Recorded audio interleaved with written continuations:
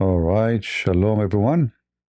Peace for those who love peace and no peace for the wicked, the Lord said. Please invite your friends and we meet again to debate about Islam. Right now, actually, I am in TikTok and in Rumble and in YouTube. And look like we will be able to use TikTok more in the future because there's a new program will allow me to use it on my computer, so I will do so as soon as it is activated.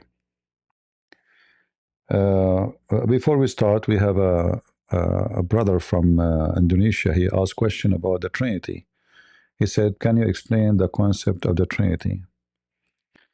First of all, uh, when somebody he have an opposition for the Trinity, is he opposing that God can be? Like, are we opposing what God can be? If this is the case, then we can oppose everything about God. We can decide, we can design God as we wish. And here you see the hypocrisy of the Muslims. Like we say to them, why Allah cannot have a son? The Quran says because you don't have a girlfriend. Okay, but this is not cannot be from God because God do not need a girlfriend to have a son. So the Muslim God is limited. The Muslim God, he need a sahiba. Sahiba in Arabic means girlfriend, is not even a wife. And why does God he need a sahiba in order to have a son? Because simply he is limited like me. I'm not married, so I cannot have a son unless I have a sahiba. But that is can be true if the one is talking is not God. So when you go in the Quran, chapter 6, verse 101, it says, how could he have a son? And here you see that Muhammad, he proved to us that Allah cannot be God. My God can have a son. Why not?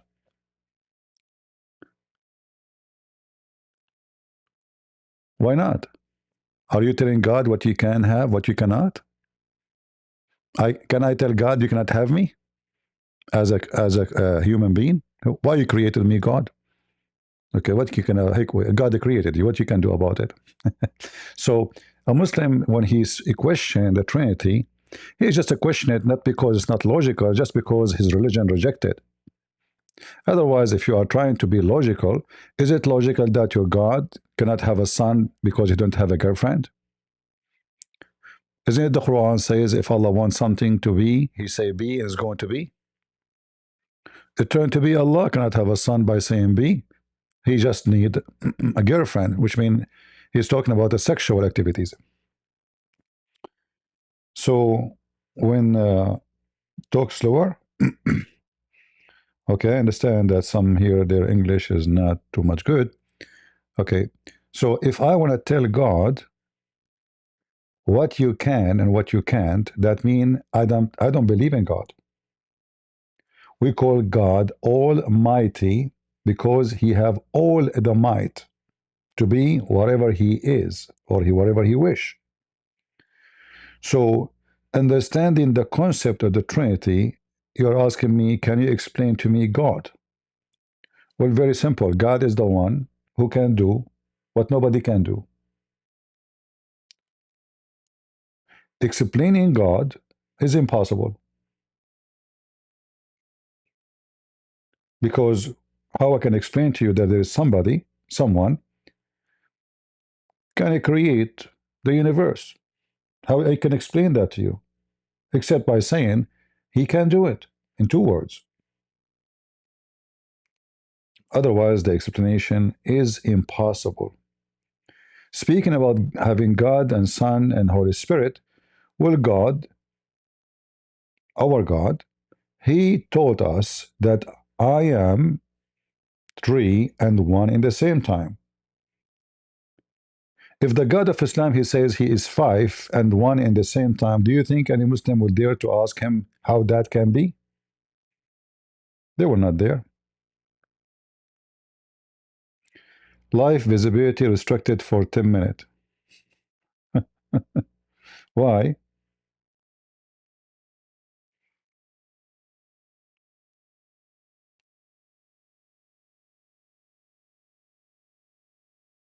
The Muslims are reporting my stream already in TikTok. The Muslims, the Abduls, they are so upset. I just started.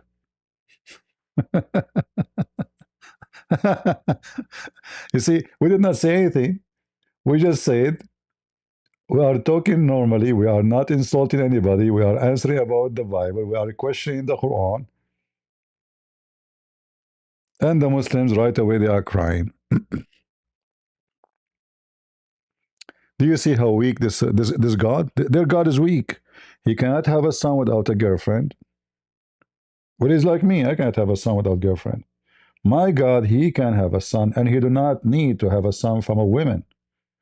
Jesus, his existence have nothing to do with Mary's existence. Before Abraham, I am, Jesus said.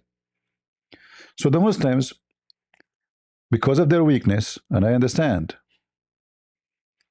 their God is weak.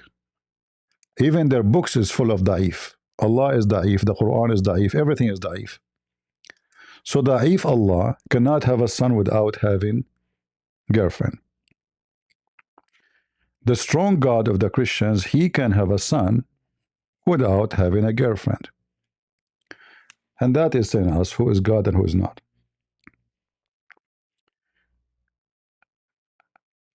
If God of the Christians is a spirit,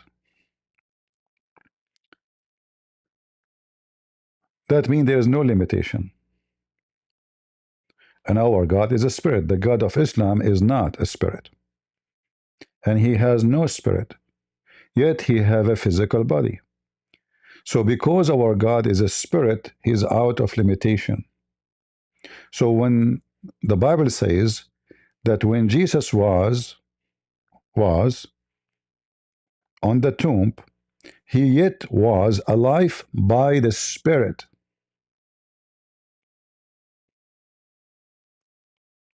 He's alive by the Spirit. So God the Father and God the Son and God the Holy Spirit present what? Always a spirit. Spirit of God. When David, he worshipped Jesus, and Jesus asked the Jews, what you say of David? They said, he is the son of David. Then Jesus said to them, well, if he is a son of David, then how David call him Lord? Worship him in his spirit. Worship him in his spirit. Why? Because Jesus did not take the flesh down to earth. His existence is not existence of the flesh and the earth. So our God is capable, because our God is the Spirit who create everything. It is God the Spirit. The God of Islam is not a spirit and has no spirit. He is just a physical being. He has 5 fingers in every hand, 2 hands in the right shoulder, which means he have a defect. He have a foot. When he put his foot in the hell, it says "trit trit," which in Arabic "trit" represent fart. And he have a mouth, he have a face, he have a chin, he have a butt, but he have no spirit. But we know that anything does not have a spirit or soul is dead, is not even alive and never was alive. So Allah never exists, because spirit present life. When the Quran copied the Bible and say that Allah he breathed into Adam, what the breathing have done? Breathe is giving life. Okay, Allah breathed from where? Did Allah breathe from his inner, like his stomach as an example? And Allah breathed what if he have no spirit anyway, and he is not a spirit? They will say to you, he took a spirit from Jibreel. And that makes Jibreel the creator.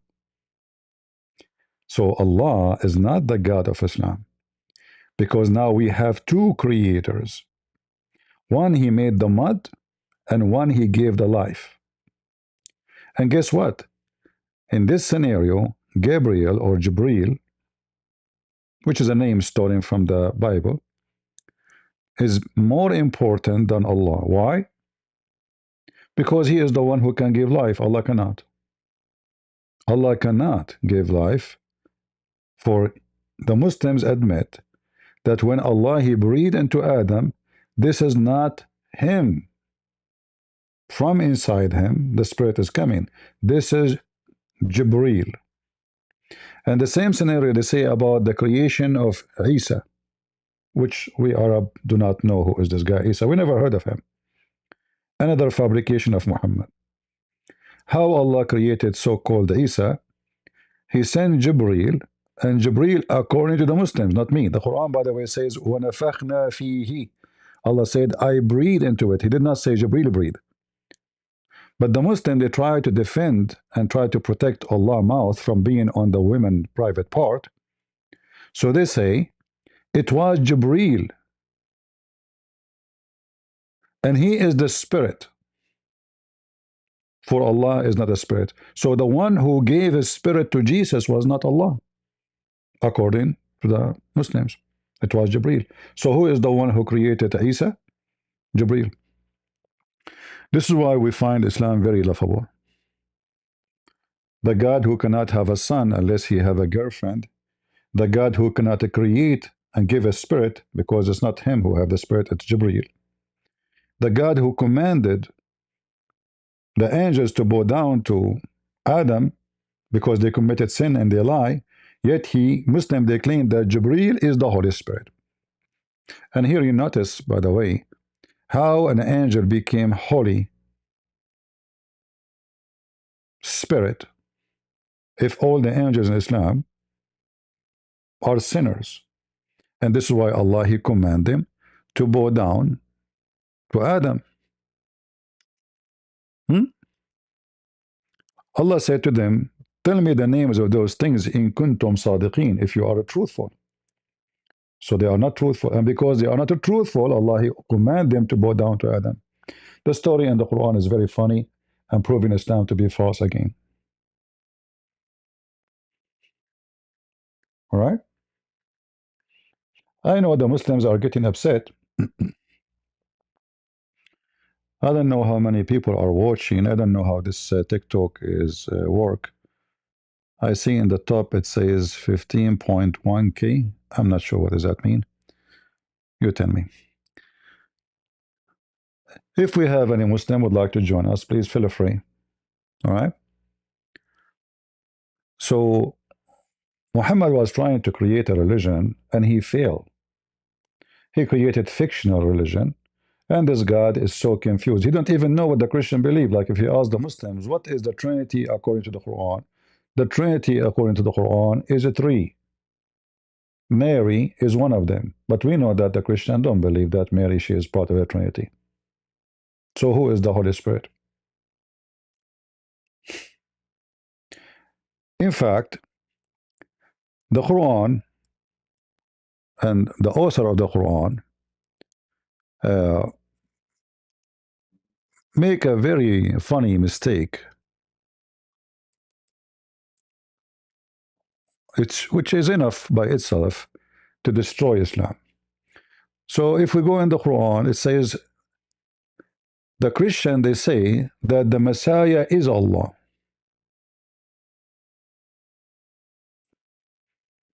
The Christian, they say the Messiah is Allah. Chapter 5, verse 17. But, okay, if the Christian, they say the Messiah is Allah, so who is the second person of Trinity and who is the third person?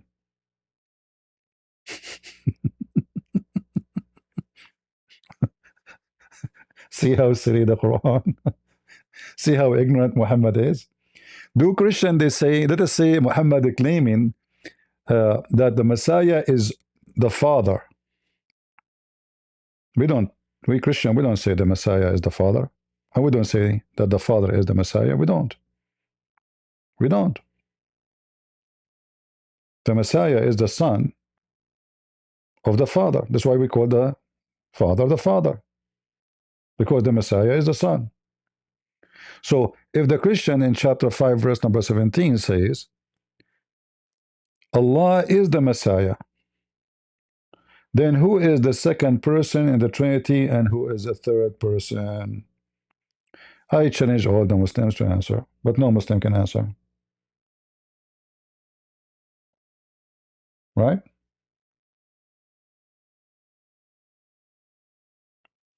Are you with me? Do we have any Muslim from TikTok would like to join us?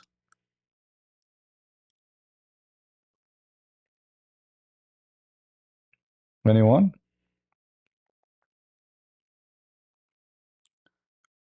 As you see, Islam is very easy to defeat. I mean, the Muslim, they try to debate people who do not know. Like when we went to, what is name, this Indonesian guy, Potato, Don Tan. I went to his channel twice or three times. He had pipi in his pant. And not only that, he claimed after that somebody hacked his channel just to debate my video. How he ran away from debating me. If those Muslims, they have knowledge, okay, take a Christian prince, let him talk to you, and make everybody laugh at him. He's a stupid, right? He don't know what he's talking about. Take him. But they knew they cannot do that. I went to Zakir Naik channel. What happened to Zakir Naik? He have heart attack.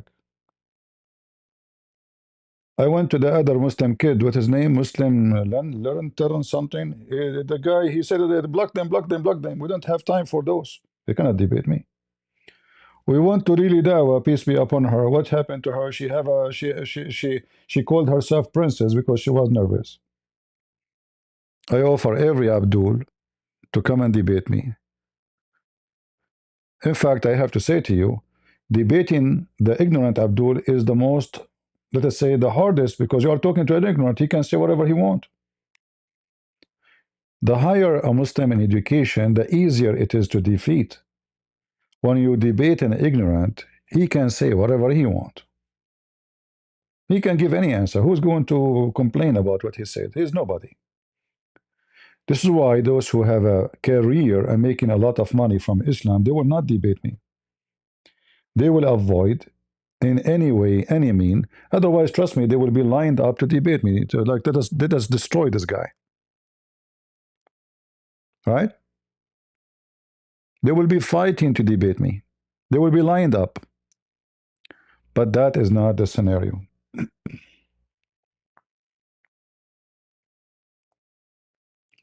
Well, any Abdul who'd like to join us, please let me know.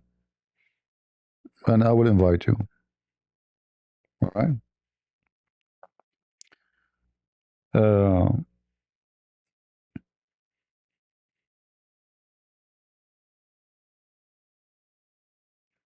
can you collaborate with some Indonesian in America? My friend, I work alone. I don't like to work with others. There's many reasons for that. First, the way I do things is different from others. Same time, uh, I don't believe I need anyone. You know, I mean, if they want to have my video, they can use it. They can learn and they can use whatever what I say. Live visibility restricted for 10 minutes. The Muslims are reporting uh, my stream non-stop, guys, in TikTok. Look how coward they are. They keep reporting my stream. Do you see how potatoes they are? Invite your friends, give a like, and TikTok said they will not be able to take us down. We did not say anything wrong. But because they cannot handle the truth that Santa Claus is real and Allah is not. We have evidence that Santa Claus is real. He's a real person, yeah. Allah is not. I can prove it so easy. Their God, he thinks that the sun set in a murky, boiling water. But we know that the sun does not set there. The story of Zulqarnain is one of the most funny. Millions of Muslims are leaving Islam because of it. Joseph, go ahead. Listen, Prince, hello, brother. I just want to tell you, God bless you. I love your videos. May God give you strength. And if it's possible, there is a man named James 007. He speaks much better English than me. He can explain some very good things for you on TikTok, so you will get more people inside your live stream if you want to take him up. All right. Thank you very much, Joseph. Thank you. Thank you, Joseph. brother. God bless you. God bless you. All right, James. God bless my brothers. Welcome. God bless you. Okie dokie. Let me just give you a quick rundown on TikTok. The restriction you've got. Normally, the live restriction is because you don't have your face on the screen or moving image on the screen. So all you do is when you get one of those restrictions, you appeal it. So you'll see on the top right-hand corner, it says the restriction is there. You click on the restriction, and then it says appeal. Well, if having an image will make it work, here we go. We will have an image. Is that fine? Moving image. I see. So I need to find. To find some kind of like those flag or something. I see. Yeah, something like that. All right. So that's the reason for that. Normally, it's also to do with reporting. Now, when you get the restriction, it means that they're not going to share the live. TikTok won't share the live. It's restricted for 10 minutes. And then after that, I get restrictions every single day. I see. So what we do is now we depend on the people coming into the live to like the live and to share the live, because the more likes you get and the more shares you get, the algorithm shares it, and then it helps you get rid of the restrictions. All right. Well, no problem. You see, I don't use TikTok, so I'm not too much Got you, man. familiar with it. Is having mods. Is just like on YouTube. You need the mods to, because again, I go live every day, and without my mods both on YouTube and on TikTok, you know how it is. You need your kind of eyes everywhere. Yeah. So especially if you're streaming on both devices. So the mods you have, just make sure that I'm not sure who you know on TikTok, but people that you can trust. Yeah, I don't know many people, but we will soon. We will find.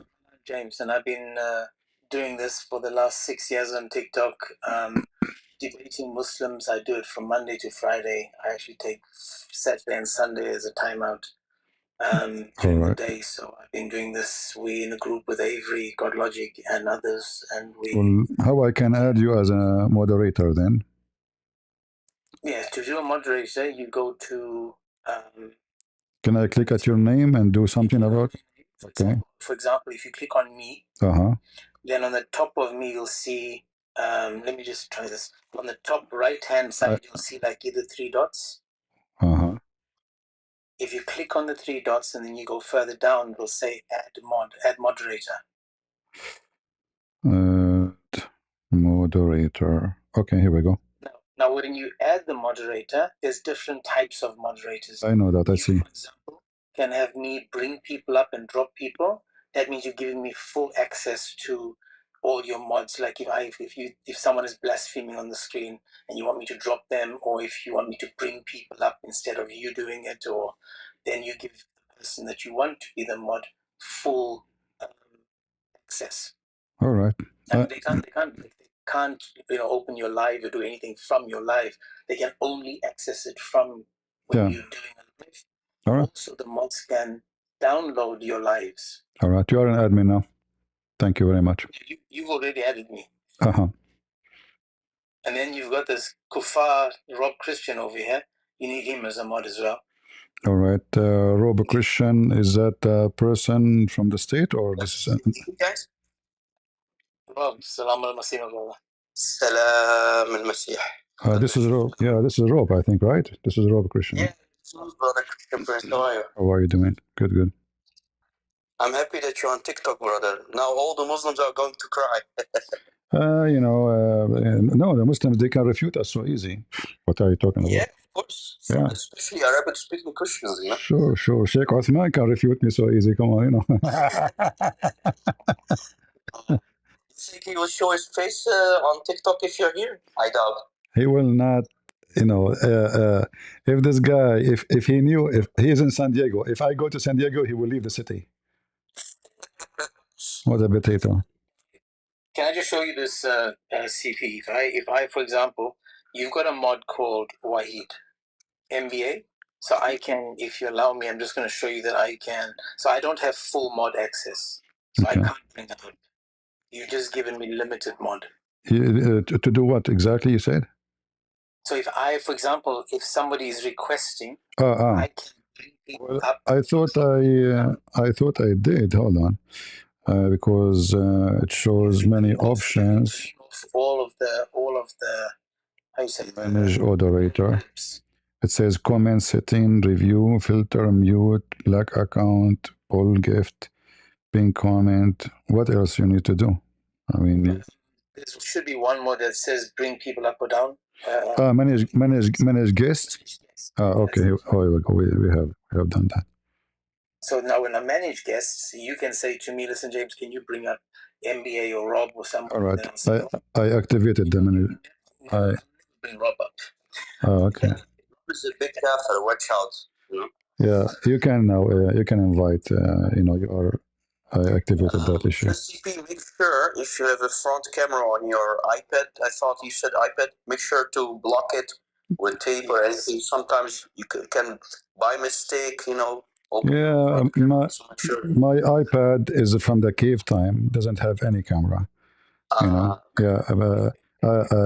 Apple, they made this iPad designed for Christian Prince because I look scary. So they said.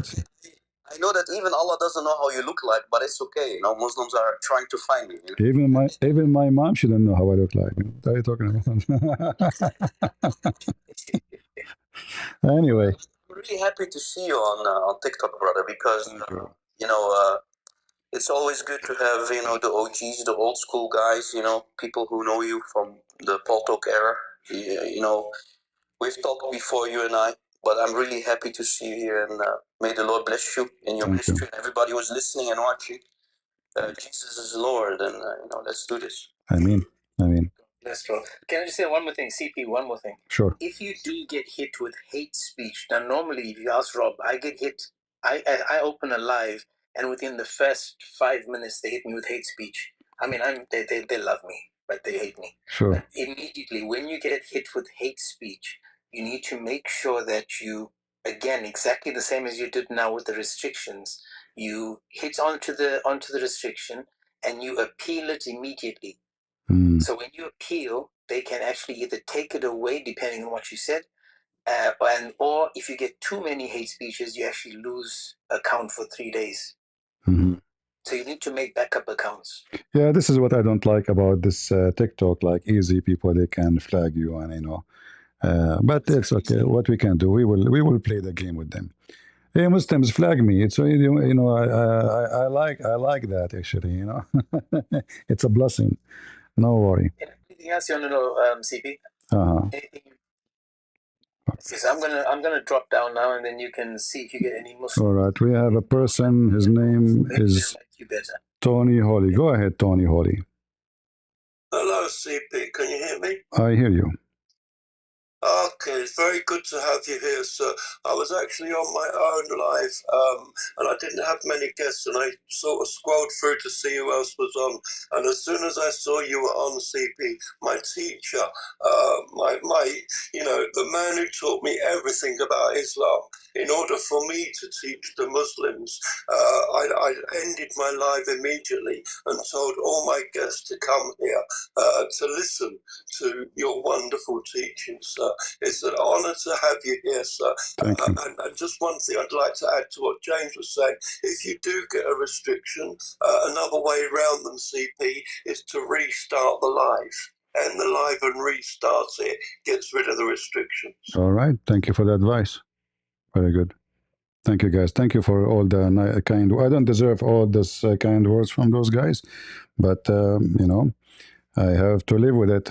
I'm just a Christian doing his part to explain the truth, and the truth will set you free, as our Lord he said. All right. Thank you all. Do you have any topic on your mind today, CP, or just you went live just to test TikTok? We answer people about what they claim, and actually, I was going to play a video of Uthman and make him shish kebab. And I was hoping to be able to play the video in the screen in TikTok, but look like this studio for TikTok is not active yet. So maybe we will see what we will do. Yeah. I see. Good to see you, Rob. Do you remember me? God bless you. Hello. God bless you. I've been watching you on TikTok too. The other way around too, if you get like banned, you get out of a TikTok just for 1 minute, slide up, and then come back, like making a coffee. For example, this is what I do when I have like a warning. This is what I do.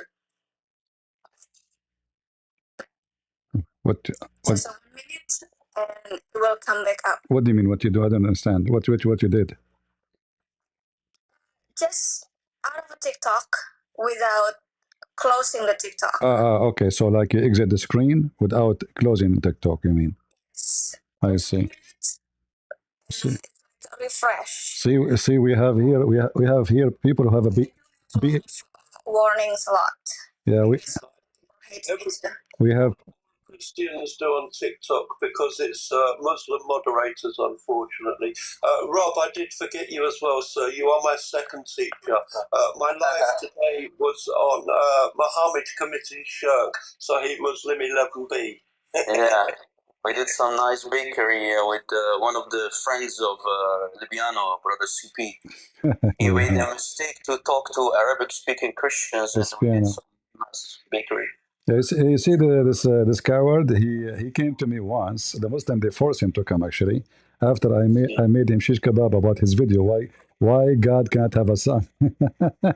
And when he came to me about Muhammad being holy, right? Yeah, but he refused. He refused to talk about his video. I said, why not? You don't like what you want to debate about it? He didn't want to talk about Islam because he knew the second we speak about Islam, he will be doomed. But he, even though he made a poo, he said Muhammad is holy. We know that in Arabic, the word holy is muqaddas, and no Muslim book ever will dare to write the word muqaddas about Muhammad. Nobody. So he's a potato. He don't know what he's talking about. He's a kid. I mean, but anyway, I mean, may the purse of his mom, who he carry yet when he go to the street, give him protection, because in Canada he will be considered to be protected. He is from LGBTQ, carrying a purse of a woman. Yeah. CP, you know what their trump card now is? They use the, there's an Arabic speaker. He made a mistake. He's using something called mujmal tasdeeq. As you know, as an Arabic speaker, in the Arabic language, you can't say mujmal tasdeeq. Yes, it is. He said it's in Ibn Kathir for chapter 5. And he lied about Ibn Kathir because nowhere Ibn Kathir talks about mujmal tasdeeq. And he says, there's something called general confirmation, which doesn't exist. So he confuses general confirmation, which doesn't exist, is bid'ah created by him. Actually, there is something called general belief, right? In Arabic, you cannot even say mujmal tasdeeq. This is stupid. You cannot say such a sentence. Yeah. So he didn't only corrupt Ibn Kathir, but he corrupted the Arabic too. It doesn't mean anything. Actually, it doesn't make sense to say mujmal tasdeeq because it doesn't make sense. It doesn't make sense as an Arabic. Either tasdeeq. About him, and I challenged him for a debate, Brother CP, but the guy, he's a coward. Yeah, they are kids. Anyway, for us, we just put them in their place. That's all. It doesn't matter who they are. All are the same. But I'm glad to have here many people. They have a PhD in TikTok. Yeah. Step down, brother. You don't need any help. God bless you. You're a true warrior of Christ. Thank you. I'm happy to see you here, brother, and do your thing, man. I love you, brother. You're welcome. Good to have you. Thank you very much. Love you, brother. Do you know how to drop guests? Yeah, I am an Arab. This is the only thing we know, how to drop. CP, I'd like very much if you could kick me from your stage, please. CP. All right, no problem. Sure. Question? You mean disconnect you? You want to disconnect you? If you also would like to bring a topic here on TikTok, and I can translate into Indonesia. Hold on. Tony, Tony, I did not understand. You want me to disconnect you? Yes, please, CP. All right. Okay. All right. I did because I wasn't sure this is what he's requesting. Do we? تمام سي بي ربي يباركك سوي شغلك حبيبي ربي. Take care. Take care. Take care, brother. Take care. Do we have any Muslim would like to join us? Looking for. Ada Muslim? Ada Muslim yang mau naik? Tamam. Any Muslim? It's friends. Okay. Orang Muslim? Orang-orang is people. I know orang. I speak Indonesian fluently. But what happened one day, I was climbing the mango tree in Indonesia, and I fell on my head on the top of the Quran. And since it is the Quran, my head messed up. So now the verses of the language of Indonesian scattered everywhere, like the Quran. So some verses we can find them in Mecca, some verses we can find them in Yemen, some verses we can find them in Samarkand, and none of them fit with each other. Yeah. And then they say the Quran is preserved. Yet the goat ate the Quran. It's not. they claim it, but they're not. No, it's preserved in the belly of the goat. I mean, I challenge any Muslim to quote for me and to recite for me the chapter of a breastfeeding for adult. Any Muslim would like to do it? The Abbasid tradition book, Quran of the 8 to 10 centuries. Quran what? Qurans of the 8 to 10 centuries. Which? This is from the This is printed by who? Khalili collection. Printed by who? Khalili. Hold on, let me. I don't know what you mean by Khalili. Who is the printer? The printer, the print. Is the Nord Foundation.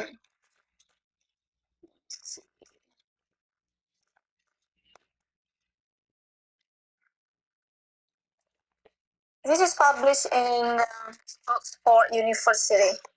Hmm. Let me show it to you. Yeah, but what is the source of saying that it is from the 8th and 10th century? What? The Muslims always say that, the Quran came to Muhammad in the 7th century, 114 surah at one time, and look at this. No, those are the pages you have. Those are from Sana'a. Those are Yemen scripts. Yeah, but this is the collection. This one is the Abbasid tradition from the Nasir Khalili collection, and this one is 8 to 10 centuries Quran. Yeah, it looked like they put many documents together in one book, but it's not. This is not the Quran. I see. Okay. But Yeah. like over here, it's Surah Al-Qaf. Mm-hmm. This is the part of Surah Al-Fatiha. This one. Mm-hmm. It's kind of interesting. Yeah. Anyway, the books is found about the Quran. None of them is the one approved by Muslims anyway, because Muhammad, he named 4 to take the Quran from, and the Muslims did not take the Quran from any of those 4. Number 1, they should be taken from Ibn Mas'ud, and they did not take it from Ibn Mas'ud. So the Muslim today, the most popular Quran is the one is called by Hafs, and Hafs exists 200 years after Muhammad, and this is not the Quran of Hafs. It is recitation of Hafs, which means no written book is given to the Muslims yet, even 200 years after Muhammad. 200 years. So the recitation, if you open the Quran, any Arabic Quran, especially the one printed in Saudi Arabia, it says that this book is according to Hafs, Ibn Asim, according to according to Uthman. So, but Uthman is not the one who recited the Quran. So what do you mean Uthman? Uthman is not part of them. So Hafs was accused by Muslims to be a thief, and he is a fraud. His father is the same, Asim, his stepfather. So both of them are condemned. This is why when Hafs he say a hadith, none of his hadith is accepted. So how you don't accept his hadith because he's a fraud, but you accept his Quran? You see? So the Muslim don't have any Quran. None of those. Even those you are showing me now, those are not the full Quran. Those are like scattered lines.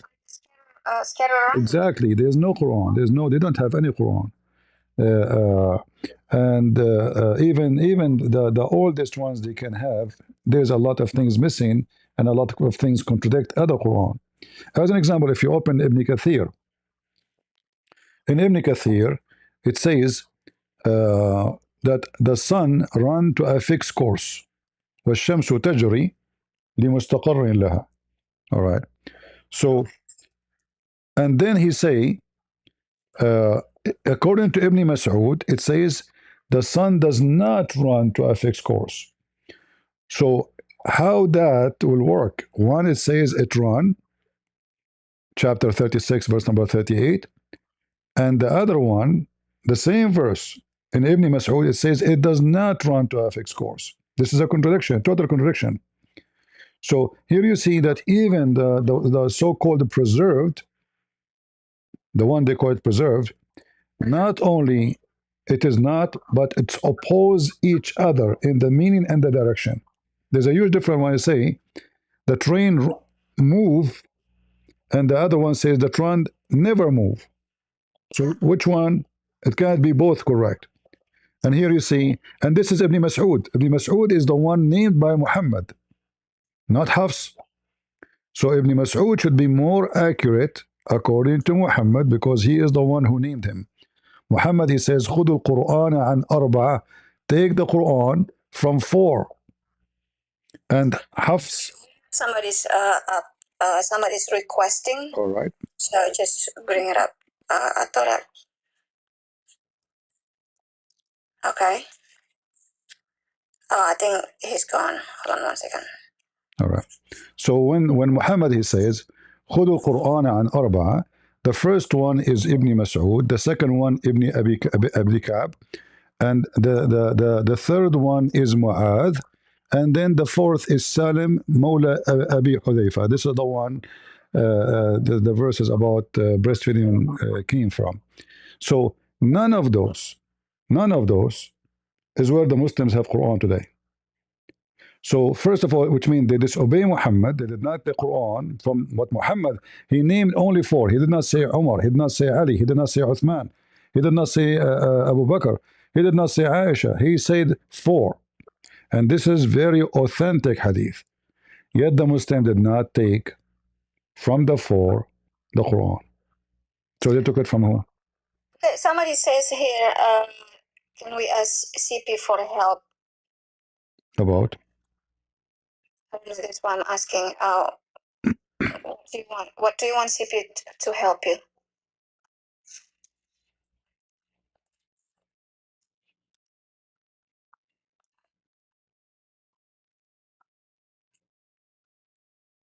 Yeah, anybody?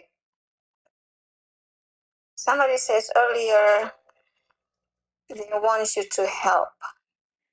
Help in what? You have to know what help. Adrian apologetic. Maupun? Helping of what? Ya, teman-teman Islam yang ada di sini? Teman-teman Islam? CP, are you still in Discord? Yeah, I open Discord from time to time. Actually, today I was going to open Discord, but I decided to go to TikTok. Ya, tolong panggil Zuma ya. Tolong panggil Ustadz Zuma. Ustadz Zuma atau Ustadz Nandar. Do we have any Muslim Ustad? If you are an Ustad. Fighting Ustadz Nandar. We have ustaz here. That's big. That's a lot of ustaz. We have an ustaz here, guys. That's amazing. I'm always afraid from debating ustaz. I hope they will not come to the stage. Brother CP katanya paling takut kalau menghadapi ustadz-ustadz Indonesia. Jadi kalau ada ustadz-ustadz Indonesia yang naik, wah dia sangat merasa dihargai. No, don't invite them. They will destroy me if you invite the ustaz. Ustaz is here? No way. No, don't come, ustaz. Please don't come. I better go to run. If I know that ustaz is coming, I will not be on TikTok. Brother Cipi nggak mau kalau ada ustadz-ustadz, dia takut, dia mau pergi aja kalau ada ustadz-ustadz naik. Is he a ustaz with big beard or a small beard? Small beard. Oh, if he is small beard, it's okay. I will not be scared then.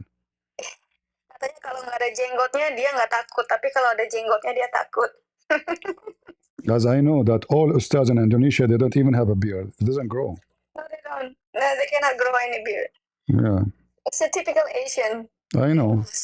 Lucky, not like me. My beard is like a broom. Brother CP, jenggotnya kayak sapu. Yeah. Anyway. Naik, teman. Sound like an auction. Islam? Teman.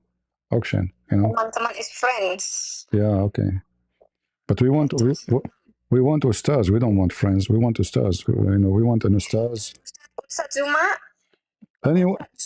Anyone knows Ustaz Don Ditan? Please invite him. Brother CP maunya Ustaz Don Ditan. Ustaz, huh? This guy, he do not know how to say his prophet name. He became Ustaz now. Let me see if I can. In the Middle East, when they call somebody Ustaz, it's just to make fun of him. So I don't know why in Indonesia they call themselves Ustaz. And Ustaz in the Middle East is like you are saying donkey. You don't say that unless you are really working as a teacher, professional teacher in a school, then they can call you Ustaz. But if you say to somebody his profession is not a teacher in a school, you don't call him Ustaz. You don't call a sheikh Ustaz. That is an insult. So I don't know. Everybody can speak Arabic. Everybody can bring the Quran. They call it Ustad. I noticed they don't speak Arabic actually. They learn the classic Quran. Even those who, like I saw this guy Sumad, he is trying to imply that he speak Arabic, but he don't. In fact, I challenge him. I challenge him to debate me in Arabic if you wish. If he dare, he will never dare. They don't speak. They learn a basic Arabic about the Quran to put letters together, but they don't speak really Arabic. Yeah. Zakir Naik on TikTok? I don't know. I think Zakir Naik is on the shelf, not in TikTok.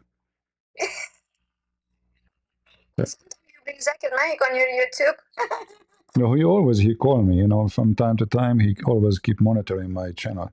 Like now, he is calling actually. Hello? Christian Prince. First of all, I never call you. And you make my voice. Zakir Naik, this is you, idiot. What my voice? This is your voice. I mean, are you going to deny yourself now? Christian Prince. It's not me who's talking to me. This is somebody taking my voice. I'm talking to you like me. What's with it to you talking to me? What's wrong with you? This is you. Everybody knows. I mean, this is listen. First of all, who is in the world beside you? He spit when he talk. Do you know anyone? Christian Prince. I'm the only one who spit when I'm talking. Okay. Let me show you my screen. Right now, it's full of rain from your mouth. How you explain that? Christian Prince. This is scientific. And this is proven in the Quran. The Quran said in chapter 15, verse 17, it said when somebody speaks the Quran, it's going to spit all over the place. Okay. You're perfect. Yeah, so what we can do? Zakir Naik. Do we have any Abdul? Come on, we came to the TikTok to speak to Abdul, not to...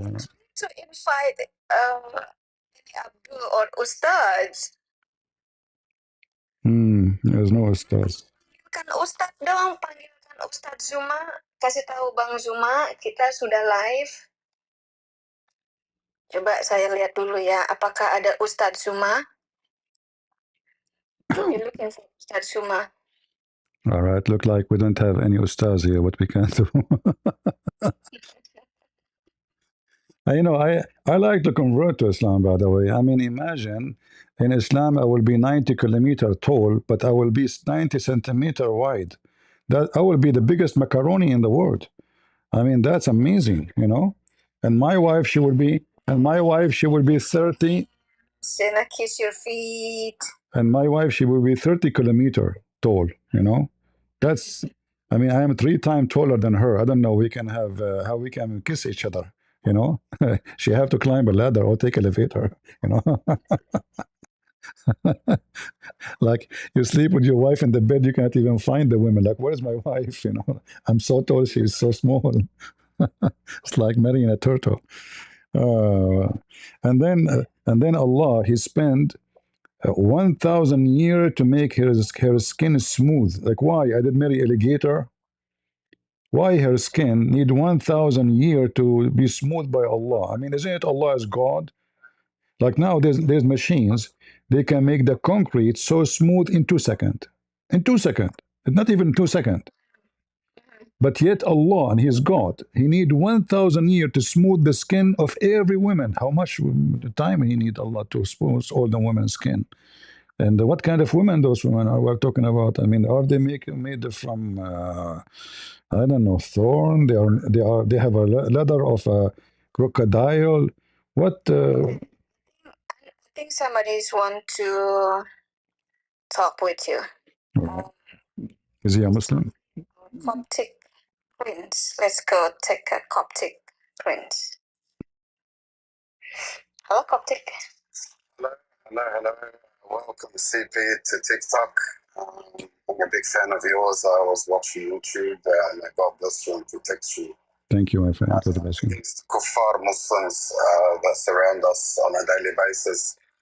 CP, can you give advice to the Christians who apologize to Muslims and want to be good to Muslims so they could come on their panel and they bend the knee to Muslims like zimmis in order to have them, communicate with them? Because there's a lot of Christians on TikTok, Christian Prince, who would prefer to apologize and not blaspheme Muhammad or read his books or read their books just to offend the Muslim feelings.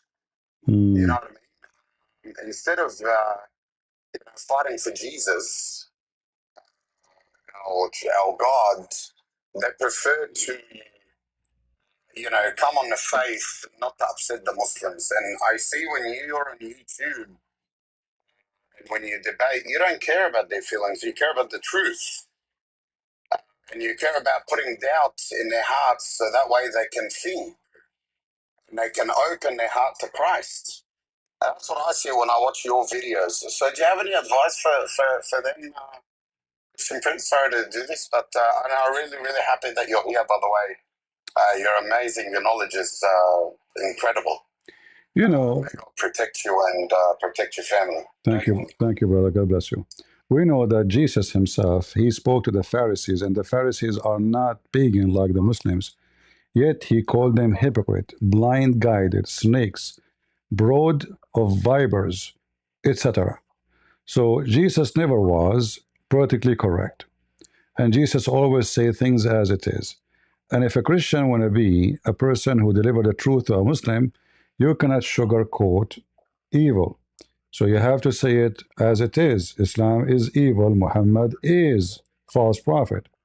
So if a Christian he think he can deliver a Muslim out of Islam by saying nice things about Muhammad, then what's the point of debating Muslims? If he is nice, if he's good, if he's not a liar, so what the point? There's no point of speaking to anybody. So either we say things as it is, or we better not to talk, because the one who sugarcoat evil, he is evil. He is no Christian. All right? Thank you, brother Christian Prince. Thank you. Take care. Hello, Pistol Pete. God bless you guys. God bless you. CP, fantastic to have you here, my brother. Thank you. Very, very happy to have you here. CP, while you're here, I don't know when you're going to come live again. I've been meaning to ask you two questions. I need two hadith. All right. That I heard from you a long time ago. All right. Because I don't speak the language of Mashallah, it's a little bit difficult for me to find it. The first hadith was a gentleman that used to pray more than Muhammad. And the Sahaba approach Muhammad, they tell him about this man, and then Muhammad orders his unalivement. Do you know that hadith? Yeah, this hadith is the man, Muhammad, he came to the mosque. He found the Muslims speaking about the guy. You can find this hadith reference in my book, you know. Can you give us a number? You can find the reference in my book. In your book? Okay. Yeah. Muhammad, there was a guy in Germany, he's trying to expose me, supposedly. And he told them those reference is a lie, but those references are very authentic and the Muslims cannot deny it. So, yeah, he accused him to be from Al-Khawarij, you know. By the way, I hear the sound. Number 2. The sound is coming twice. I don't know why. Is your number 1 book or number 2 book? This is in the Deception of Allah. Are you in the Allah Khairul Makarin? Deception of Allah, yeah. It's the title, I think it was Muhammad commanding to kill a man because of jealousy. That's the one, CP. But otherwise, yeah. Insane. I've even asked Rob Christian. I've asked a lot of people over the years about this hadith. Yeah. You have it in my book in details in Arabic and English, you know. Beautiful. We want it in English because we want these Abduls to cry, my brother. Yeah. This is the only reason we're here, to step on their necks. The second one, my brother, is the LGBT Muslim that repented. And once he repented, they effed him. And he was happy. If I was to know this, I would repent every day. This is, you can find the reference. You can find the reference for that one with the translation in shiapan.com. Shia, yeah, Shiapan. It's called Shiapan. Shia, Pan. You will find the search for the. I think it's called the morality of Sunni. The morality of Sunni. Shiapan. Morality of Sunni. Shiapan. They have a long list of funny things about the Sunni. All right. Those two hadiths have always stuck in my mind, but I've never been able to find them. If you don't have the sources, you can't really talk about it because you make a fool of yourself. But I knew that they existed. Yeah. Whatever comes out of your mouth, I know it exists. So yeah, because I've been listening to it for years, CP. It's beautiful, my brother. I love your work. Well, this is why I'm making books so people can.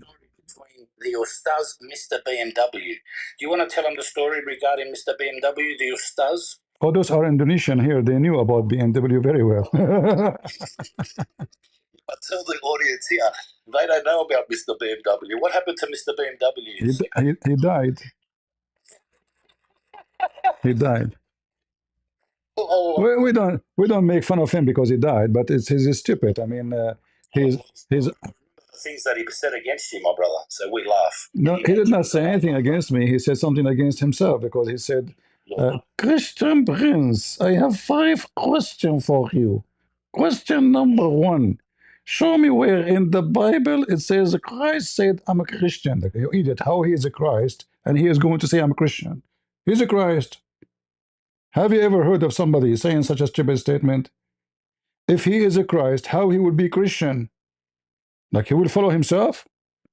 You know? So he's just a fool, you know. He think like he is. They call him Ustaz too. I mean, these days anyone he try to grow a little beard in his in cheek, you know. They call him Ustaz, you know. Funny dummy, and they will never dare to debate me. They make videos to refute me, supposedly. And Christian Prince, show me where the Bible says. I don't know even where their voice coming from somewhere. I mean, I don't know. Their voice is very weird, you know. He said if you debate him, Super, remember, guys, he'll give you 4 BMWs. No, not if I debate him. No, if he answers those questions. Debate me, he will. Yes. If you answer those questions, he give you BMWs. Now, yeah, I remember. Five BMW. Five, not one. Five. Yeah, because I am, as a Christian prince, I don't like to drive one car at the same time. I drive five at the same time. No? That's what here, Dave. Yeah, what we can do. All right. Anyway, my brother, God bless you. Thank you, my friend. Thank you. God bless you. It's great having you, brother. Thank you. Regarding that thing that Battlestar said about Christians, don't worry, my brother. You get a lot of Muslims coming up here and they ask you if Jesus was a Christian. Yes, these Abduls still ask the same question. Yeah, they will repeat silly questions. All right. Thank you very much. Thank you. God bless. Prophet here. Prophet? Hello, hello. Yep.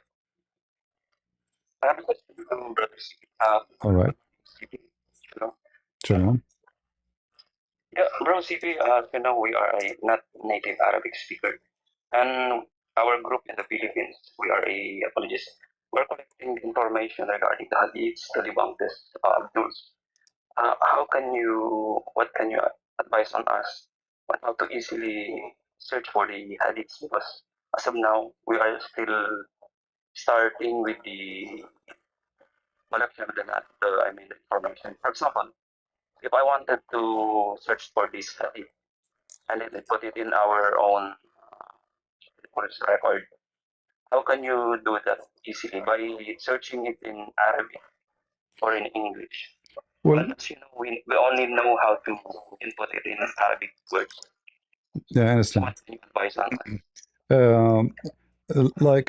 You can watch my videos, like the hadith which cannot be found in English, then you have no choice except you can take a screenshot of any Arabic reference I show, and then you can post the same text. You copy the text.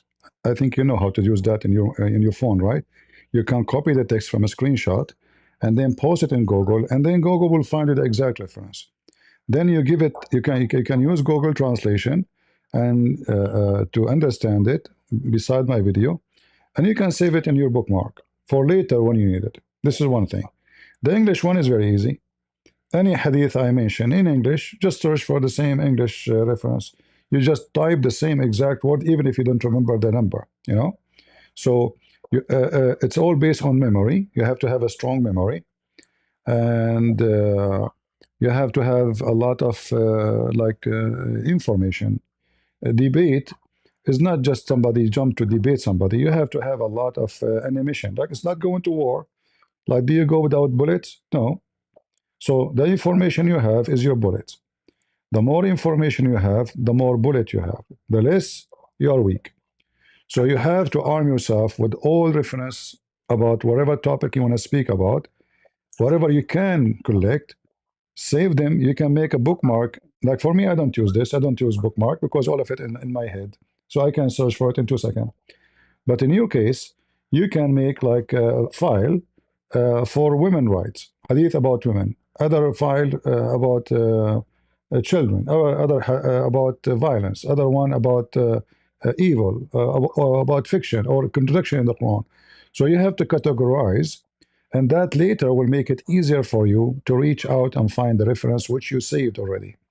And by time, if you are doing this for a while, you will have them established in your memory, and you will be able to find them a lot easier. All right. Brother CP, thanks. And also, you can get my book. You can get my books. You can get my books, and there is tons of reference. I have it. All right.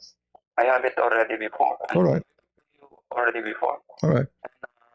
We appreciate your video regarding the how to teach or how to learn Arabic, the basic Arabic for people. It helps a lot on us, the non-native Arabic speakers. Thank you so much. Good. You're welcome. God bless you, and say hello to all the brothers in the Philippines. Take care. I already invite one Ustad, but he has no response. He will not, because he have a coma. Who is the ustaz? Who is the ustaz will do such a mistake and come to debate me? He must be drunk. You know? If I am him, I will not do it. I will not debate myself. I will lose. You know why in the world he will not do such a thing? That is not a good idea. Teman-teman, Ustadz kasih tahu pakai bahasa Indonesia, it's okay, saya bisa translate. Gitu. Oh, Ustadz Rashid, mana Rashid? This one Ustadz named Rashid.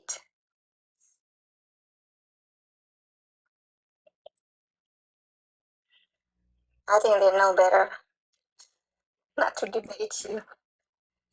Well, Debating is like suicide. we don't blame them. They have to be careful, otherwise they will lose their job and their income and their money. You know? It's true. Yeah.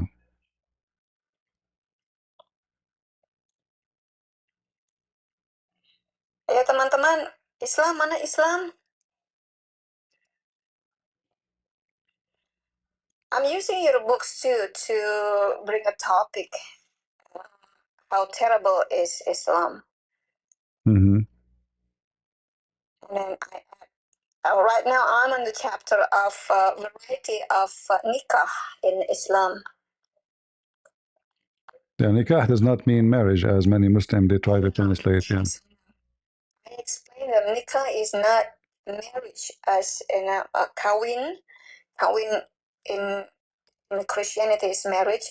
Nikah is performing sex. Yes, the effort, literally the effort. The hadith, our brother who asked me for this hadith about, I don't know if he is in YouTube. We'll post the link for you. Here we go. This is the link about Muhammad commanding to kill a decent Muslim who pray Allah just because he pray a lot. And this is the reference. It says there Sahih. It says authentic. Muslims cannot say it's not true. I don't know if you can, if you see my YouTube, you can copy the link and post it for people here. Even though it's in Arabic, no problem. You can use Google Translation to translate to your language. All of those are authentic hadith. Muhammad commanding a Muslim just because he's praying too much and the Muslims they like him. He did nothing wrong. And he sent his men one after one to kill him. Each time they go to kill him, they say, how we can kill him? The guy is praying too hard, so hard. We are waiting for him to stop praying, but he don't. And this is the reference in front of our eyes. No Muslim can deny it. And Christian Prince never lie. I don't. The only time I lie is when I ate the baklava of my mom. I told her it's not me when I was 7 years old. All right? I just ate baklava from Usama. I went to Usama's for Thanksgiving and his son's wedding. Oh, okay. Very good. Oh, his son got married? His son got married, finally. All right. Very good. All right. So you can, I just said shared the reference about this. TikTok. I have to get out of this TikTok to bring the link. Hold on 1 second. All right. As you see, people, Muhammad, he commanded to kill a man just because of what? Because simply he pray a lot. He get jealous. He did nothing wrong. He did not kill anybody. He did not steal. He did not do anything. He just came. He found the Muslims praising this guy, saying good things about him. He commanded them right away to kill him. And as you see, it says authentic. This is authentic. Sahih. The story repeated many times. He prayed a lot. Because he prayed a lot, Muhammad decided to kill him. Did you get the reference? I post the link in. All right. Itu teman-teman referensinya ya. So the one who asked me for the reference. Also have. Okay, Tony Holy.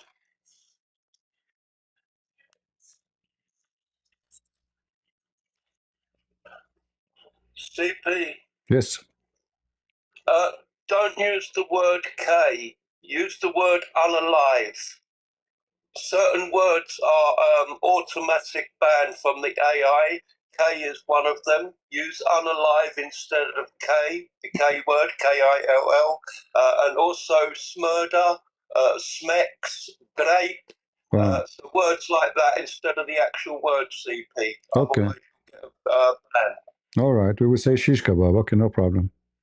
Shish kebab, yeah. Yes. Yes. All right. Oh, All you right. can say Bang bang. Okay. All right. Very weird. Thank you so much, Brother Tony. God bless you. Thank you. When I get married, guys, I'm going to make a shish kebab. Me and my wife, in the bedroom. Okay. Not in the kitchen, in the bedroom. Okay. Safe words. Yep, it's a safe word. Oh boy. Oh Lord, have mercy. I think you can pin the comments, the website, the reference. You can pin it. You post it. Okay, post it again. Let me see. Post the reference again. Right here. Post it again.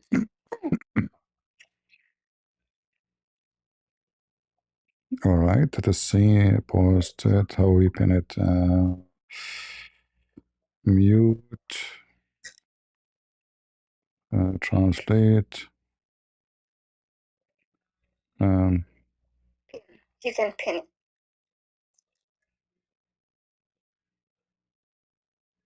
I don't see the option. Comment setting. For some reason, I don't see the option for pin. You cannot pin when guests are up. I'm sorry. You cannot pin. Okay. Thank you, Joseph. That I did not know. Anyway, people, they can save it and they can translate using the Indonesian language or whatever language they have.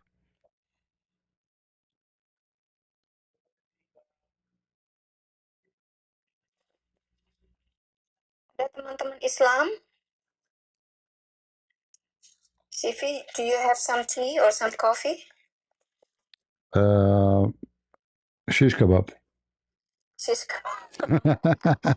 Is coffee is allowed in TikTok or it's Shish kebab because I have no husband. no? I'm saying is because I don't know what is allowed in TikTok. Maybe if I say coffee, they will ban me. Is coffee and tea is okay or like is it? Oh, okay, that's My tea right now. I got the ginger tea. ginger. Allah promised the Muslims ginger with wine, which is disgusting. Yeah, ginger and wine. Yeah, he says zanjabil. Yeah, what we can do. Ya, Nyonya Suti, tolong sampaikan ke teman-teman Islam masuk ke sini, nanti saya terjemahkan. Terjemah ke bahasa Inggris. Tap layar dulu, teman-teman. Tap layar. Tap the screen. Let me translate to those who they are in YouTube. Guys, she is saying to them, give him like, because those in YouTube, they are ignorant. They don't know speak Indonesian like me. So she's saying to them, give him like, tap the screen, come on, Yeah, tap the screen and see? tap the screen and share. Ayo tap layar. How I know. Unbelievable. I speak many languages, Very humble. Do we have any Ustad? Somebody says he's allergic being a friend with Islam. I'm allergic from women, not from Islam. That's what women say that. I believe women are more dangerous than Islam. Yes, he say, I'm allergic to be a friend with Muslims. All right. I went to Dearborn last August. I could barely see any Christian, all hijab. No, you know, in Detroit for those are Shia. Those are not even Muslim. They are Shia Muslim. Those are Hezbollah. Shia and Sunni. No. The majority. Sunni masjid. The Sunni are minority. They are a small number. The majority are the Shia. The Shia masjid, they refuse us to have a dialogue with them, but the Sunni are welcome us, and we have a dialogue with the imam and some students from that masjid. All right. And we're planning to have a dialogue in New York City. We're trying to arrange the dialogue with any masjid, any mosque around the New York. Well, I don't see any benefit of those dialogue. You know, I mean, there's no point because first you cannot say.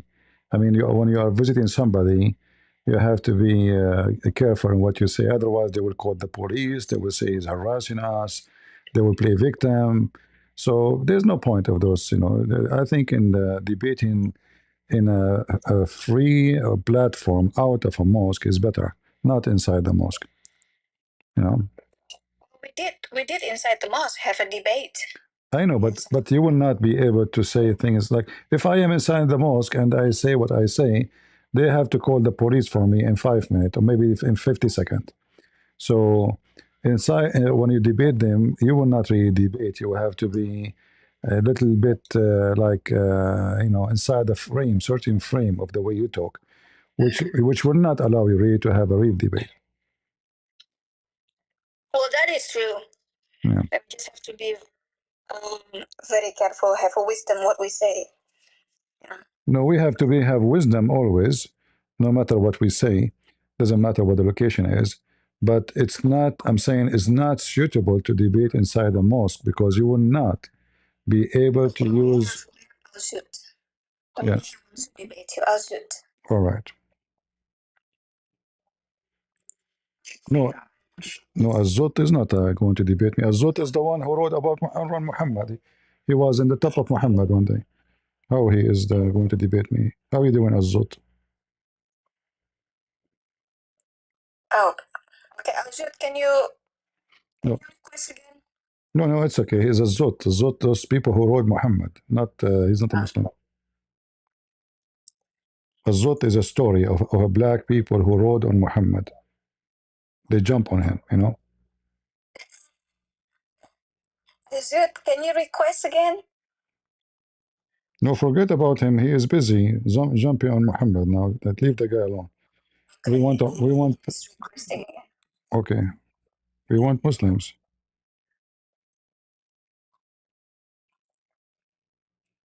All right, Azot, go. Your signal is red. You have a bad connection. People who look like the Zit. Who were the Jed? They came and began writing upon the messenger of Allah. Then the messenger of Allah came back to me, heavy and in pain, really in pain from what they had done in writing it. I saw people who looked like the Zit. Who were the Jed? I don't know what is that. Well, he is reading the story of what Muhammad said and Ibn Mas'ud. Muhammad, he went to the desert, and a bunch of naked black men, they jumped and rode on him all night long. And when he came back, he was in pain because they rode him all night long. So what is the story about a Zot? Yeah, it's story. Yeah. Marga?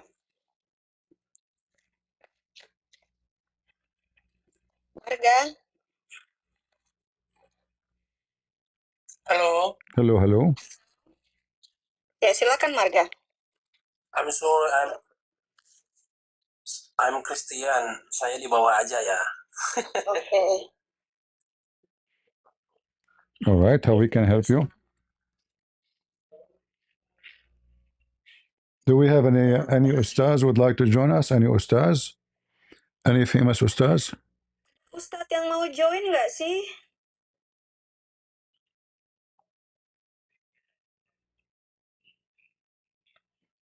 Okay, let me see. Do you know if you are ustaz and you debate me, Allah will increase the number of the versions He will give you in heaven? So you better come and debate me so you can get extra versions.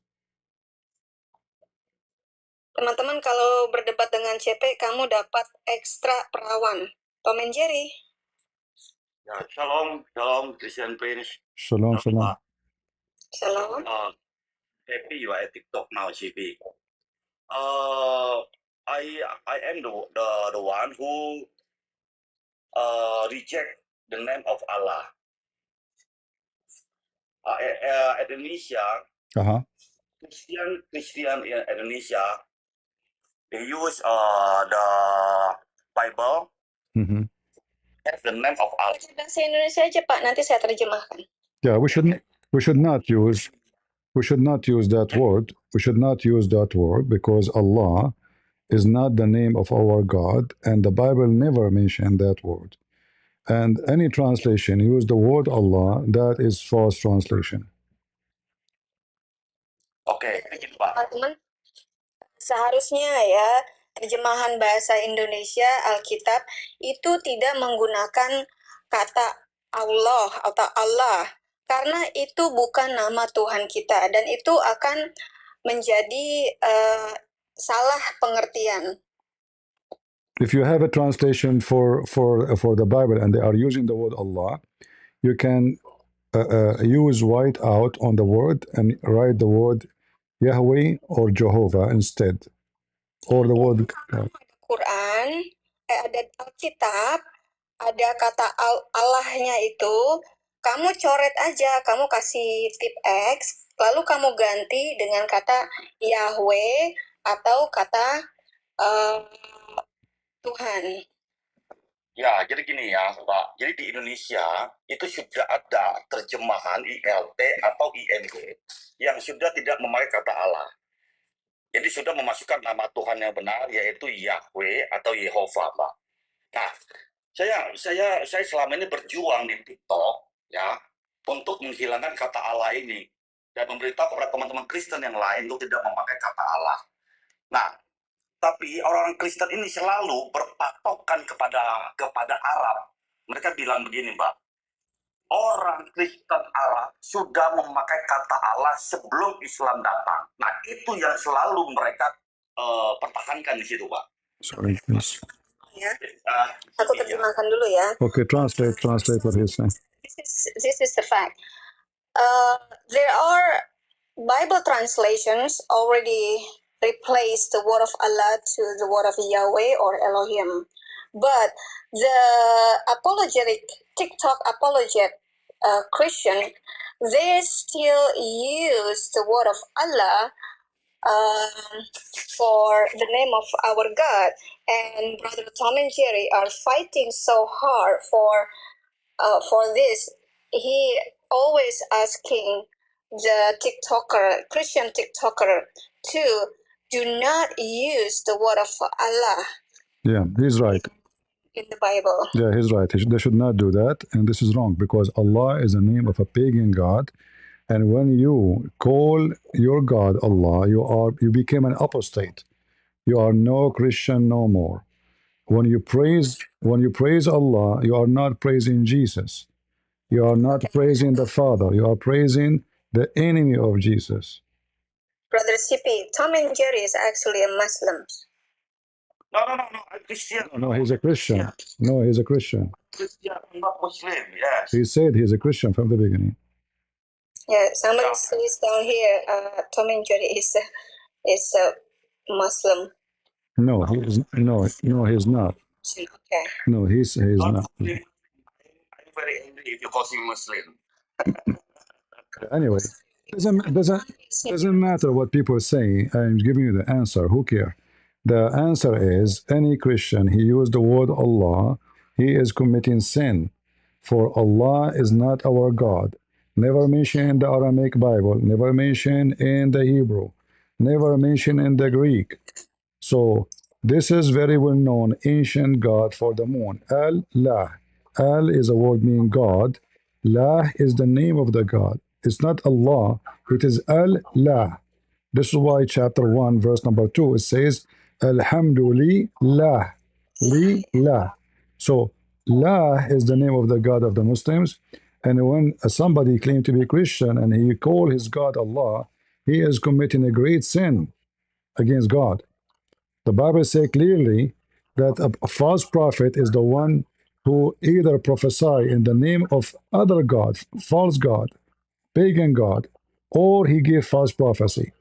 So when a person he claimed to be Christian and then he used the name of other false God, he is committing sin. I cannot say he's not a Christian no more, but he became an apostate when he say that sentence, even though he don't mean it.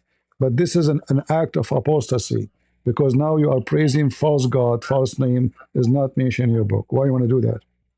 Ya, jadi gini teman-teman, sebenarnya kata Allah itu adalah nama Tuhan kaum pagan.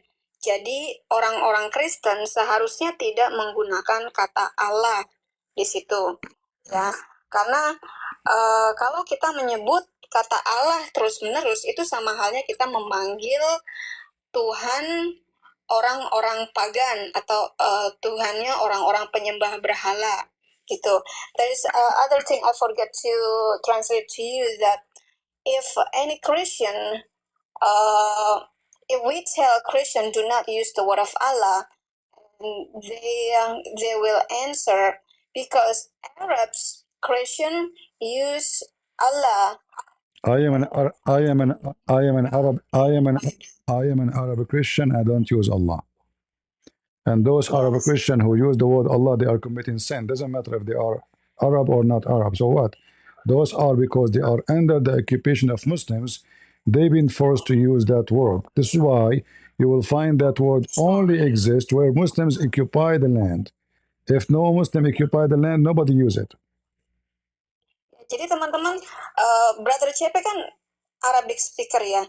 Dia sendiri tidak menggunakan kata Allah dalam Alkitab. Dia selalu menggunakan kata Yeshua. Jadi sebenarnya kalau kita mengucapkan kata Allah itu sudah berdosa karena kita sama halnya memanggil Tuhan orang pagan. Nah, itu jelas Pak ya? Ya. Betul. Karena tertulis dalam kitab Keluaran 23:13 jelas dikatakan di situ, janganlah kamu memanggil nama ilah lain. Iya, tapi orang Kristen, ya betul Mbak. Jadi tapi orang Kristen Indonesia terpengaruh karena terjemahan ini Mbak. Saya bisa menunjukkan Allah di dalam terjemahan lembaga Alkitab Indonesia itu adalah proper name, bukan gelar gitu Mbak. Ada ratusan ayat mengatakan Allah adalah proper name, bukan generic name, gitu Mbak. Di dalam terjemahan LAI, silakan Mbak. Yeah, so, because in the LAI, Lembaga Alkitab Indonesia, the word of Allah is not a generic, but is a proper name of the name of our God. That's what he said. The Muslims, they believe Allah is the only name. The others are attribute. The rest are attribute of Allah. Allah is a name. The rest are attribute to Allah.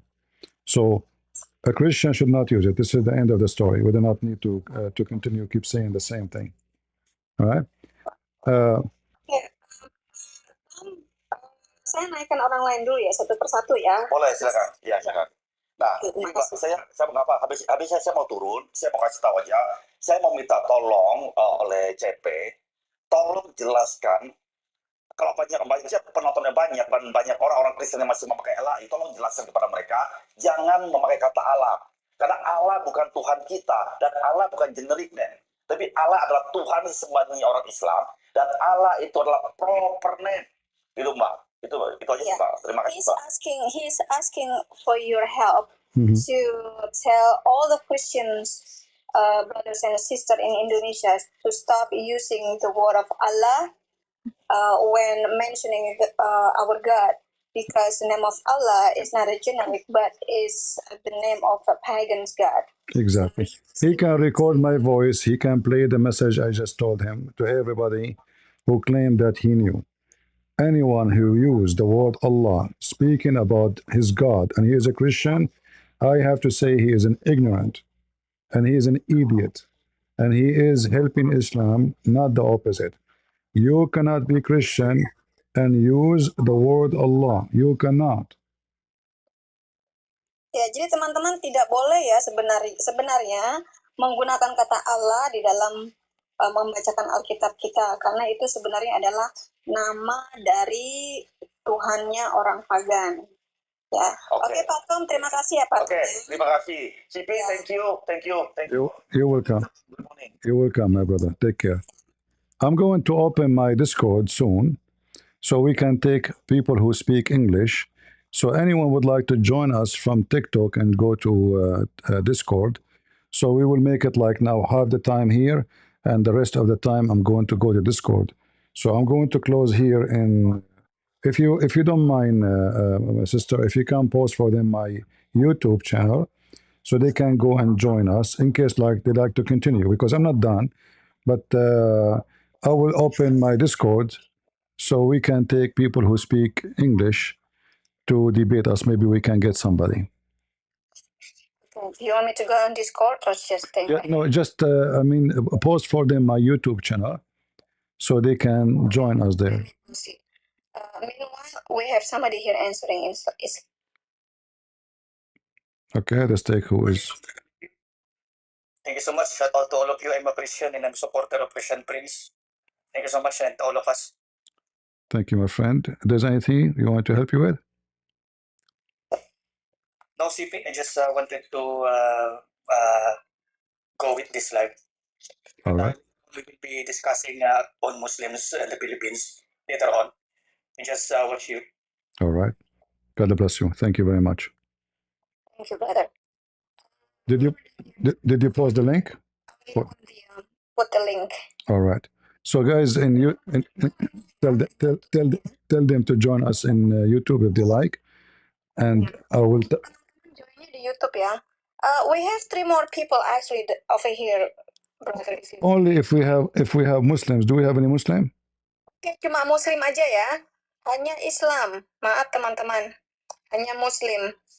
Jadi brother CP hanya mau bicara dengan Islam. Any ustaz with beard?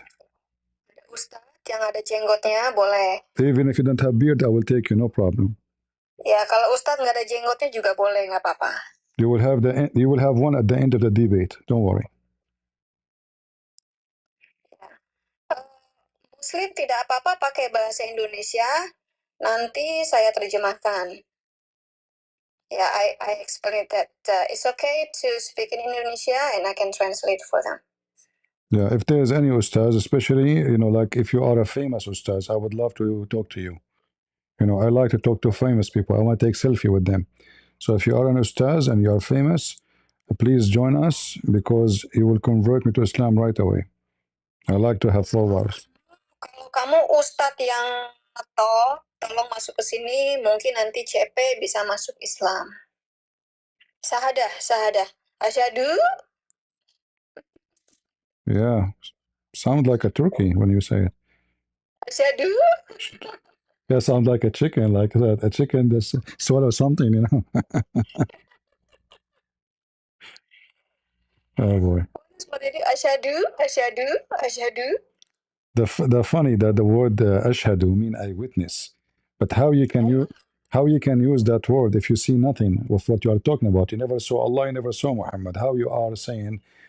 Because this is different from witnessing in a statement. No, this is in Arabic coming from the word shahida, which means he saw with his eyes.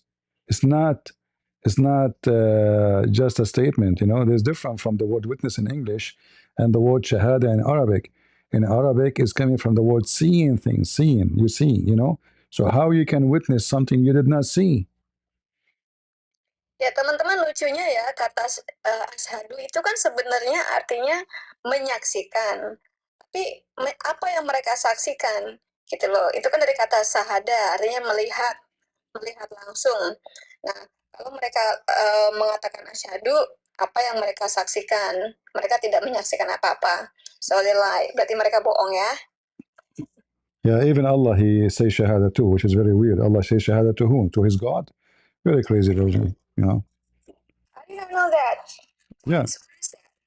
Oh, if you go in the Quran, it says Shahada Allahu anna la ilaha illahu. What surah is that? I will give it to you in the chat in a second. Are you on YouTube? Itu sebenarnya ya Allah. So you can post it for Shahid Allahu and la ilaha illahu. I never heard of a God in chapter 3, verse number 18. I will post the link for you. I never heard of somebody converting to his religion. And this is the link. I can give it to you. They can use yeah, 3:18. You can post the verse in Indonesian if you want, you know what I mean? Ya, surah 3 ayat 18, teman-teman. Yeah. Allah take shahada. Bersahadat itu ada di surah 3, surah Al-Imran ayat yang ke-18. Yeah. So if Allah takes shahada, who's left? You know. Allah bersahadah. You know, you witness only to when someone is higher than you. You don't witness to any other. You know, I witness in the front of the judge because he's higher than me. He can't judge me. But God, he witness and he say shahada to who? You know, it's just another weird, you know, religion. All right, I'm going to hang up here in TikTok. Those who like to join us in YouTube, our Discord is open to take calls there. And if you like to join us, please feel free. All right. Thank you all. Pindah ke YouTube ya. And TikTok will have a new program. It's called the Studio, which you can do the same I do on YouTube using my computer. As soon this one is activated, I download a program actually, but it's not active yet. As soon as it's active, we will be able to share in the screen videos and etc. Will be way better to be in TikTok. All right. Oke, itu linknya ya, link YouTube-nya ya. Tadi siapa yang tanya? Somebody is asking. Alright. Saya itu link YouTube-nya ya. Masuk saja atau klik saja Christian Prince. Lalu klik di situ. Nah, dia live di situ ya. Oke, terima kasih. All right. God bless you. Take care. God bless you. God is good, so is Jesus. Amen. See ya. Yes, amen. Oh, yeah.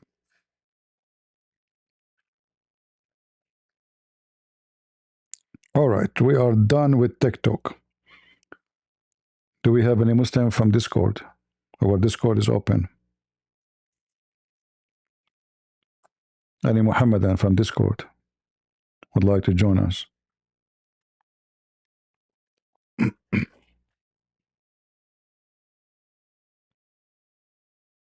Well, we are thankful for her help.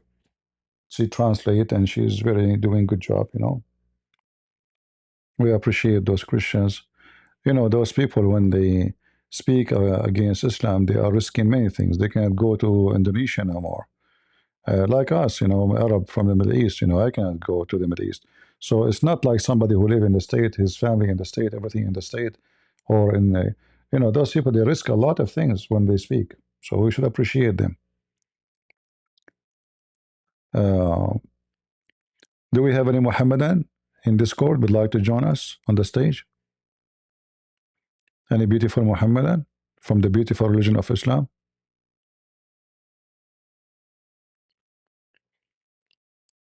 Any beautiful Muslim or beautiful Muslima?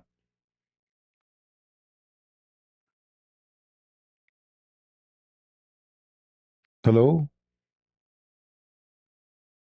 It's me you're looking for. Let us go to the ketchup boy and laugh at him.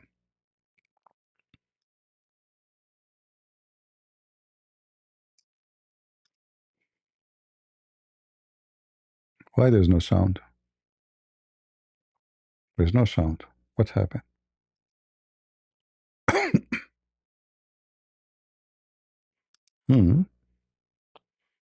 don't know. The sound is not coming. Hold on, let me check what is the issue. At least from my side, I cannot hear it.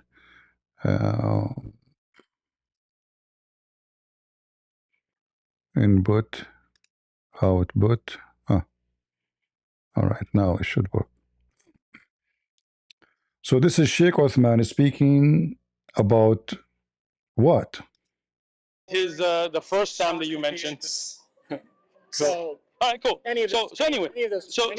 So again, when we look at the Quran, nowhere does it mention the Bible. In fact, the Arabic Bible is not called the Injil. Even Arab Christians, it's called Kitab al-Muqaddas. Sure.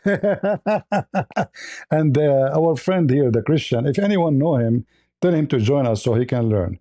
That is a big stupid lie. We in the Middle East, we don't even say Al-Kitab al-Muqaddas. We say Al-Kitab al-Muqaddas when we mean the whole Bible. But when we say the Injil, even actually when we say Injil, the most popular word is used is Injil. It can be for the whole book. But the word Injil used for the four Gospels and the book of Acts, etc., the books which is the New Testament. This potato, he claimed that the Christian don't use that. If I go right now in the front of your eyes and I type the word Injil, are we going to find the Christians using the word Injil? Absolutely. Big fat Christian. liar. Uh-huh.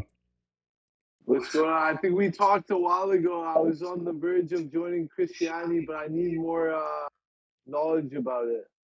Okay. So are you a Muslim? Yeah, I'm a Muslim. You are a Muslim now? Yeah. All right. Why you are a Muslim? I don't know. You said you spoke before. I don't remember. It was when we were talking about Jesus. We were talking about Jesus. I lost you. Do you see, guys? This is the word Injil. Al-Injil. He said the Arab Christian don't use the word Injil. Same time, why the Quran even using the word Injil? Injil is not an Arabic word. It's a Greek word. Injil is like Greek. Yeah, Greek. Exactly. So why Muhammad in the Quran using the word Injil? Because maybe he got knowledge from not knowledge because he got knowledge from God, but maybe No, his what wife. knowledge? The when you use the word Injil, you are speaking specifically about the book of John. Because if this is the Greek, if he meant what he meant, the Injil, then he is quoting a Greek book. Which book is the Greek book? Is the book of John. So, but in the Quran it says in chapter 3, verse number 3, chapter 3, verse number 48, 365, 446, etc. Allah is the one who taught Jesus the Injil. But we know that the Injil never been taught to Jesus. How he been taught if he was born in the cradle and he speak right away wisdom of God? When Allah he taught him. What language did Jesus speak? Jesus is God. He speak all languages. But what was his mother tongue? All languages.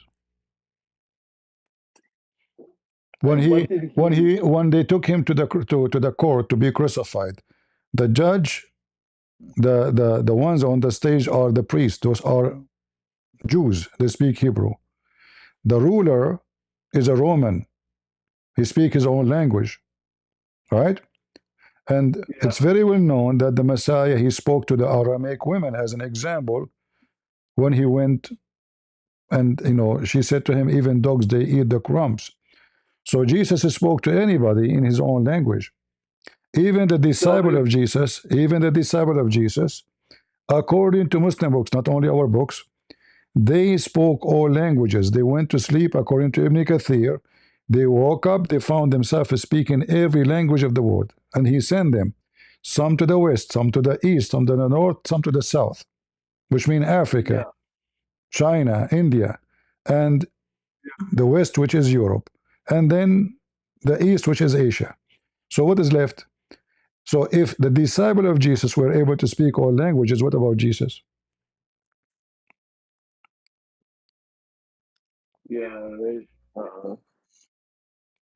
I mean, so why are you still a Muslim, my friend? Sabil. I don't know, like the Quran has been preserved, like it hasn't been changed for What the thousands of years. what the word preserve mean?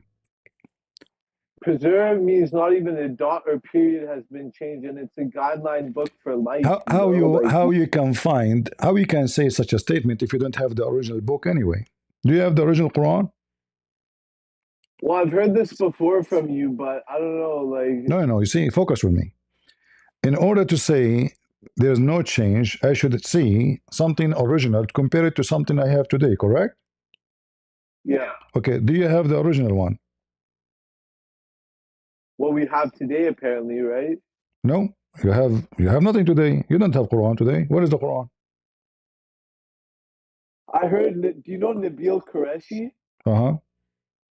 I heard he said some people agree with 113 or 11 verses. Some people agree with 116, and we have 114. Is My that friend true? Nabil Qureshi, I don't care what he said. God bless his soul. But this is not my. I don't take my knowledge from Nabil Qureshi. I speak to you with my knowledge, which I spend my life to learn. I'm asking you, Yeah. do you have the original Quran to compare it with the Quran today?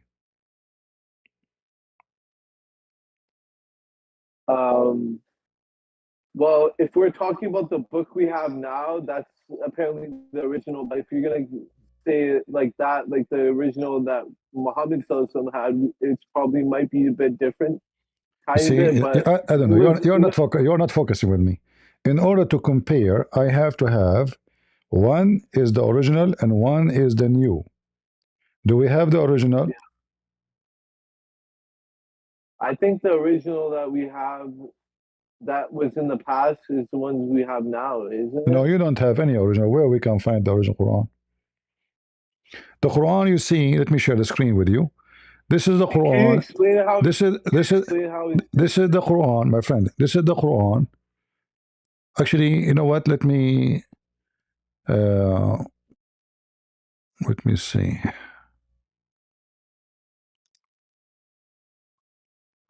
Uh,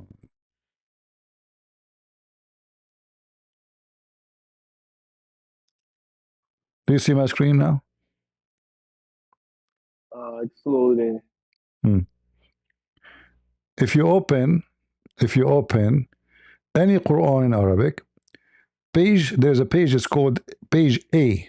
Page A. A. Yeah, All right. it's In still loading the screen. in page A, no problem. You can, if you have a Quran, you can look for page A in Arabic, which means not number one, A as a letter. All right. And then you will find that this Quran is according to who? Hafs. Hafs is a person who came to existence 200 years after Muhammad. So where is the original Quran? According to the recitation of Hafs, not the book of Hafs. There's no book. So even Hafs, you don't have his book. 200 years after Muhammad, you don't have his book. So what do you have?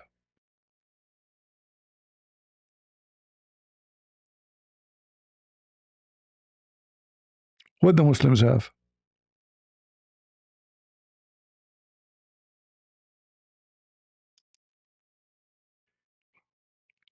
If there's any Muslim would like to help, what the Muslims have? Even Hafs, you don't have his book. So what do you have? It is a recitation. And Hafs is very well known by Muslims that he is a liar. Him and his father. Hafs, he learned the Quran from his father. But Hafs himself is a fraud. This is page number A in the Quran. It says here, رواية هذا المصحف ومصطلحات رسمه وضبطه etc. كتب هذا المصحف الكريم وضبط على ما يوافق. رواية حفص, according to the recitation of Hafs, the son of Sulaiman, the son of Al-Mughira, Al-Asadi Al-Kufi, according to the reading or recitation of Asim ibn Abi Nujud Al-Kufi Tabi'i, according to Abi Abdul Rahman Abdullah ibn Habib al-Salma, according to Uthman ibn Affan, according to Ali ibn Abi Talib, according to Zayd ibn Thabit, according to Ibn Ka'b, according to the Prophet. What is the original one? Look how many generation. Look how many reporters. And Hafs, he never saw Muhammad. He came to existence 200 years after Muhammad. And this is not a book. This is a recitation. Anyone have the Arabic Quran, you will find this page. It's called A. Page A. Just to let you know, in case, you have an Arabic book open in the opposite direction, not like English. All right? So if you open it the way you open an English book, you are opening from the end, just to let you know. Do we have any Abdul? Plus, are you still there, Sabil? I don't know what happened to Sabil. I think he maybe lost connection.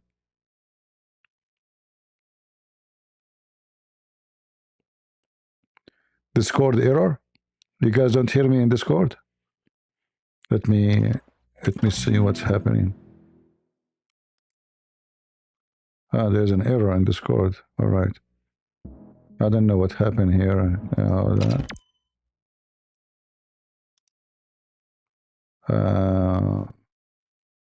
Well, people, they say they can hear. I don't know. All right. Maybe he lost his connection. It's all right. So Uthman, the ketchup boy, and by the way, the kid next to him, you know this kid? This kid, he called me and go watch the video and see what happened to him. You see this kid here? Not only I made him shish kebab, I made him pizza.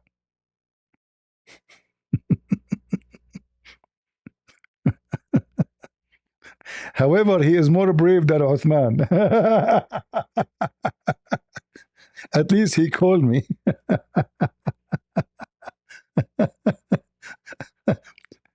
And look how he's standing. So the Quran never said Injil, never says the Christian book. It says Injil. You stupid idiot. Not only that, the Quran says what is between his hands. He will say to the Christian, this is not the same book. 600 years after Muhammad. And look how the Muslim, they lie in the translation. Look what it says. Confirming what came before it. Where it says that in the Arabic? Do you Muslims have dignity? No, you don't.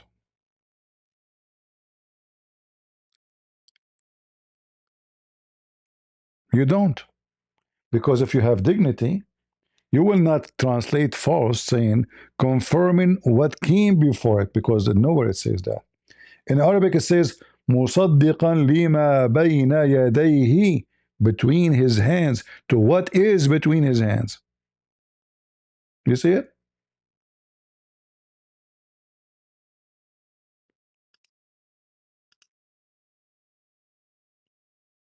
Huh?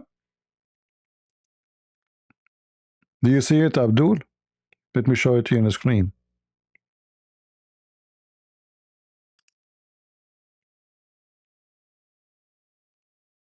In the translation, they lie and they say confirming what came before it. And by making such a translation, they are saying that, oh, what came long time ago, confirming it. No, it says what is between his, not only, it doesn't say confirming, by the way. It says believing. There's a huge difference between confirming and believing. Because I can confirm that this is the same book of Al-Bukhari, but I don't believe in Al-Bukhari. Correct? Do I agree? If I confirm that this is what the Muslim believe, does it mean I believe in it? No.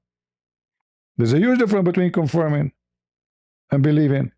In Arabic, musaddiqan mean believing, not confirming. This false translation of Google. Confirming. It's a false translation. Google is taking what the Muslim says.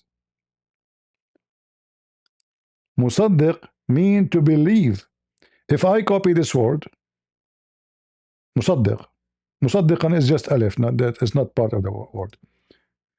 And I will show you in the front of your eyes what the Quran will say about that word. Paste.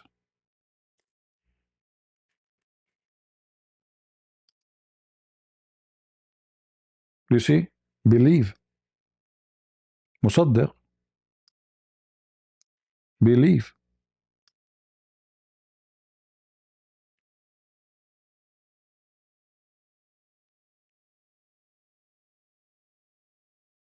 And here they lie. They say it's confirming what is with them. No, it says believe in what with you. There's no confirming in the sentence. They are adding sentence to the Quran. Believing in what? And look at the translation, guys. The Arabic is just not even 10 words. The translation is like 50.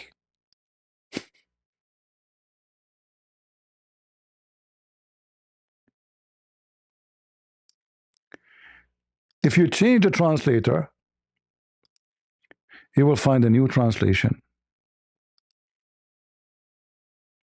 You will find a new Quran, because every Muslim, he translates as he wish. Hypocrite. And believe in what I have sent down, confirming which with you. Where is the word confirming? Nowhere. It just says believe in what is with you. Not confirming. Again, Google is copying what the Muslim translate. The word confirm, it's not exist in the verse. What is exist is only believe in. Believe in.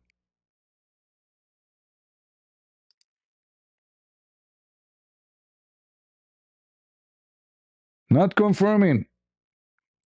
That's why I say to you, every Muslim is a liar. Every Muslim officially is a liar. Prove me wrong. The name of Abu Bakr, what they call him? Abu Bakr as-Siddiq. What Siddiq mean? He believe. He's the first believer. They call him a Siddiq.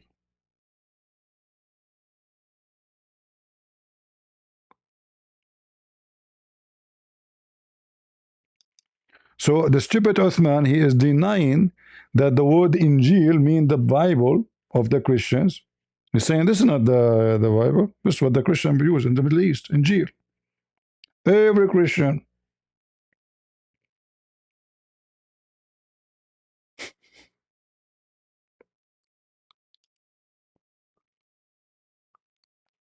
Some Muslims are sincere, never lie. That means you are not a Muslim. First of all, there's nobody in this earth that not lie. That's stupid to say. I'm talking about those who debate about religion. Every Muslim is a liar. Prove me wrong. Okay, go. Bring me a sincere Muslim. Go ahead. Are you a Muslim? Come to the stage and prove to me that you are a sincere Muslim. I will ask you a simple question, and we will see how sincere you are. Prove me wrong. I just said, I made a claim. Every Muslim is a liar. So are you willing to take the challenge and prove me wrong?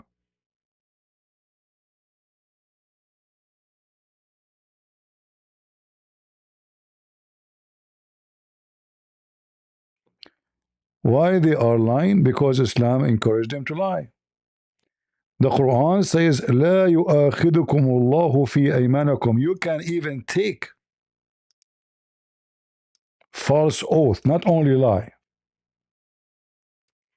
A Muslim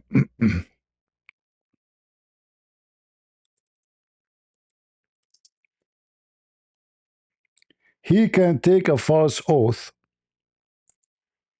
and no problem.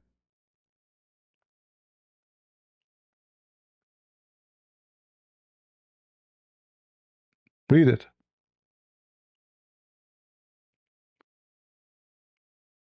In the Bible, to take a false oath is a big sin. in the Quran, Allah will not hold you responsible. And look at the false translation, says unintentional. Have you ever heard of somebody making unintentional? Like what? Are you a donkey? He hold you for your intention. So, okay. So I lie to you, and this is my intention,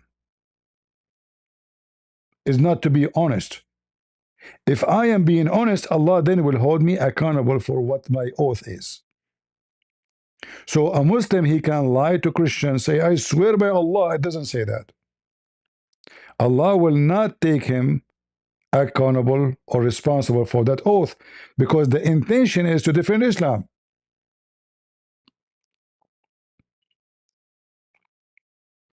Or a Muslim, he take an oath to a woman, saying to her, I swear by Allah, I will marry you. But his intention is just to have fun with her. Allah will not take him responsible. He will take you responsible only for what is your intention, which is in your heart, not in what you say. So a Muslim, he can lie. It's in the front of you. And not to mention, to forget to mention, we have a chapter 3, verse number 28, where it says clearly that a Muslim, he can lie to everybody, and there's no problem. Lie as much as you want. Chapter 3, verse 28. No Muslim can deny that. Can anyone?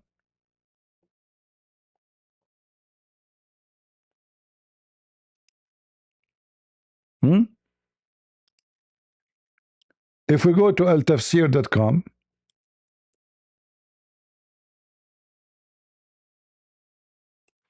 and we open chapter 3, verse number 28, and we don't, as a Christian, we don't explain the Quran. We read your explanation. You see, Muslim, we don't do what you do. You try to explain our Bible to us as you wish. We don't do that. We read your explanation. Your explanation saying clearly that you can practice taqiyya, lying to everybody. And this is what Uthman is doing. Sometimes he is doing it because he's ignorant, stupid, he don't know what he's saying. He don't even know how to read the Quran.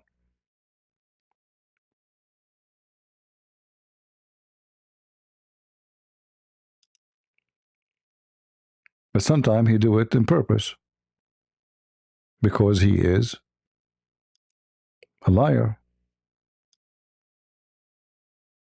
And he is allowed to do so.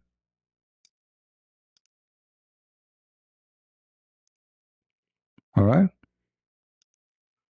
So this is Ibn Abbas, and Ibn Abbas is the one commanded the Muslims to follow and learn Islam from him. In fact, Muhammad, he prayed to Allah to make him the ink of Islam. The ink. Let not the believer that believe or take, and not to take the hypocrite Abdullah ibn blah blah blah blah, and the disbelievers, the Jews and to be their friends, so as to become mighty and honorable. So a Muslim, he cannot take you as a friend. So if a Muslim, he says to you, you are my friend, he's lying to you. In a preference to the believers, he who is sincere. So if a Muslim is sincere, look what will happen.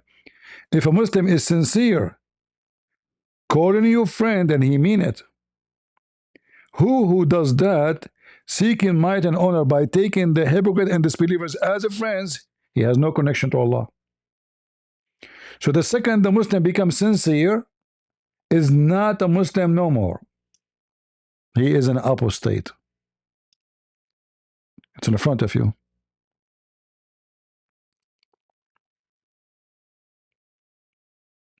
All right?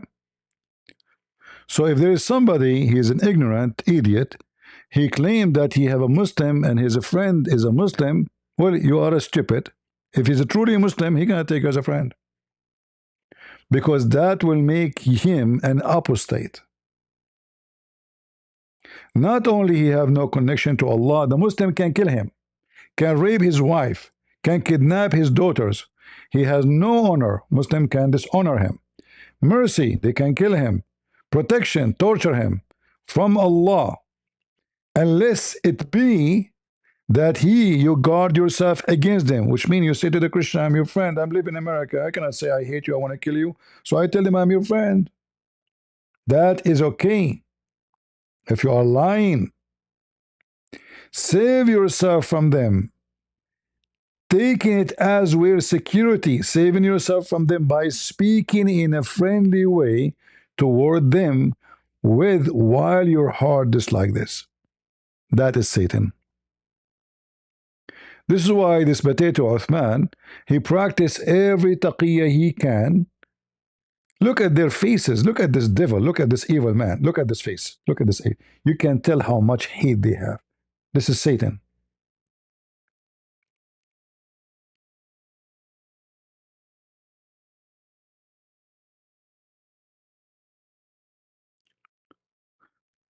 So if there is anyone, he says to you, there is a sincere Muslim and he's my friend, tell him you are an idiot.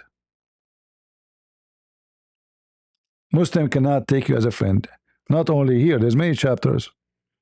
In fact, the Quran says that the one who take his own parents, your mother, your father, your sister, your brother, who take them as a friend, or he like them, or he love them, he is not a Muslim. Even your family, if you like them and you love them and you are good to them, Allah will not forgive you.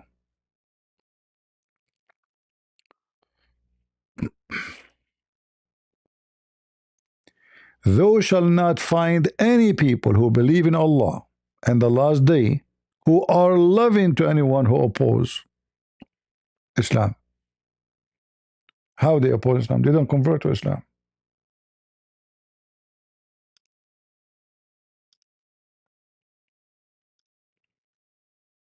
Even if they are your parents, your kin, you cannot be even a friend to them.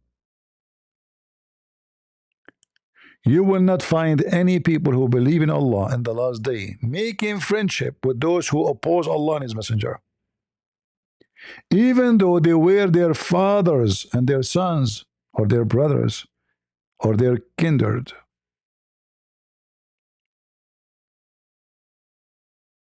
Do you see it? A Muslim, he cannot even be loving and friend, not even love, friend to his mother, brother, sister, because they did not convert to Islam.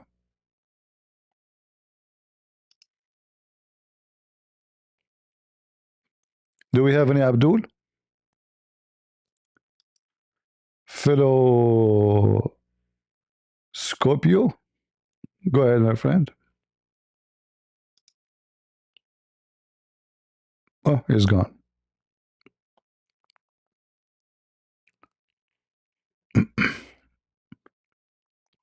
Go ahead. Sorry, I pressed the wrong button. I was actually waiting on Musa. No problem. Are you a Muslim? He has some very interesting religious beliefs. I'm not Islamic myself, Okay. but I would love. I personally just want to have a conversation with Musa. I thought it'd be interesting to have a three-way conversation. All right. Anything I can help you with?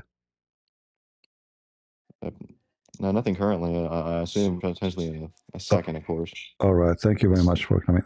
Musa, go ahead. Of course. Let's hear his amazing takes. What's up, TP? Why you are changing your voice, Musa? Musa, isn't your major take that you're God, and that if you end up losing this, you're going to shoot up your local church? Yes, sir. Right? Why is that? Why would you do that?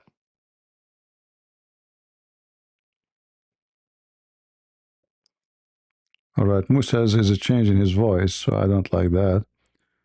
I'm okay with that. I understand. Some people are just really, I guess, insecure about the way that God made them, but that's okay. No problem.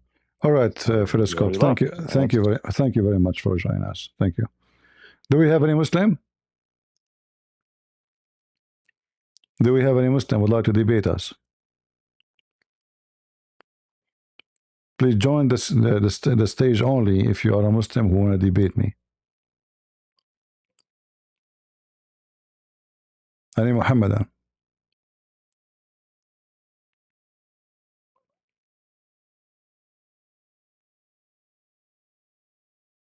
Ani Muhammadan would like to go to heaven.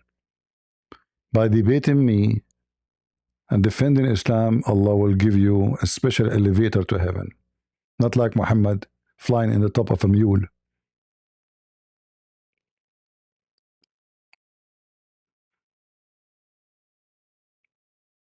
Anyone?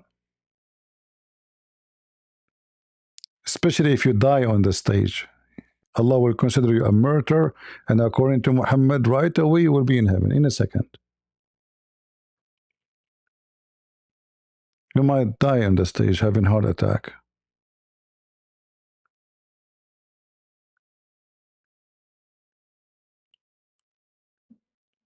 Any Abdul? Even my stomach is calling for Abdul. Mayday, mayday.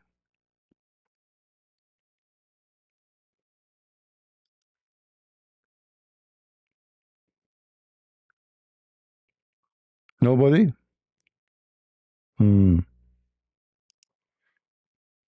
I see. Well, the Muslim can refute us so easy, by the way, but they don't want to do that. I mean, they don't want to destroy my career. Like, do you want us to destroy your career, CP? No, please don't do that. No, please. Please, please, please, please. Don't destroy my career. Yeah?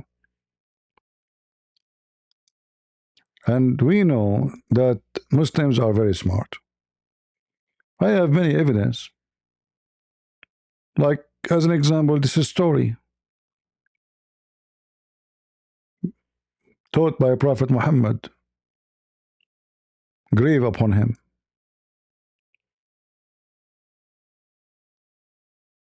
الله وبركاته رب اشرح لي صدري ويسر لي أمري. Look how smart. واحلل عقدة من لساني يفقهوا قولي. Okay. My respected brothers and sisters, the topic for my today's talk will be punishment in the grave, and how will be punished in the grave, and what will happen to the pious persons in the grave who lived according to the Islamic monotheism. Wow. Okay, the first thing I would like to talk about over here is that, of course, we believe, I don't know who believes or not, but according to logic and common sense, that the reason for us being in the grave is that there is something to come, because if there is nothing to come, why would we die? So from here we can think, or we can argue about one thing, that we solve the there problem. is something after this world. And let me talk about a few of the punishments which will happen in the grave to the bad people, and those punishments are of course very. That will happen to me. The bad people. You said bad people, right? I mean, who can be bad more than Christian Prince? Bad people. Ooh, scary, scary in the grave, and you are dead now, and in the grave, like you are going to have what? Let me talk about a few of the punishments which will happen in the grave to the bad people, and those punishments are of course very fearful. Very, very. The punishment will start from here, that two angels will come. They will ask you three questions. First is, who is your Lord? Oh boy. Second, what is your religion? Third, who is this person? And they will show you a face of Prophet Muhammad sallallahu alaihi wasallam, may peace and blessings be upon him. When the angels will ask you the first question, who is your Lord? People will answer, I don't know. Ma'adri. This is in Arabic, Ma'adri means I don't know. They will ask, what is your religion? You will say, Ma'adri. I don't know. Madri? Who is this person? Madri? Ma'adri. I don't know. I don't know. Then the angels will hit you with a hammer between your two ears, meaning on your face. Now from here, we see that those hammers will be of steel, and it will be kind of big. You know what? I was worried. I was worried that those hammers are made from silicone rubber. They will do nothing. Like they will bounce, like boing, boing, boing. Like those one they use them to install tires. Thank you for explaining. So they are made from steel, huh? The hammer of Thor. Two angels, and you are in the grave now. And your name is CP. They will ask you three questions, brother. Who's your God? You don't say Allah. You say Jesus. What's your religion? You don't say Islam. You say Christianity. Man, that's what will happen to me. And I am dead. And I'm talking. Oh, I saw a zombie movie before. I thought this is fiction. It turned to be, no, it's an Islamic true story. What is your religion? Third, who is this person? And they will show. Just a question, Abdul. I mean, did any Muslim of you ever saw Muhammad? Like, what do you mean they will show you a picture of Muhammad and ask you who is this person? Do you know even how Muhammad looked like, you idiot? How you will know that this is Muhammad? And by the way, Abdul, smart Abdul, as long now we know the answer, the correct answer. So now we Christians, we can go to the grave. The three angels will come to us and we will give them the questions which is going to avoid the punishment. They will ask CP, who's your God? I say, Allah. Ah, okay. Oh, what is your religion? I say, Islam. Ah, okay. And who is this person? I say, Muhammad. They leave me alone. And then I go to heaven. We got the answer already for the quiz of death. What a stupid cult. And this is a story told by Prophet Muhammad, brother. Prophet Muhammad told us a story, brother. It's a true story. And by the way, the angels, they have blue eyes. Yeah, brother. Oh boy, angel of death. Story, brother. Logic and common sense that A Muslim talking about common sense. The whole story is about common sense. Are you kidding me? reason for us being in the grave is that there is something to come. Because if there is nothing to come, why would we die? Sure. So from here, we can think or we can argue about one thing, that there is something after this world. And let me talk about a few of the punishments which will happen in the grave to the bad people. And those punishments are, of course, very fearful. And the punishment will start from here, that two angels will come. They will ask you three questions. First is, who is your Lord? Second, what is your religion? Third, who is this person? And they will show you a face of Prophet Muhammad sallallahu alaihi wasallam, may peace and blessings be upon him. When the angels will ask you the first question, who is your Lord? People will answer, I don't know. Ma'adri. This is in Arabic. Ma'adri means I don't know. They will ask, what is your Yo, what's good? What's good? Hello. How are you? I'm fine. How are you doing, Muhammad?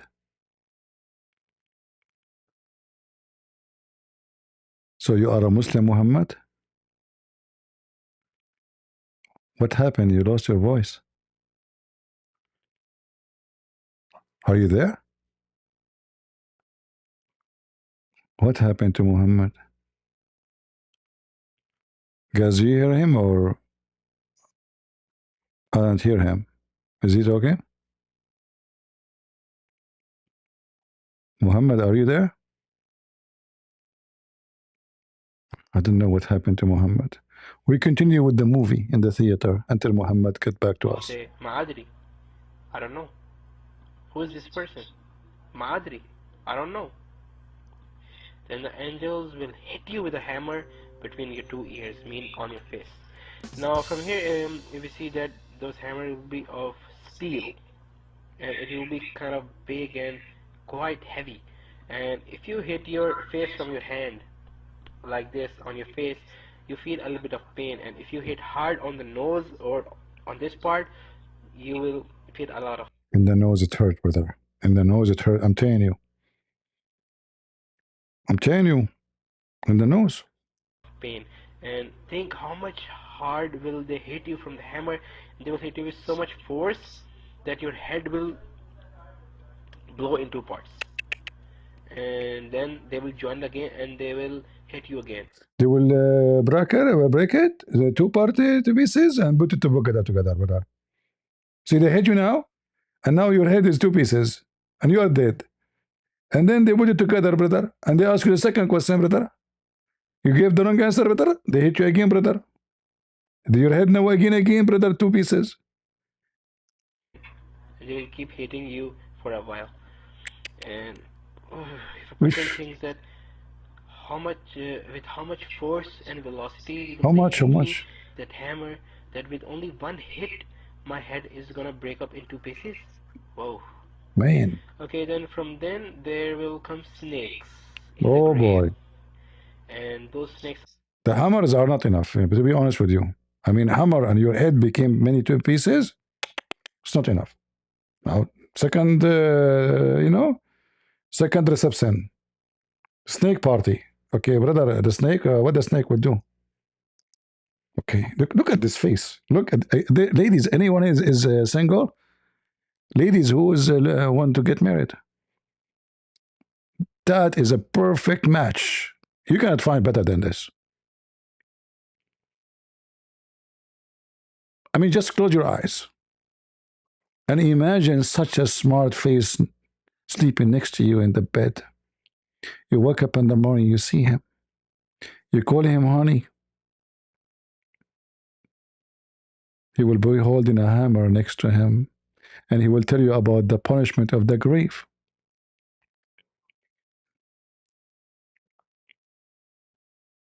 This kind of men, they cannot be repeated. And the Muslims, look at this face. They bring them to Europe too. They bring them to Europe, to America. Look what they bring. Go. Again.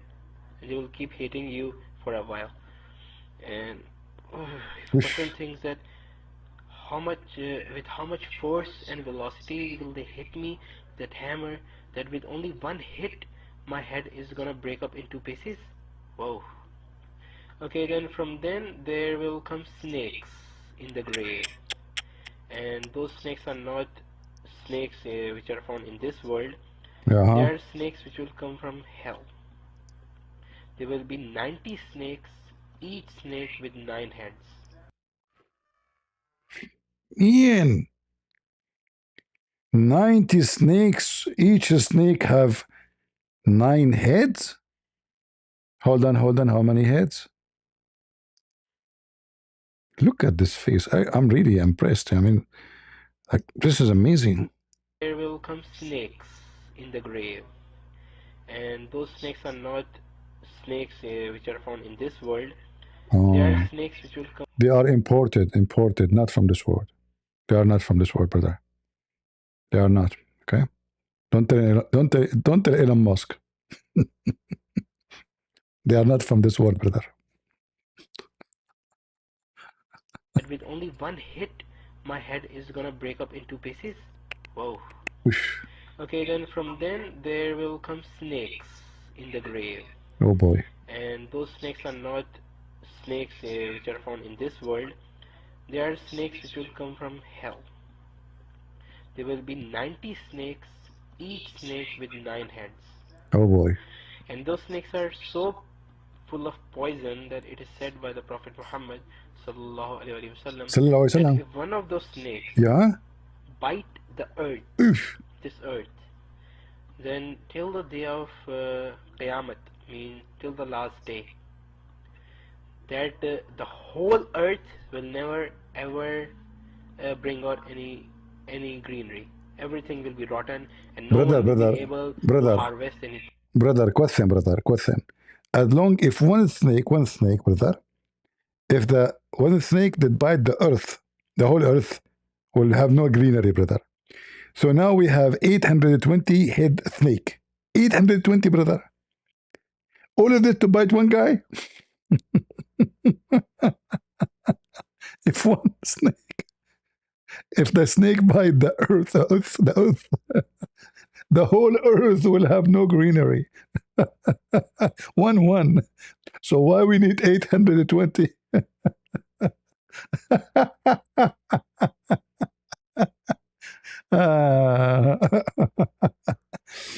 Brother, praise be to Allah, the one who made you. I believe it truly that the one who made you is Allah, not my God. There's no way you are made by my God. I can't tell you are a counterfeit. This is the link for the video, the one who said I need a link for this. Download the video and make multiply so that the whole world see how stupid this religion is. And by the way, this guy is not making things up. This is what Muhammad said. So don't laugh at him. Laugh at Muhammad. Plants or any trees or something. The earth will be so much poison. Will be full of so poison. And they will keep biting you. The snakes will keep biting you from day till night if you don't pray, if you don't worship. Hello? And each bite, they will, the snakes will bite you. It will take you 7.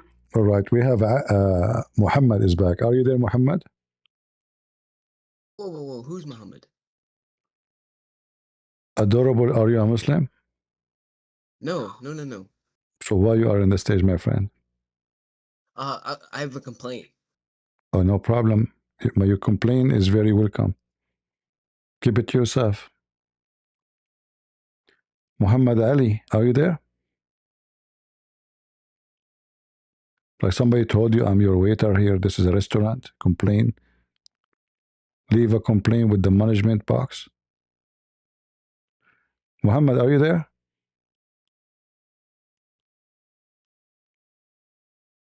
What happened to Muhammad?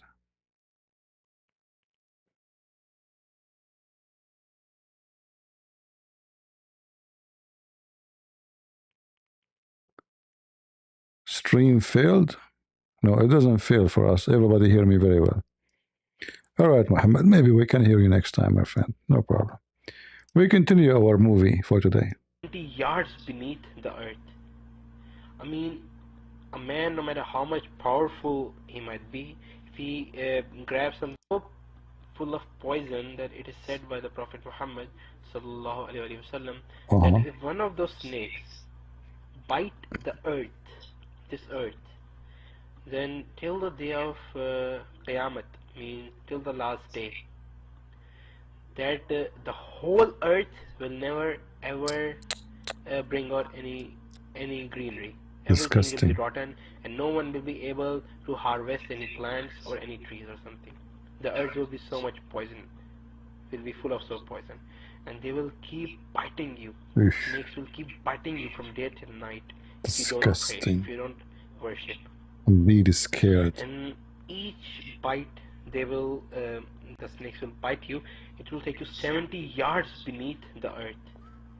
I mean, a man, no matter how much powerful he might be, if he grabs something and throws it on the earth or on the street, he can hardly bring a crack. Hardly you can make a crack, you crackhead. Hardly you can make a crack. Those, they will hit you and they will make you go down 70 yards. 70, brother, like the 70 version. Muhammad is stuck with the number 70.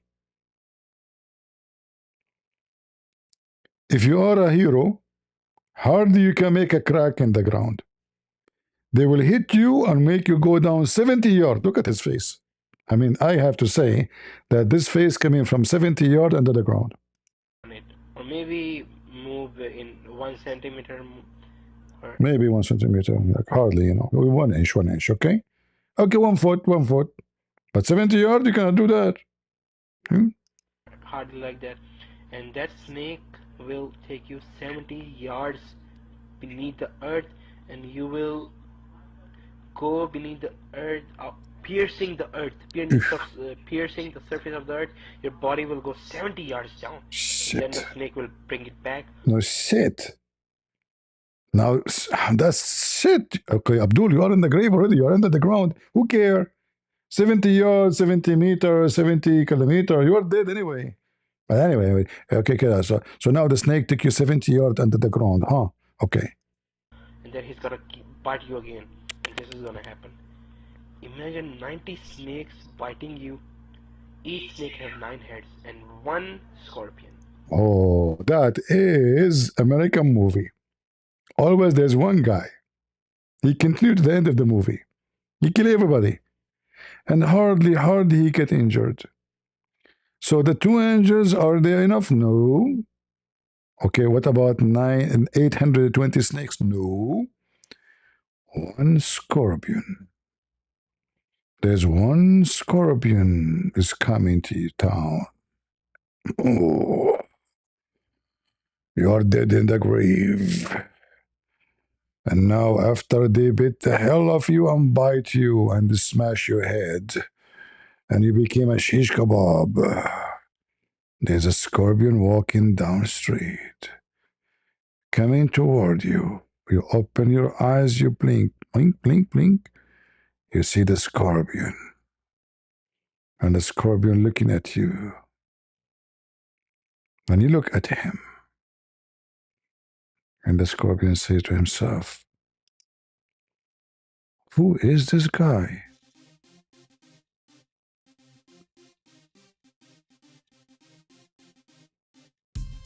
Party time.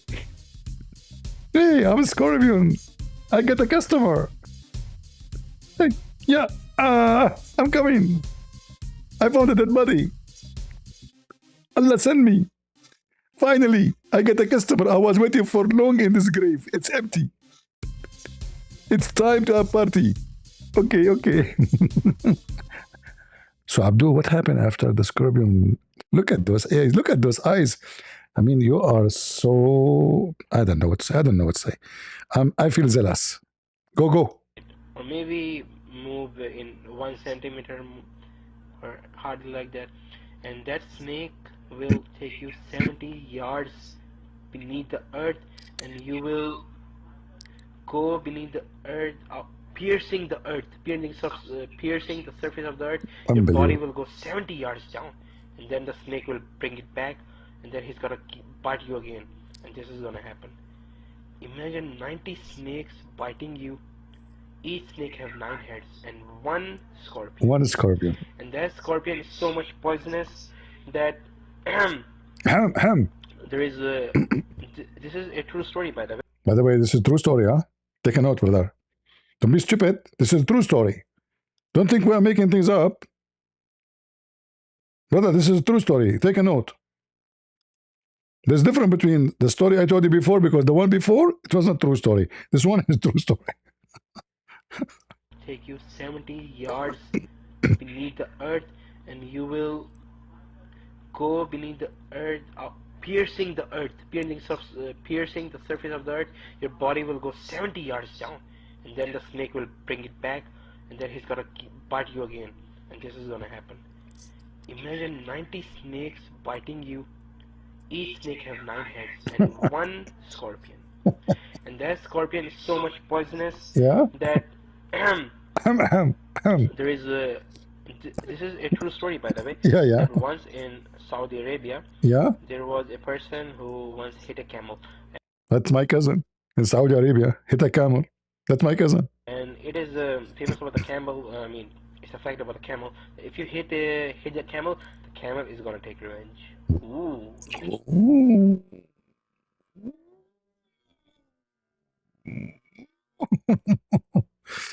Brother, if you hit the camel will take revenge. So those guys who ride the camel and they keep hitting the camel to run, later he will take revenge from them, huh? I see. So all those who ride the camel and they hit the camel with the stick, later the camel will take revenge. What the camel will do? Tell us. There is a. This is a true story, by the way. Yeah. That once in Saudi Arabia, there was a person who once hit a camel, and it is famous about the camel. I mean, it's a fact about the camel. It's a fact. If you hit the camel is gonna take revenge. It's a fact, yeah. Ooh, be careful. Yeah. So there was this guy in Saudi Arabia. He once hit a camel, and then at night when he was about to sleep, he remembered that, oh man, I hit that camel. And when he was peeking out of his door, he saw the camel standing outside, and he knew that camel is gonna catch me, man. I need to run. You idiot, why you open the door? The camel is outside. And the second he saw the camel, he said, oh, oh, oh, oh, oh, oh, the camel is waiting for me.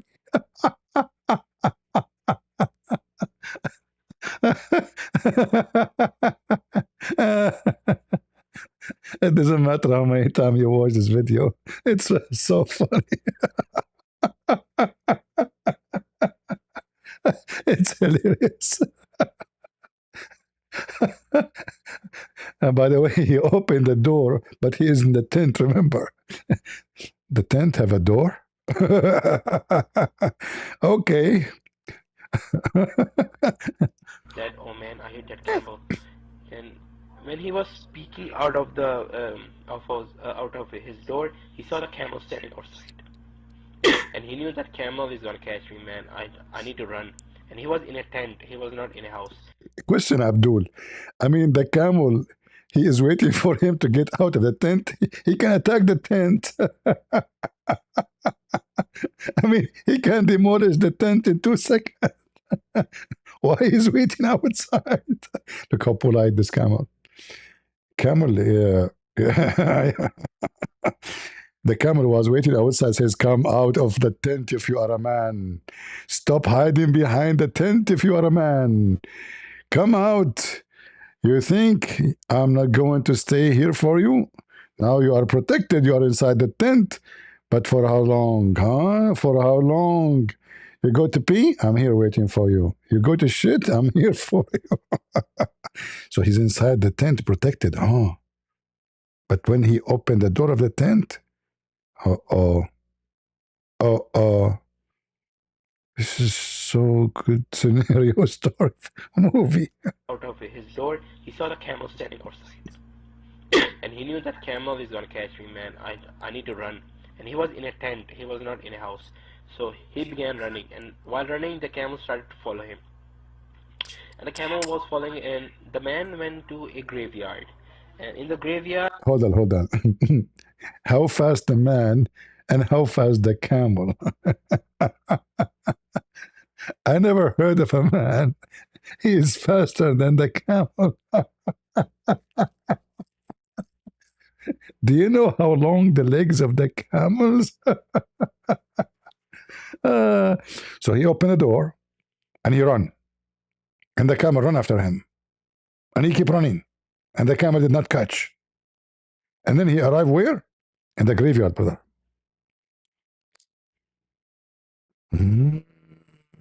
Slow camel. This camel is so slow. that camel. And when he was peeking out of his door, he saw the camel standing outside, and he knew that camel is gonna catch me, man. I need to run. And he was in a tent. He was not in a house. So he began running, and while running, the camel started to follow him. And the camel was following, and the man went to a graveyard. And in the graveyard, he saw a grave which was a little bit weak. I mean, it was not. Like he want to explain to you. Look, he's holding his ear. Like how I'm going to explain to them that he was able to go inside the grave. It's weak. It's very little bit weak. You know the grave, brother. So the grave was weak, brother. You know, like how he get into the grave. The grave is the grave. There is a weak, brother. It's a weak grave. Grave which was a little bit weak. Weak? I mean, it was not. You can. You see, that's why you should not call your daughter Vicky. Weak. It's a weak. It's a weak grave, brother. Suppose now the story became acceptable. It's a weak. Hard or firm. So he broke the grave and he went inside. Inside he saw a scorpion, a small scorpion, a strange kind of scorpion, and he was stinging the dead body. Man. And he got a little bit afraid. That scorpion came out of the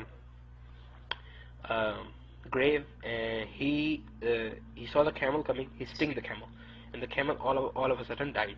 And it is famous about the camel that if if a snake or any deadly animal bites or stings the camel, it takes at least 7 to 8 days for the camel to die, because camel absorbs the poison very slowly.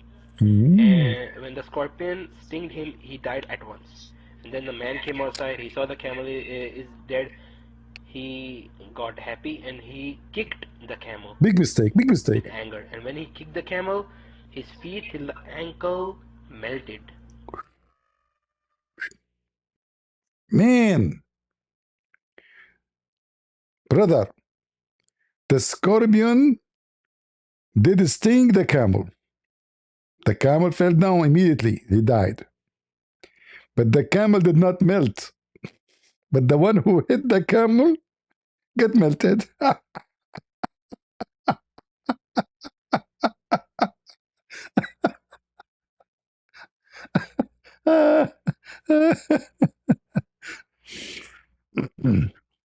Prophet Muhammad, he said that women are half a brain. What is this? This is what? He's not a woman, Muslims. He's not a woman, he's a man. I assure you. Can we say he have any brain? This is what your prophet, by the way, is saying. It's not him. We are not laughing at the stupid idiot. We're laughing at Muhammad. Everything he's saying is Muhammad told him. So, brother, the scorpion did sting the camel. The camel immediately died. The guy got from the grave. He is so excited and so happy.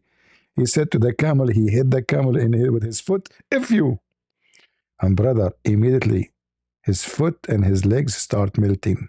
Melty. For sure. The camel is full of poison. He will be melted. Everybody know that. You know? Like it's very well known. Somebody, the camel died from poison. You hit the camel, your feet. Look at this face. Look. Lord have mercy. Absorbs the poison very slowly. And when the scorpion stinged him, he died at once. And then the man came outside. He saw the camel is dead. He got happy and he kicked the camel. Big mistake. Big mistake. With anger. And when he kicked the camel, his feet till the ankle melted because of the poison. Brother, why the melting stop in the ankle? Like why? Why did not continue, brother? The poison was not strong. Poison. The camel's body became so much poisonous that his feet till the ankle which he hit melted at the very spot. And that kind of scorpion is gonna sting us. Oh, oof. So from here we can see how much.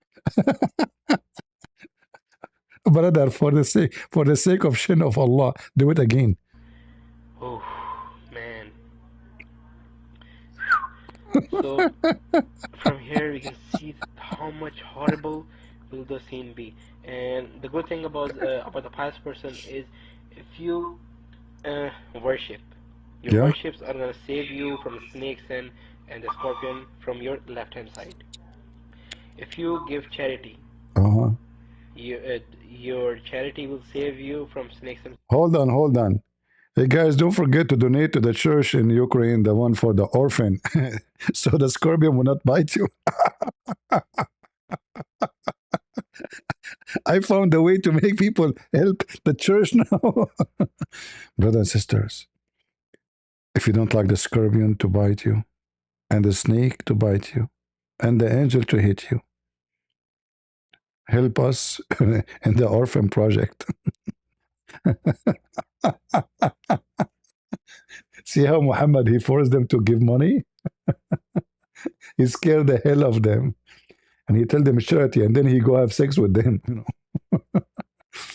So, brother, if you give it charity, the scorpion will not bite you? Stink you? Really? How much, brother? Let me get my credit card. Oh boy. Camel on the top. If you This is only for the top. Oh boy, my anus is still exposed. Did you hear, guys? This is to protect you from the top. Say it again. Say it again. till the ankle melted because of the poison. The camel's body became so much poisonous that his feet till the ankle which he hit melted at the very spot. And that kind of scorpion is gonna sting us. Oh man. So from here we can see how much horrible will the scene be. And the good thing about the pious person is if you worship, your worships are gonna save you from the snakes and the scorpion from your left hand side. From where? If you give charity, your charity will save you from snakes and camel on the top.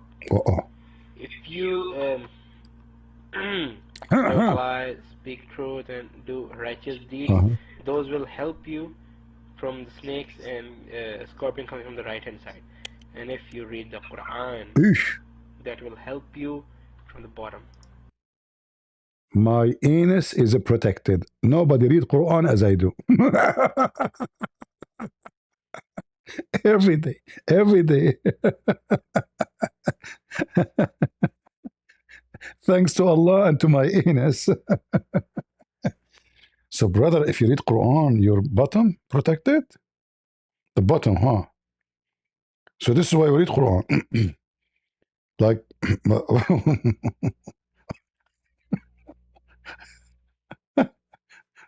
do we have any Muslim?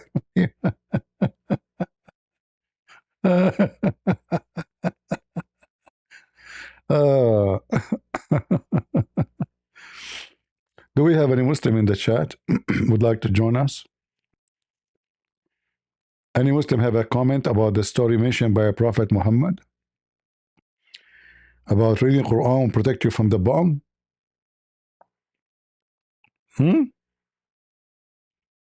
Go ahead, come to the stage, read Quran, and don't worry about me kicking your ass because the Quran will protect you from the bomb.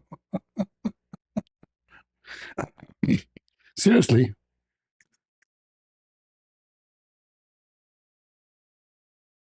As long as the Quran will protect you from the bomb, you will never get hurt if I kick your ass.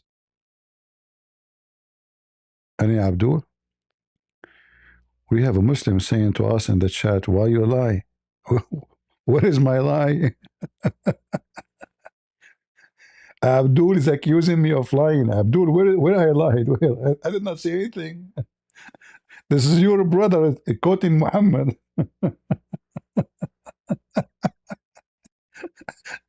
The funny, they say to you, why you lie? Huh?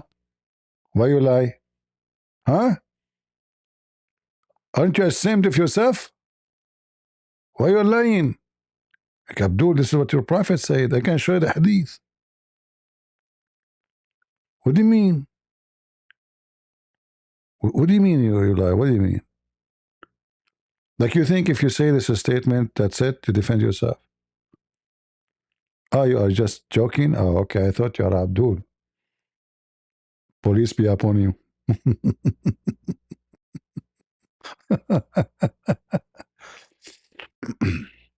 The only thing, you know, is hurting my feeling. I wish I looked like him. I don't know. I will not be single for a second if I look like him. But life is not fair. If I look like him, smart like him, I can move my eyebrows like and make this, you know, I mean, that alone will make women melt down, not only the knee of the guy. Wow. Okay, what happened now? So these are the only things which can save you in the grave. Not insurance, huh? So guys, did you learn now how to protect yourself in the grave? Hmm? What do you think?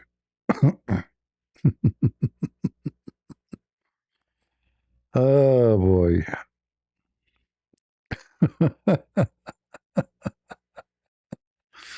Do we have any Abdul?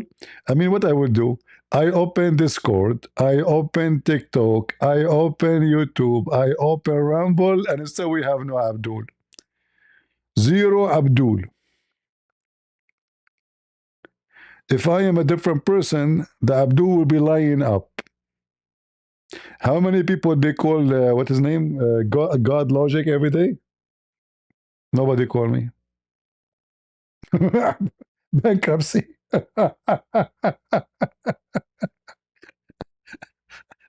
Nobody want to try me even once. Never again. uh, where he does the story get it from? This is from the Hadith. Actually, the Quran mention uh, some, and the Hadith mention the rest. As an example,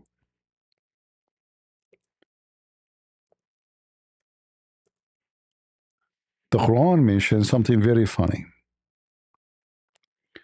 So Allah, when He gather you, uh, you will be blind.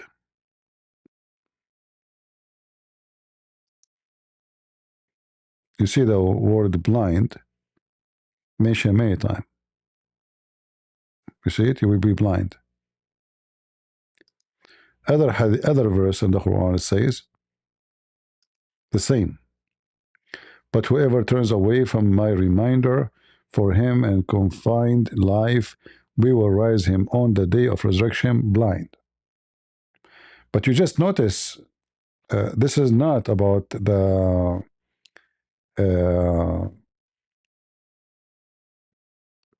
the punishment of the grave. This is in the day of resurrection. All right? When Allah He gather all people together, He will make non-Muslims all they are blind. However, the snakes, which is the guy he spoke about, is going to be a bald snake. This snake is bald, lost his hair. As I know, snake don't have hair, but anyway.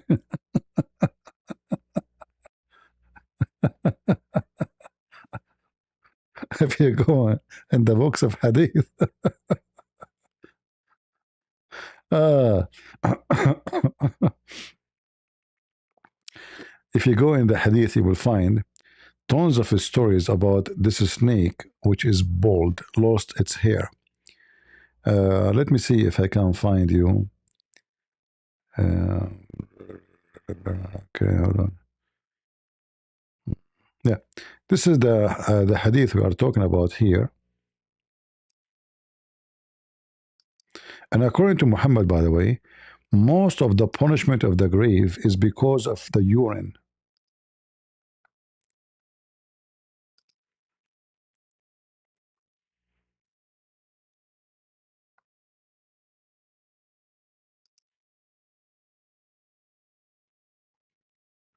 All right. Most of the punishment is because of urine.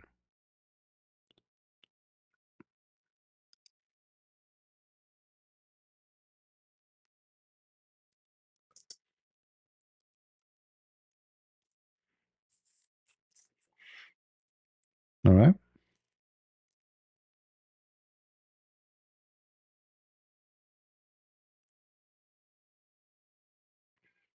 Let us show you where it says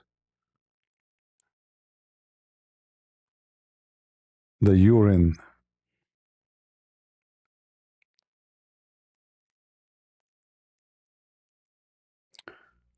The urine, azab al-qabr, azab al-qabr.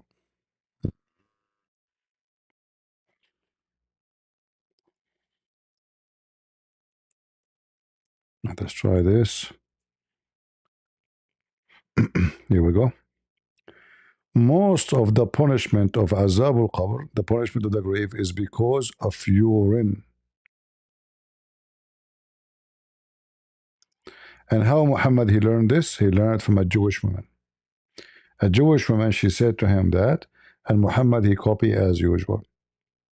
Be aware of smearing yourself with urine, because it is the main cause of the punishment in the grave.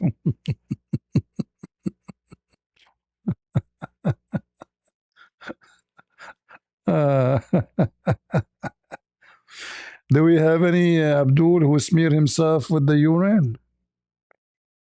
So Allah will not punish you for grooming little girls, huh? But Allah will torture you in the grave because of the urine. But yet He commands you to drink the urine of the Prophet and the camel urine. And the major reason for the punishment of the grave is the urine, brother. And where Muhammad he learned from this? Learned this thing from the Jewish women. Read it. Muhammad never mentioned the punishment of the grave before. Never in his lifetime. Until this woman, she mentioned that Muhammad, he liked the story. He told Aisha this is true. And after that day, Muhammad never offered any prayer, but he said, following the prayer, Allah and Jibreel and the angels and Israfil, blah, blah, blah, blah, blah, blah. We seek refuge from the punishment of the grave. Before the Jewish woman, she mentioned that. Muhammad never mentioned it in his prayer. Ever. This is why Aisha, she accused her to be a liar. She said, there's no such a thing. You're lying. Do you see how Muhammad is stealing silly story from the Jews? A Jewish woman behind this story. The reference in front of you. And this is authentic hadith. You are lying. The woman, she said, Aisha, she said to the women.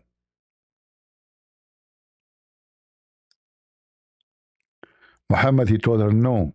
He heard her. He said, no, it's true. And then after that, Muhammad never prayed without saying, I seek refuge from the punishment of the grave. Should the Jews to accept Muhammad to avoid the bloodshed? My friend, this is a silly question. If you want to compromise to avoid risk in life, then you should not exist. What if somebody want to rape your wife? Let him do it to avoid the bloodshed. What does that mean? All right.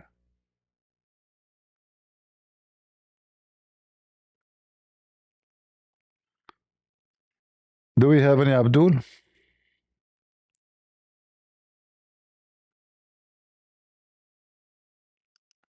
Any Abdul from the religion of the fool? Go ahead. Yeah. Firstly, I would like to say, like, I don't appreciate you calling like other Muslims by the name of Muhammad. I find that you're being disrespectful. And I would prefer if you call them by their name rather than Muhammad, because that's defensive, you know. We should treat each other with respect rather than disrespect.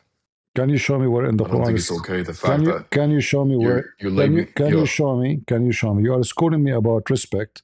Yeah. First of all, can you show me where in the Quran or in the Hadith it says you treat non-Muslims Okay. Let me just get to my point really quick, though, because you're not allowing me to finish. This is your point. This is your point. Yeah. This is your point. One by one. You're a prophet. No, I don't think if you're gonna prove points to us, right, about your own religion and how it's Hold true on. and stuff, right? You see, you mentioned should something. do it in a respectful manner rather than being disrespectful. I don't respect Islam. You know that. Okay, but that doesn't mean you mistreat other people for having their I own did not beliefs. mistreat you. How I mistreat you? Should I do what Muhammad did? You Muhammad referred to said, a guy who joined in here earlier as Muhammad. You know, that's disrespectful. Muhammad. His name is Muhammad. How did you know his name was Muhammad? I It's think you written. just called him that when he It's joined. written in Arabic. His name is Muhammad. No, his name was Lambo. No, the other one. This is the other one. The other one, we did not spoke to him. The guy who speak Arabic, his name is Muhammad. All right. Anyway, the Now video hold on. you're No, hold on. watching, right? If I refer, if I refer to you as Muhammad, this is disrespect. Isn't it? There's millions of people. Their name is Muhammad. Yeah. There's a lot of people with the name Muhammad. How this is disrespect? But to assume people's name is Muhammad is a bit. It seems like it's a bit targeted, to be honest. I feel like you're naming Muhammad mainly what because is the of like name? your What beliefs is on him. okay? You assume your prophet name is Muhammad or his name is Muhammad. My prophet's name is Muhammad. Yeah. That's a lie. Can you show me the reference? What do you mean? How's that a lie? It's a lie. What? It's a lie. Okay. Do you have any proof for that? Sure. Where's your proof for that? Sure, very easy. Because simply, when the Quran says that there's a Isa, he spoke, he said there's a prophet will come after me. His name is Ahmad. Is it Muhammad or Ahmad? Chapter 61. Okay, so you're talking about Jesus. Jesus said after me, hold on. No, we are there will talking be a about the prophet name. named We are Ahmad. talking about the name. Is his name is Ahmad or Muhammad? His name is Muhammad, yeah. So why it says Ahmad here? And where is that? Which? In the Quran, chapter 61, verse number 6. The messenger of God. You can see my screen, right? No, it's not loading. No problem. You can This isn't open. loading. You can open the Quran from your side.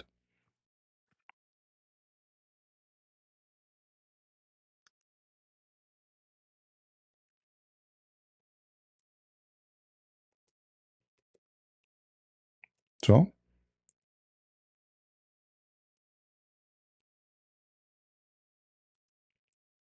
Okay. So what? Okay. I see what you're mentioning. So is he Ahmad or Muhammad? Muhammad, yeah. Ahmad or Muhammad?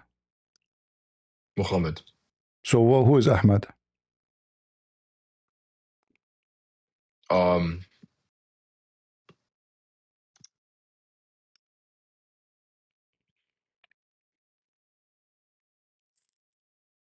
That's one of his names, but he goes by Muhammad. So you see, that means this is not his name.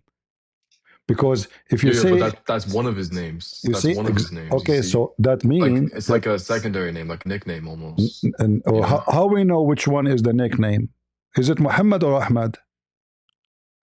Well, many people refer to him as Muhammad rather than Ahmad. Yeah.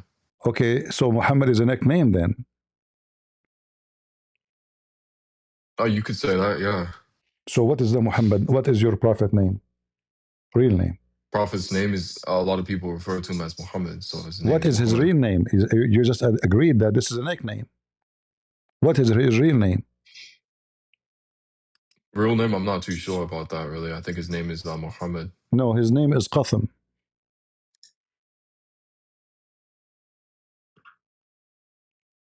His name is Qasim.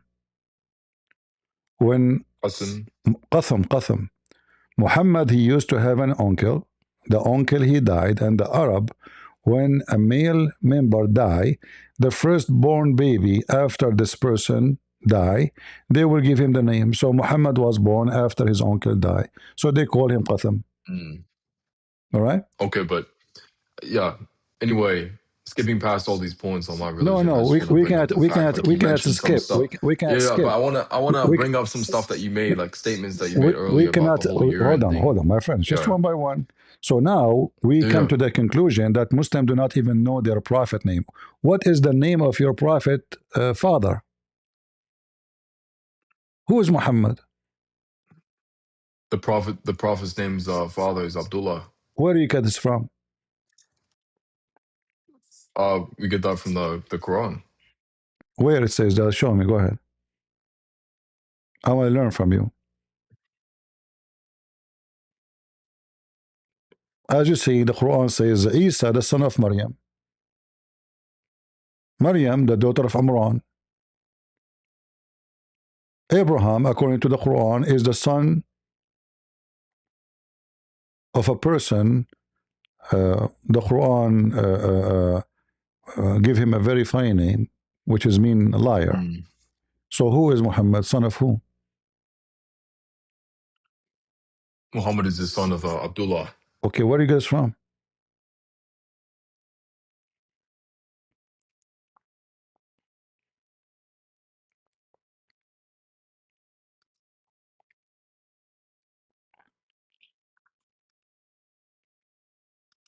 It's not in the Quran, It's right? detailed. Yeah, no. It's not in the Quran. Exactly. So now, as long as it's not in the Quran, Okay. as long as it's not in the Quran, how you know that the Okay. source is telling about Muhammad who is Muhammad is true? If the Quran never Well, mentioned who is we have Muhammad. different. Yeah, we have different ways of verifying the source of information. Yeah. All right, how you verify anything? Can you verify the Quran? Yeah. All right. Give me the idea how to verify the Quran. A lot of things that are mentioned within the Quran have come true to the world. So I But think that proves the fact that it's the real scripture. And not only that, but the verses within the Quran have special, they can protect you from the devil, right? And I've mentioned that here as well, that okay, I like that. I've had like, So the Quran can protect yeah, you from the devil. All right. So how come yeah. Muhammad? How At the come very beginning how when you come first read Muhammad, it. my friend? How come Muhammad was controlled by black magic? Isn't black magic from the devil? Yeah. So Yeah. how the Quran could not protect Muhammad from the devil? I mean, does anyone read Quran more than Muhammad? Hmm?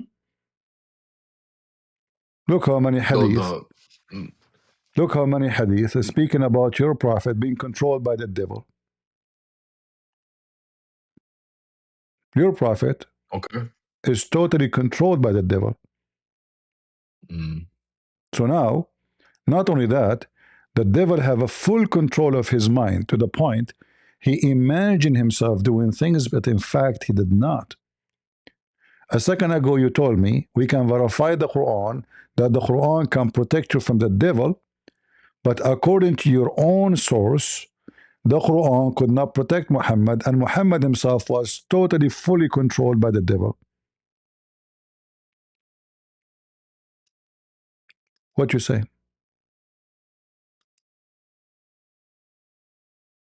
yeah.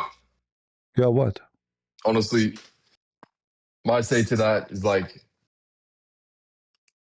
in a respectful manner, I don't think I should speak further on my own religion because, like you said, I don't know too much about it, and I'm still learning as time progresses. Right?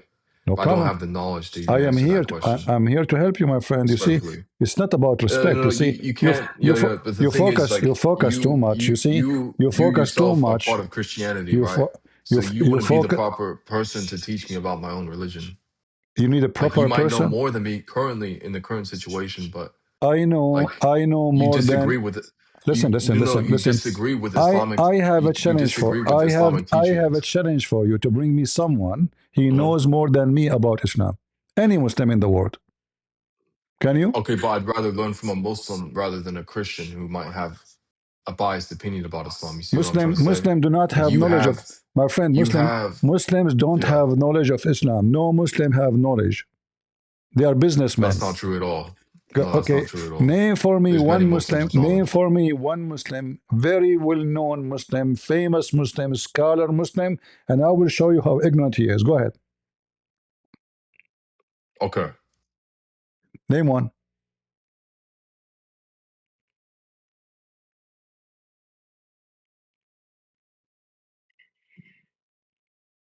And when I say scholar, I mean scholar, not a kid. We have Al-Qurtubi, Al-Suyuti, Al-Jalalain, Ibn Kathir, all of them, whatever we want. I will show you in 2 seconds that they are the most ignorant dummy ever you can imagine. You're scholars. Okay, hold on. Mm-hmm.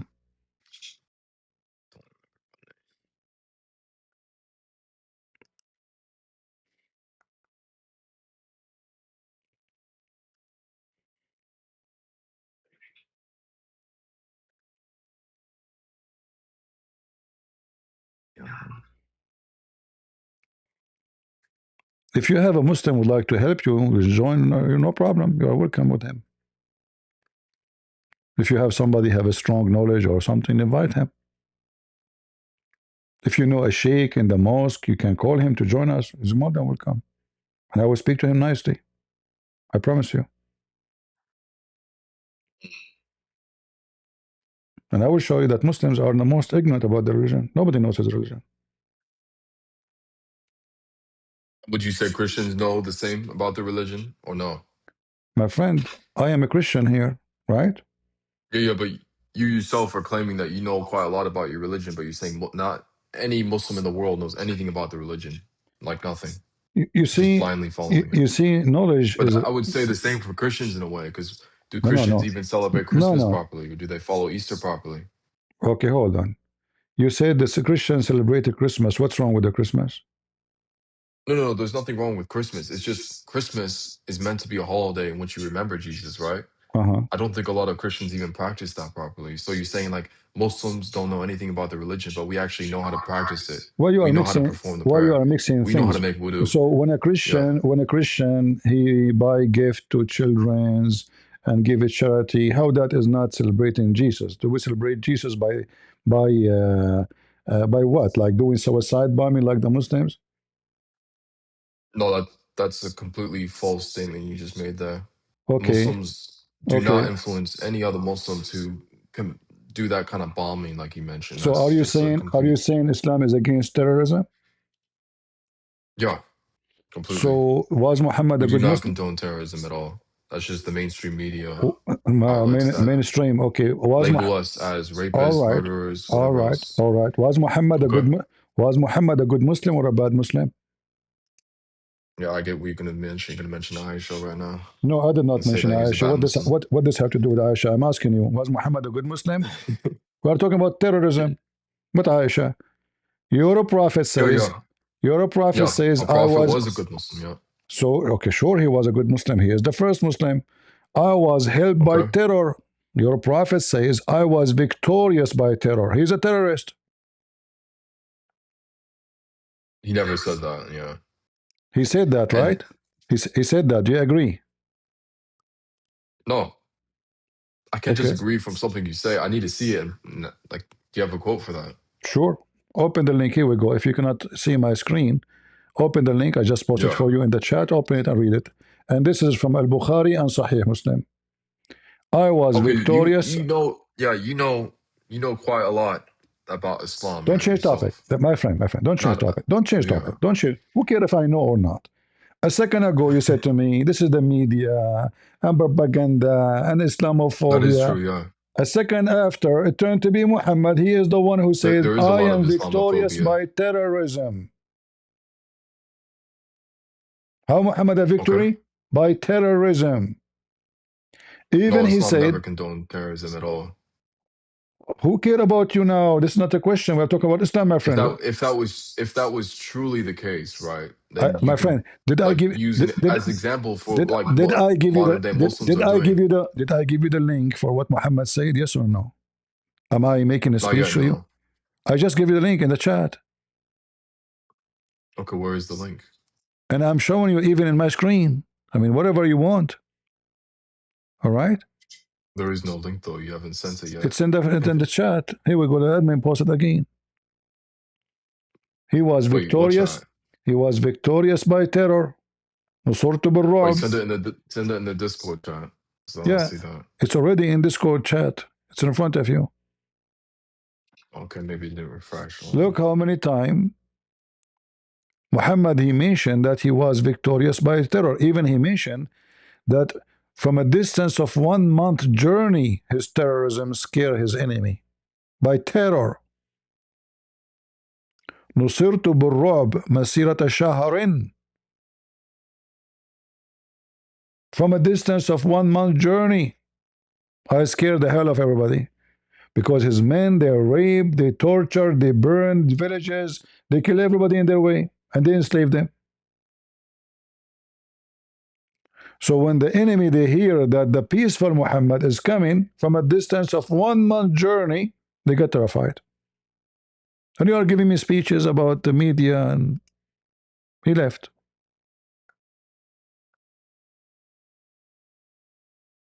He squeezed himself out. My friend, you are a victim. Islam is the most wicked religion. Huh? Where are you No, I going? accidentally left there. I didn't leave on purpose. All right. But So did I give you a reference, my friend? no, I didn't get the reference, but I think Lisa sent it here, so I'll read it now. All right. Go ahead. Read it for us. Also, I have a question for you. Are you reading from the Arabic translation or the English translation? I'm I just don't. curious. I'm giving you the English for you. The Yeah, Arabic yeah. is for me. No, no, yeah, I know. But I'm saying, like, when you studied Islam, did you did you read from the Arabic or the English? No, I'm sure, just curious. sure, Arabic, English, all of it is false translation. No. I want to. Did you read it from the Arabic or My English? friend, I'm curious. I am an Arab. Why do I read in English? Okay. Uh-huh. I didn't know you were Arab. Uh-huh. Can't you tell I'm rude? Every rude have to be an Arab. And every Arab have to be rude. Uh-huh. And we are terrorists. It's obvious.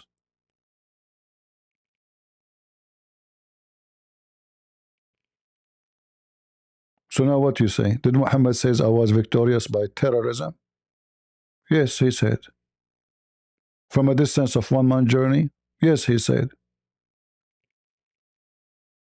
Muhammad even he killed a guy, he took his sandals. His donkey, a Jewish guy. No, you're really, when you say terror, you are linking that word to terrorism, right? You're This is associating terror. that word This itself with terror is terrorism. not terrorism. This Yeah. is not No. terrorism. This is Halloween. This is No. Halloween.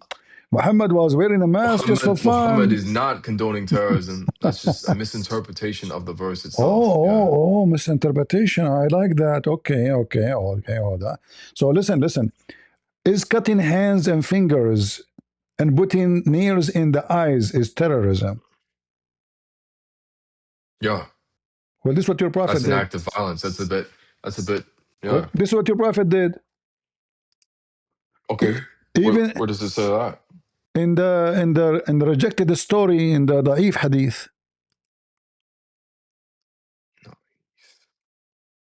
Da'if hadith. Do you accept Da'if hadith?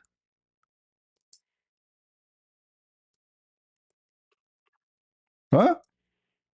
Do you accept No, I Da'if don't know what hadith? you are mentioning right now. I think you need to link that. This is Quran. The Quran says when you see the kuffar and install terror in their heart and cut their fingertips and their necks. A second ago, remember, you said to me, yes, this is an act of terror. And this is the Quran, chapter 8, verse number 12. Chapter 8, verse 12. I will cast terror into the heart of those who disbelieve. So strike them over their neck, cut their necks, behead them, and submit over I their don't. finger and toes. Cut their fingers and their toes.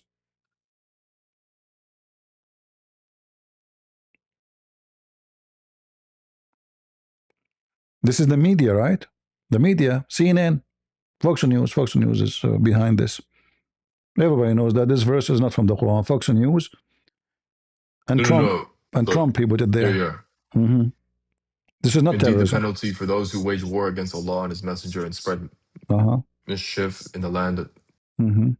In the land is death, crucifixion, cutting off their hands and feet on opposite sides, or exile from the land. This penalty is a disgrace for them in this world, and they will suffer a tremendous punishment in the hereafter. I did not give you this verse. I gave you chapter 8, verse number 12. Oh, okay.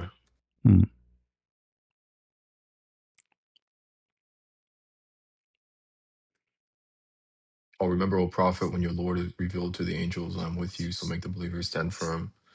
I will cast horror into the hearts of the disbelievers, so strike their necks and strike their fingertips, okay?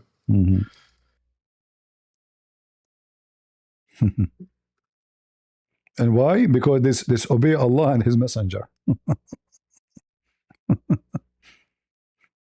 If you disobey Islam and Muhammad, He will cut your neck and He will cut your fingers. That's referring to the Battle of Badr. That's not like a general ruling over all Muslims to follow. My friend, no, this is general ruling. Okay, hold on. You see? That's not a general ruling. Hold on. It's not telling all Muslims to You cut off the heads. You claim this is for for the Battle of Badr. Where do you get this from? That's what a lot of scholars say, yeah. No problem. So chapter 9, verse number 29 refer to what? Chapter 9, verse 12? Chapter 9, verse 29 refer to what? Kill the Christians and the Jews because they don't believe in Allah, not because they are fighting you. Anyone who don't believe in Allah, anyone who is a Christian or a Jew who don't believe in Allah. What surah are you talking about? Chapter 9, verse number 29. Fight against those who believe not in Allah. Oh. So why we fight them? Because they don't believe in Allah, nor the last day, nor forbid what is forbidden by Allah and His Messenger. And those who acknowledge not the religion of truth, they refuse Islam. From who? The Christian and the Jews. Until they pay jizya, Muhammad want our money. If we pay him money, he don't mind, he don't care. You can worship Jesus. Just pay me money. Otherwise, I will kill you. The verse in the front of you. Yeah, I can see that. Is that terror? Convert or die? Or pay me money? Those who do not believe in Allah, nor in the last day, nor forbid that which has been forbidden by Allah and His Messenger, and those who do not acknowledge not the religion of the truth. Islam among the people of the scripture, Jews and Christian, until they pay. Okay. Okay, so you're saying because of that verse alone, it's a religion of terror, right? This verse alone caused the Muslim to invade all the Christian countries and kill millions. Guys, this verse alone. Because of this verse alone, this verse is not enough. I mean, I show you tons of verses. Muhammad was killing everybody around him. Yeah. Muhammad was killing everybody. All the people of Mecca, they have 365 gods. 365 idols. He killed them all. He kept only those who follow him.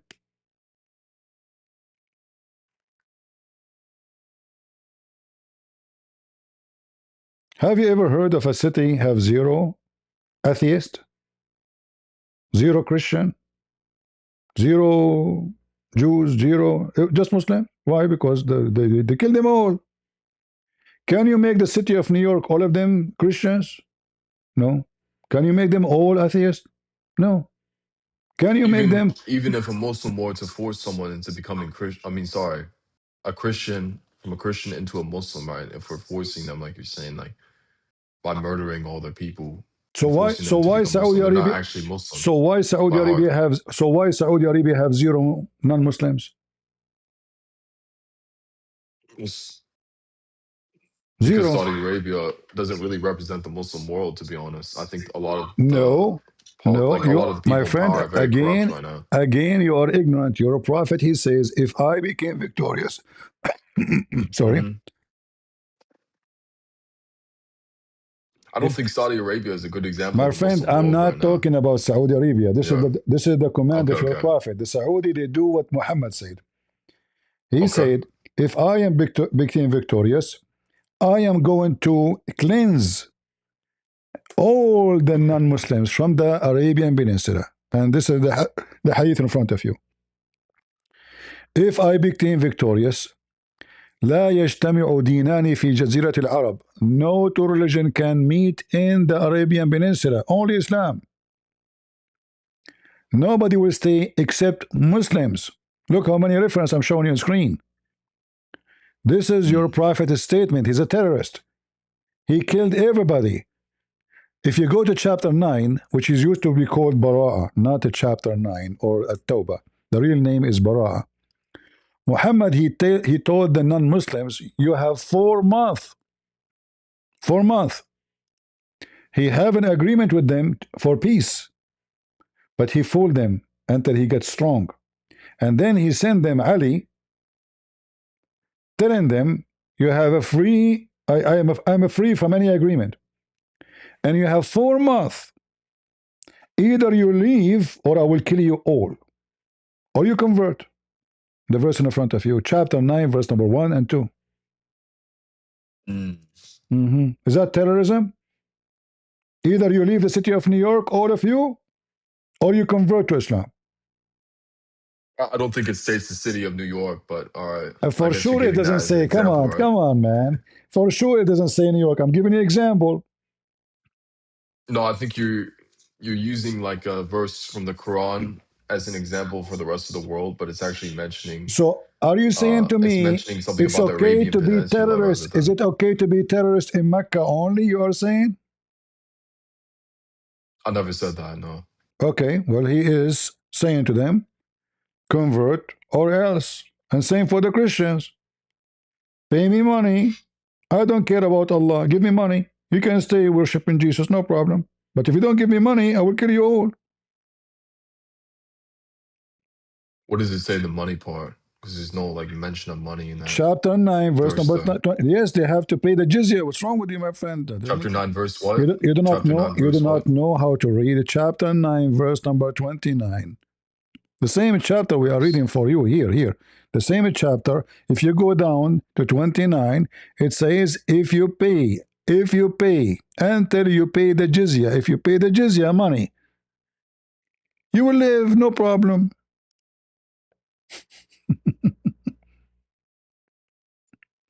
And this is telling you that Muhammad don't care for Allah. He is not killing people because they are just not believing. If you give him money, it's fine with it. Yeah, okay, stay kafir, no problem. Give me money. Suddenly it's okay to be a kafir. You worship Jesus, no problem. Give me money. If you give me money, you can live. Have fun. And this is how the Christians in the Middle East, they say Christians, by paying jizya. They refuse to convert to Islam. They prefer to take from their food and their hunger and pay the jizya and not to become pagan Muslims who kiss a black stone and worship a man, his name is Muhammad.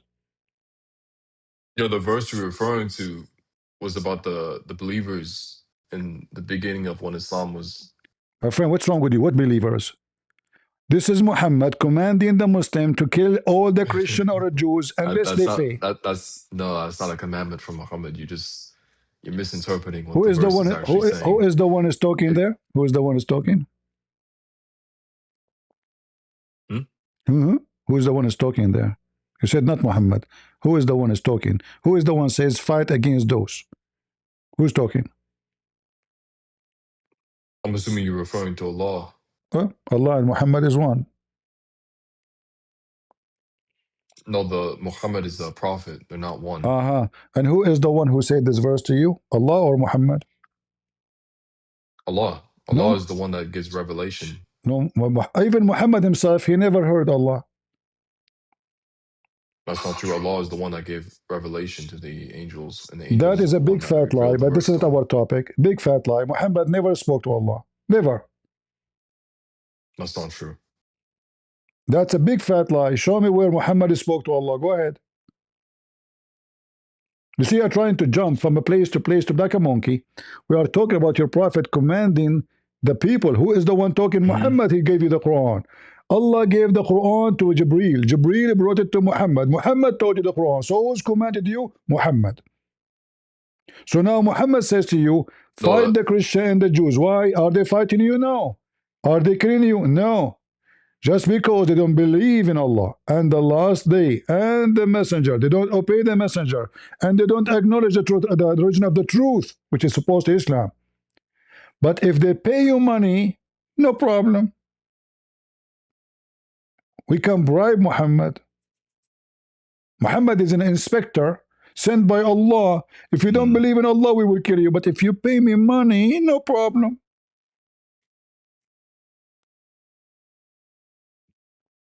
Yeah. Yeah. So is that terrorism or not?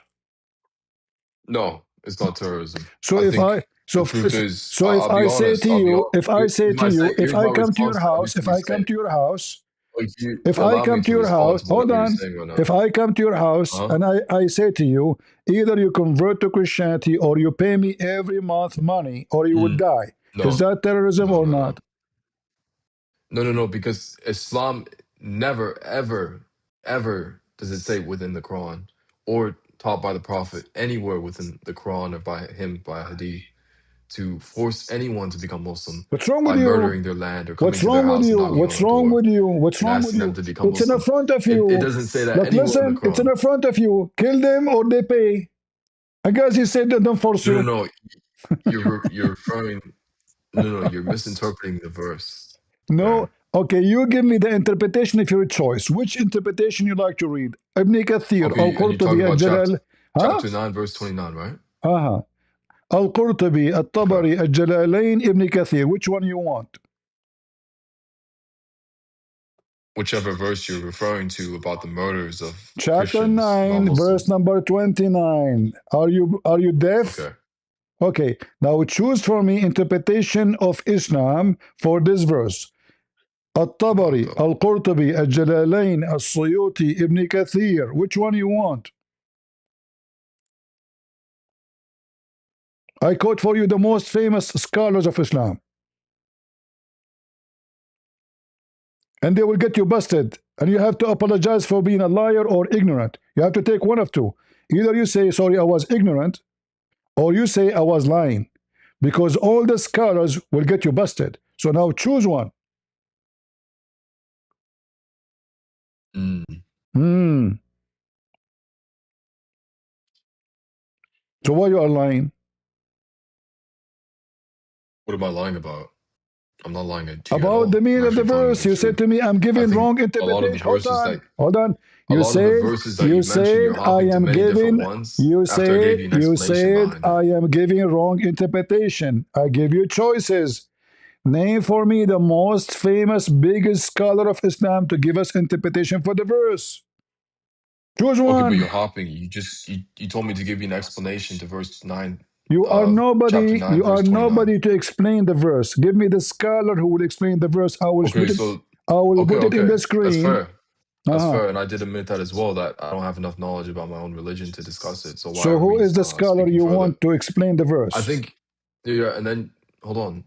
Then you said that you're going to explain it to me, but I don't want you to explain my own religion to me because a lot of your I am beliefs are not flawed. explaining to you. Are you deaf? You don't know much about my religion Are because you you're clearly deaf? No, misinterpreting a I lot of the know more verses. than your prophet about your religion. Your prophet did not know his religion. I can prove it to you.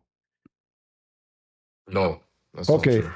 hold on. What is the most important thing in You're just Islam? ignorant. Hold on, let me show you. I'm trying to change topic, but no problem. You think you Is the think you know most everything, but you don't know what is the everything. most important thing in Islam?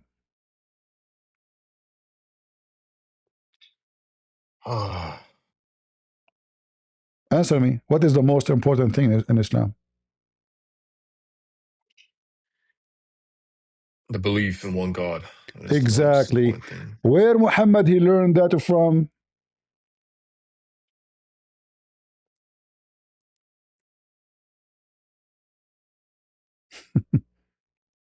Where Muhammad he learned that from? Where did Muhammad learn that from? Uh-huh. From Allah? From Allah. Yeah. What if I show you no? Allah is the one that gave revelation to the Prophet What if in a I show cave you? What if I to show an you no? angel. What And if the I angel show is the you one that that revealed. Muhammad he learned Tawheed from a Jew? A Okay. Jew. Show A me. Jew. Let me see. If I show you I'm what you will curious to do? what. If I show you, is that But going to be enough? I want to see the verse. A lot of the verses you mentioned, right? Really, it's just a bunch of misinterpretation, really. And if you allow time for a Anything I scholar to will show, explain it to guys, you, anything I will show him is yeah. misinterpretation. Here we go. Muhammad, he No. was, hold I can on, explain it to you as well as to why you're misinterpreting it. But Muhammad is a mushrik. your way, yeah, Listen, your way of don't waste my avoiding. time. Don't waste my time. Read the hadith and Okay. laugh. Read the hadith. Here we go. Okay. A Jewish guy is schooling Muhammad, showing him that he is a kafir, and Muhammad he agree. He was teaching him how to speak about one God. Muhammad don't believe in one God. Read carefully the hadith. I just gave you the link. Open it. Yeah, I opened it. Read it for us. You're setting up rivals to Allah and associating others with Him. You say whatever Allah wills, and you will, and you say by the Kaaba. So the Prophet commanded them, if they wanted to swear an oath, to say by the Lord of the Kaaba, and to say whatever Allah wills, then what you will. So who is the one who corrected Muhammad's religion? A Jew.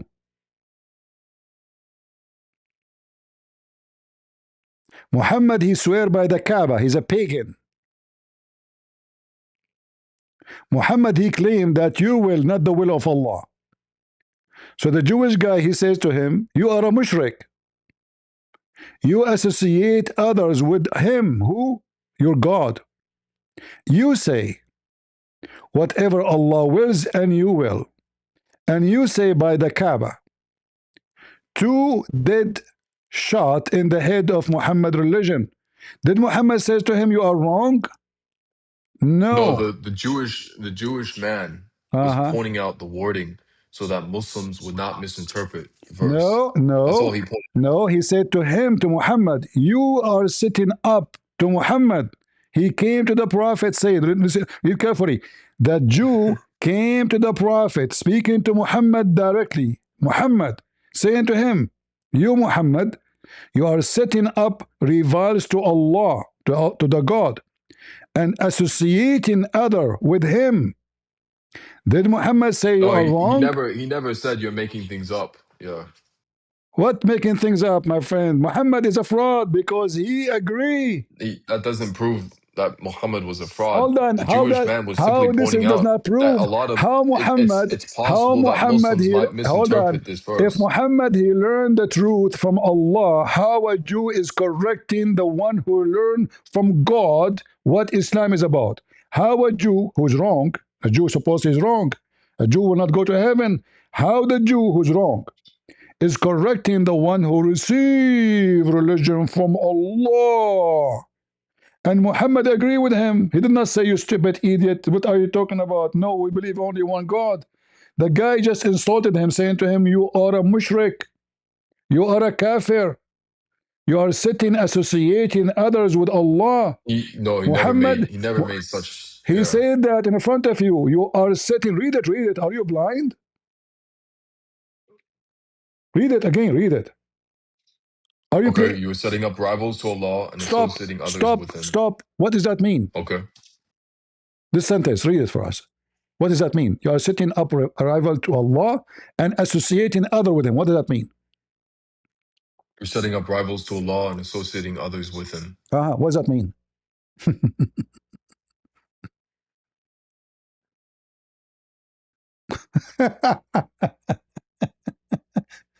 Muhammad do not know what Tawheed is about. A Jewish guy is schooling him and exposing him. And Muhammad not only, he did not dare to answer, he commanded the Muslim to do as the Jewish guy said. Imagine Muhammad is going live in YouTube. Christian Prince, he called him. He said, Habibi Muhammad, you are being an idiot, Habibi. You should not say that, Habibi, because now you are associating someone with Allah, Habibi. So don't say this, Habibi. And then Muhammad said, okay, from now on, don't say that. He did not say to Christian Prince, you stupid idiot, what are you talking about? No, we believe only in Allah. He shut up and he commanded the Muslim to do as the Jews guy said, which means the Jewish guy is right and Muhammad was teaching wrong. And this is a Jewish guy teaching Muhammad about the oneness of God. It's not Muhammad teaching the Jews about the oneness.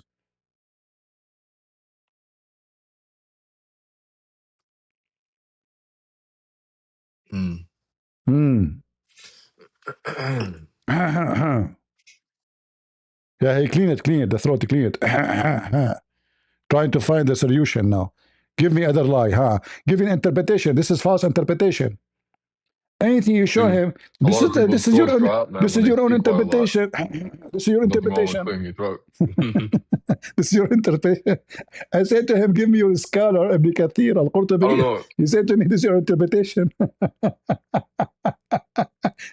A Jewish guy is busting Muhammad. You do not know what oneness of God mean. You do not know. This guy is a pagan. All his life is a pagan. He kisses stone. Okay, if we ask you why your prophet kissed a stone, not only he worshipped other god beside his God, he kisses stones. Why he kisses stones?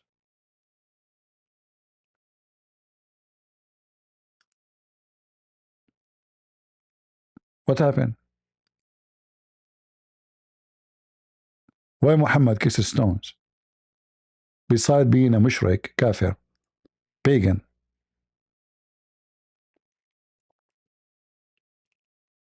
Don't play dead. Or what? Why Muhammad, the pagan Muhammad, he kissed the black stone? That was Allah's command Show it to to me. kiss the stone. And why Allah will command a man to kiss a stone?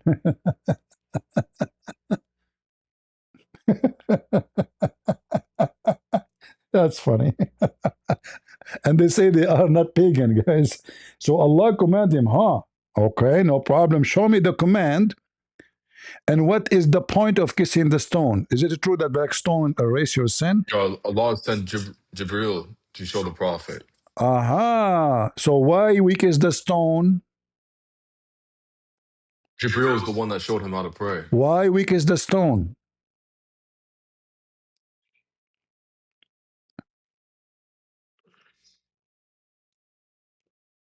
Because you are pagan. Is it true if you kiss the black stone, this black stone will erase your sin?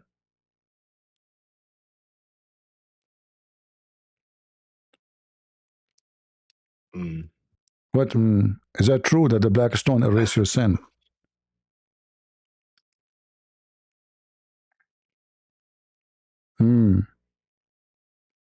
Is it true that the black stone erase your sin if you kiss it and lick it? No. No. What if I show you a reference? Okay, go ahead, show the reference. How many references? Only Allah can grant that. Yeah, just because you kiss the stone doesn't mean all your sins are going to be healed. Ah, so Muhammad is wrong, huh? What a false prophet. I agree with you. Guys, I agree with him. Muhammad, when he said that, he must be a liar. There's no way if you kiss a stone, that will erase your sin unless you are a person who don't believe in God. Okay, this is your prophet. All right? Sure. He said that the one who touched them, the black stone and the Yemeni corner, they will erase his sin. يَحُطَّانِ الْخَطَايَا حَطًّا. It erase your sin. Your prophet is pagan. Now we understand why the Jewish guy was scoring him, because simply, if Muhammad really believed in one God, he should not accept the black stone of the pagan Arab and follow their step and believe that the black stone can erase their sin. So he commanded them that the one who touched the black stone, it erase his sin. What do you think? No, the black stone existed way before Muhammad. Exactly, my friend. It was placed there by Prophet Ibrahim. No. We can show you that. Hold on. The black stone is sent down from Allah. Correct? Yeah. All right. Yeah. And this black stone is the right hand of Allah. Is that correct? I don't know that. But let us step by step. Why, if we touch the black stone and kiss it, is going to erase our sin? Do you know why? I never said it erases your sin. Allah is the one that wills that, right? Allah is the one that gives the commandment. It says that the one who do touch it, it erases his sin. Okay, do you have a reference for that? Sure.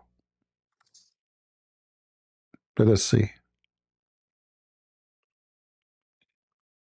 No.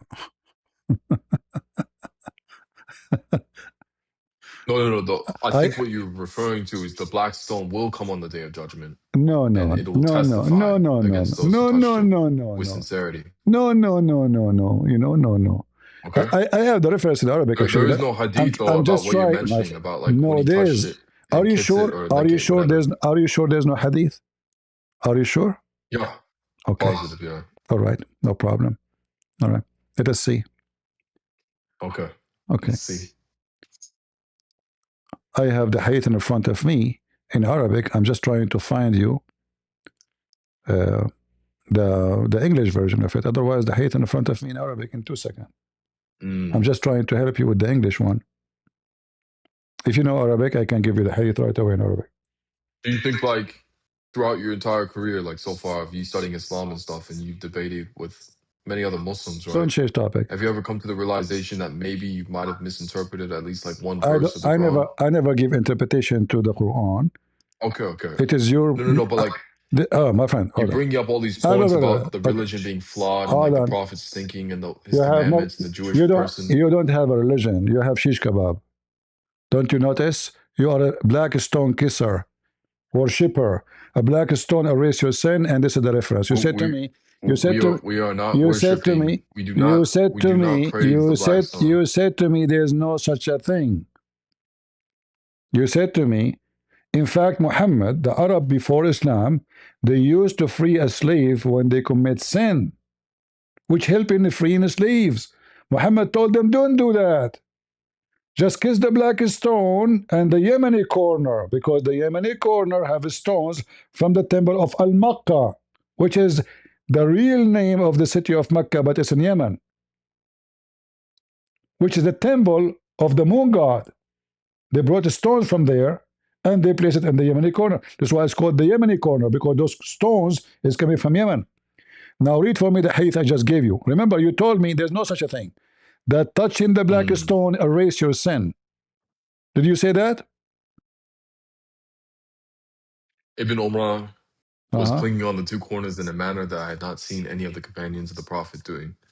As I said, O Abu Abdul Rahman, you are clinging on the two corners in a manner that I have not seen any of the companions of the Prophet clinging. So he said, I do it because I heard the Messenger of Allah saying, touching them atones for sins. And I heard him saying, whoever performs tawaf around this house 7 times, and he keeps track of it, then it is as if he has freed a slave. And I heard him saying, so Muhammad don't want you to free a slave no more. Just go around the Kaaba 7 times, and if you want your sin to be forgiven, what you do? Touching them erases your sin. You said to me, there's no such a thing. Apologize.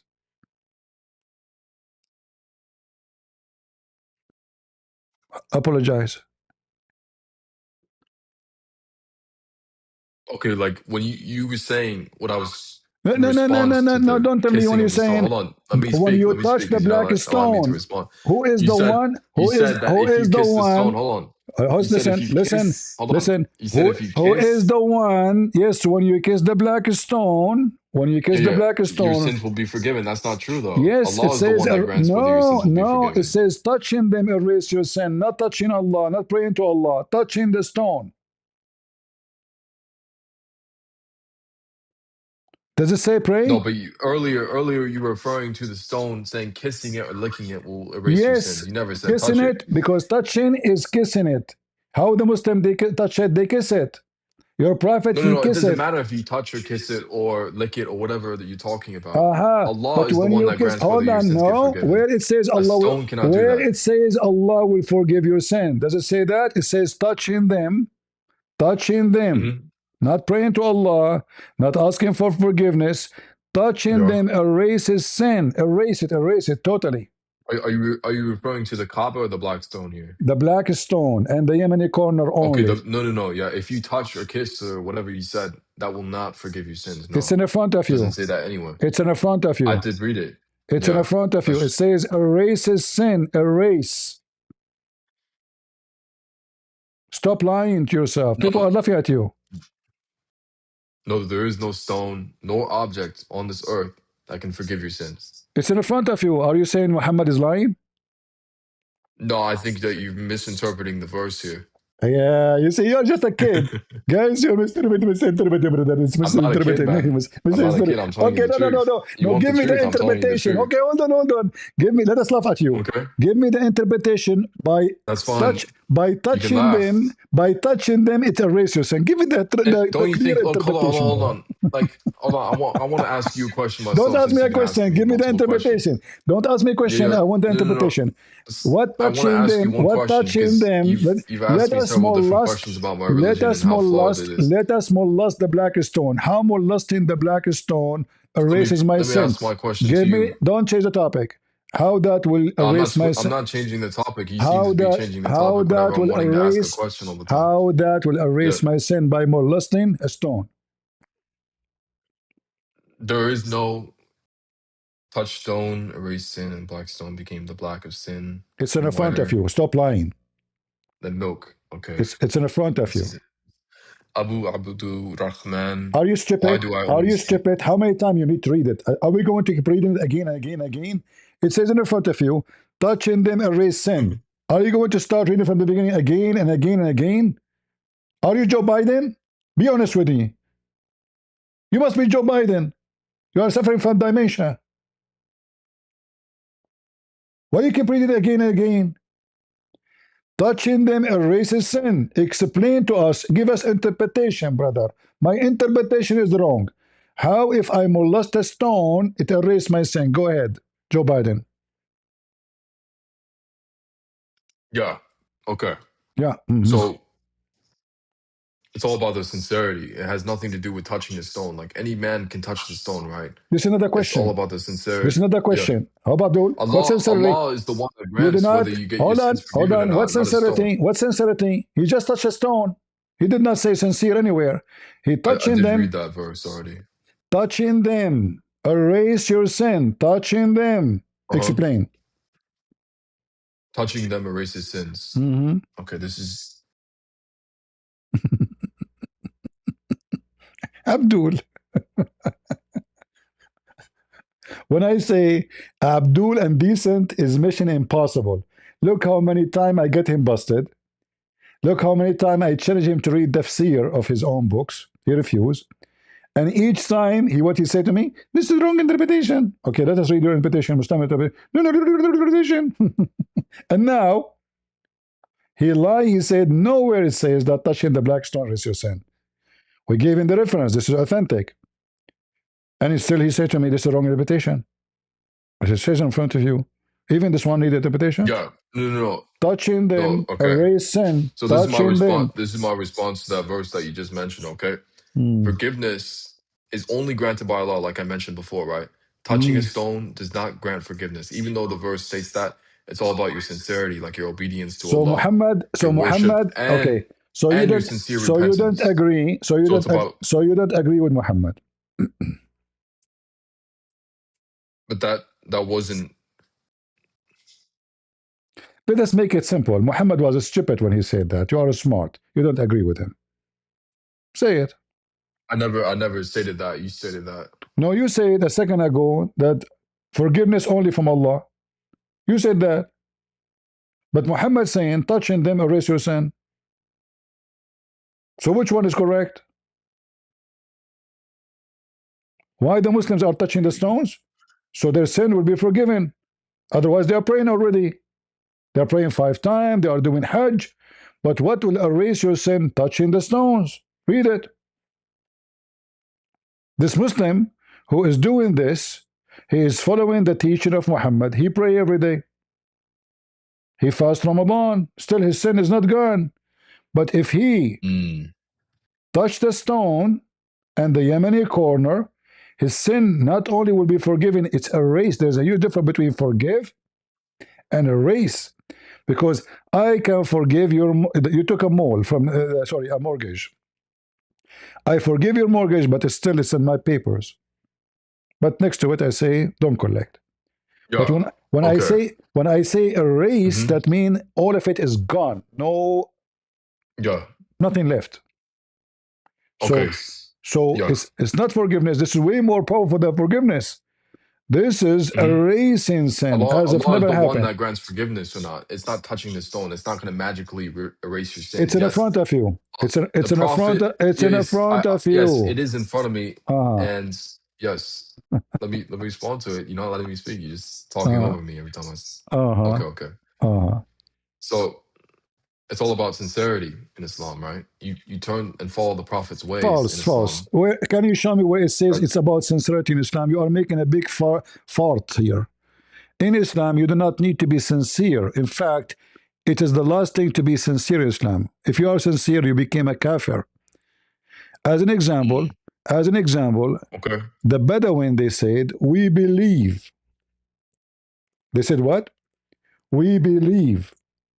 Muhammad, he said to them, no, you believe not. You should not say we believe. You should say we are Muslims.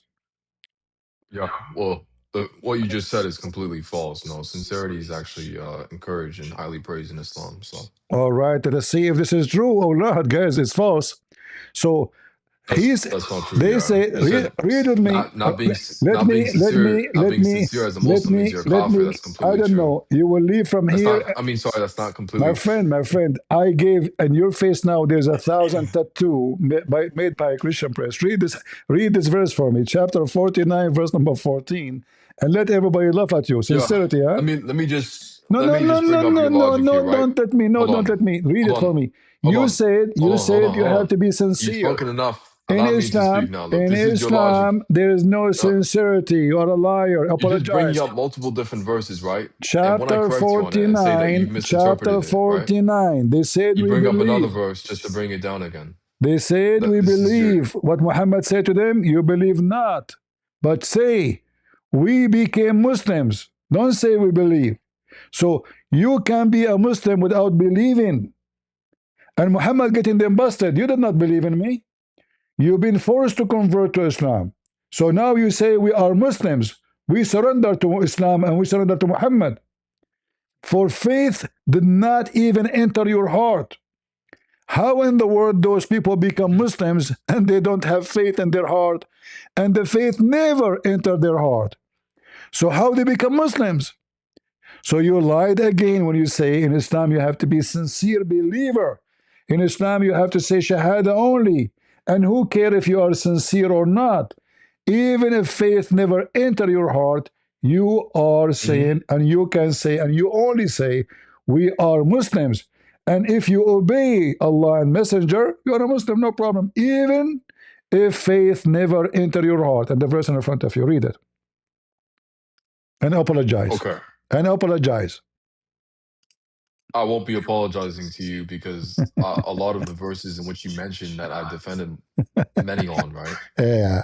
I was actually right. I have to say to you, look, this is a I have to say to you, get lost. You are just a fraud and hypocrite.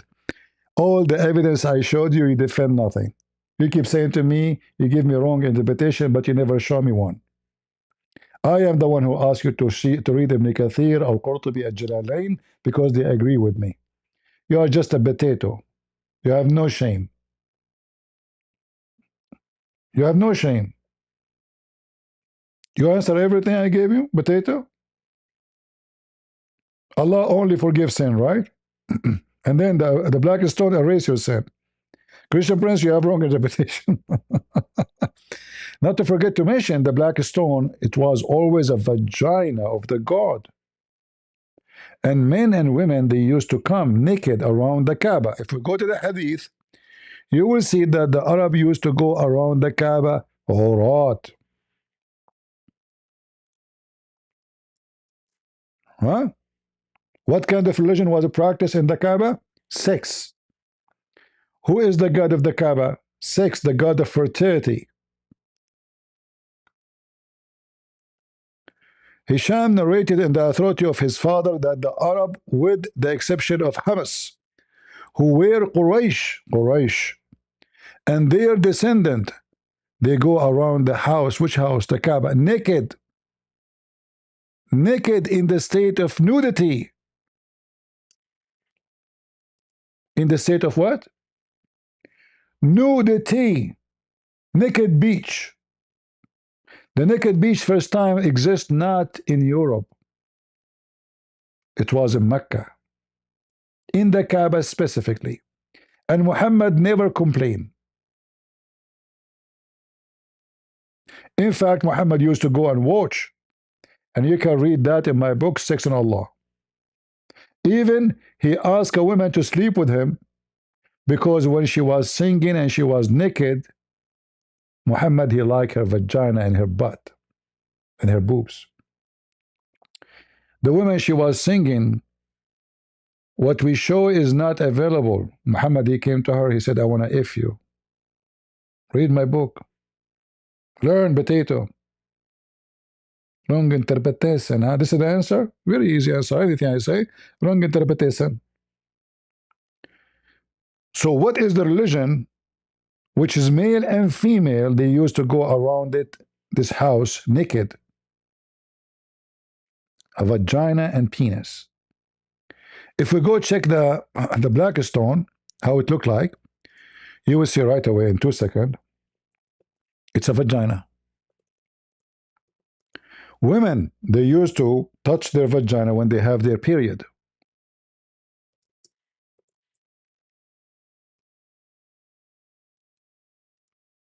And why they do that? Those women are not able to have children.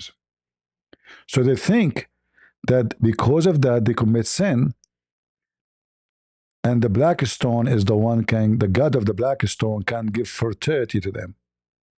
So the woman, she go first, and the man, he will go after her Baal, which is mentioned in the Quran, Bu'ulahum, Baal, the god Baal. So when they touch the black stone with their hand, and their hand have their blood from their vagina because of their period, the man, he will come after that, and he will push his penis inside the black stone, which is a vagina. And he will have orgasm and he will drop his semen. This is why in the hadith, it says that even men, they used to prepare themselves, they ejaculate when they are around the Kaaba. So the hadith says, تَقْطُرُ مَذَاكِيرُنَا, our penises drop semen. Why somebody want to go around the Kaaba and his penis dropping semen? What is the religion is a practice there? We have intercourse with our wives.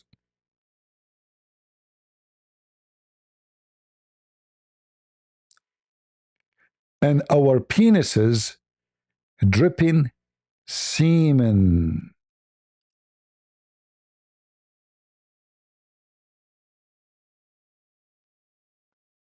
Do you see the fluid?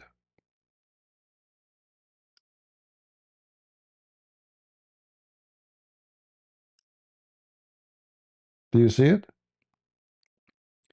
Then we find in books and tafsir, like Al-Baghawi and others, that the black stone become black because of the sin of mankind and because of the blood of women from their period. Shall I show you the reference, potato? You have wrong interpretation. This is the interpretation for the Quran.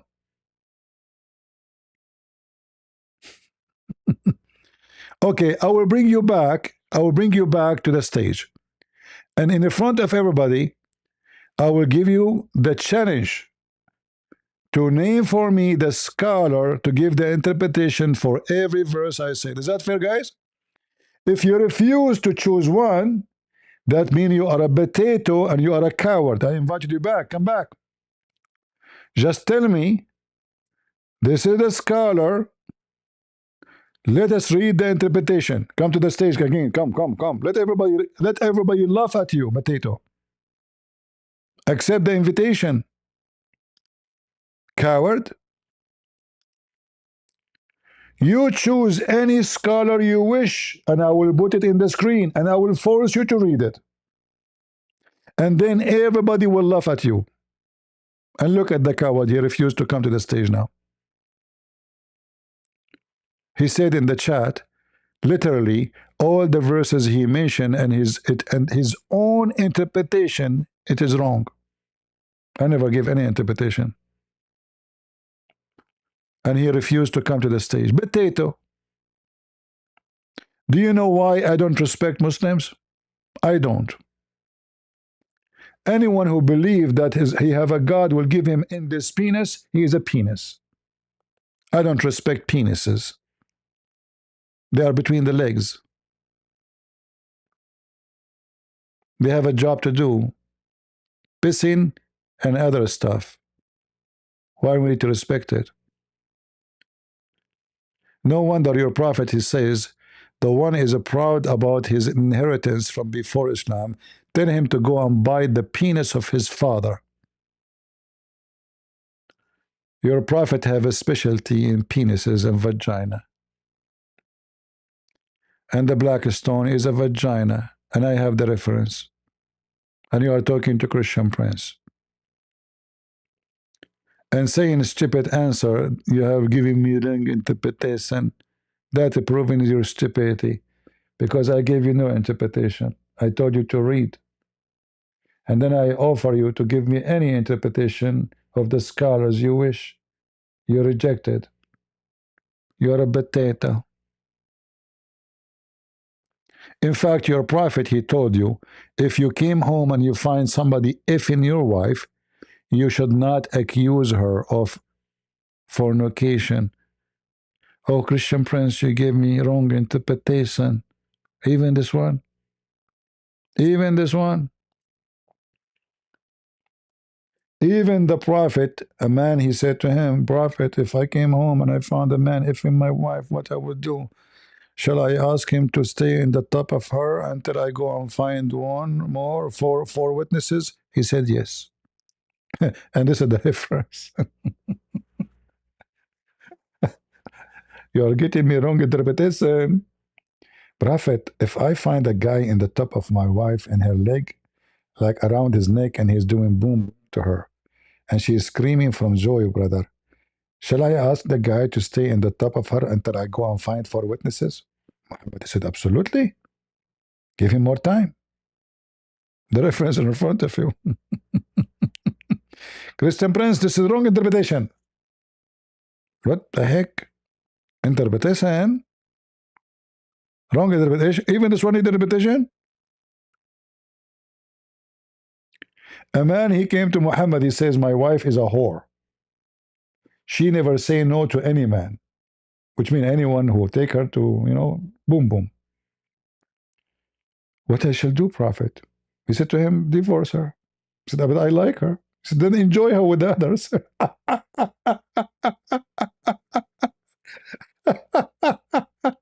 Muhammad is a pimp. And this is exactly what he did to Aisha. Aisha, they have three witnesses. They saw her having sex with Safwan. Muhammad, he changed the law. He make it four witnesses. And he waited for 1 month. He did not dare to say she's not having sex with the guy. He waited for 1 month to see if she would get pregnant, because everybody knows Muhammad cannot have kids. So if she got pregnant, then obviously it's true. But he was lucky. She did not. So then Muhammad says, Allah told me she's innocent. The story of the caliphate, when they brought in four witnesses,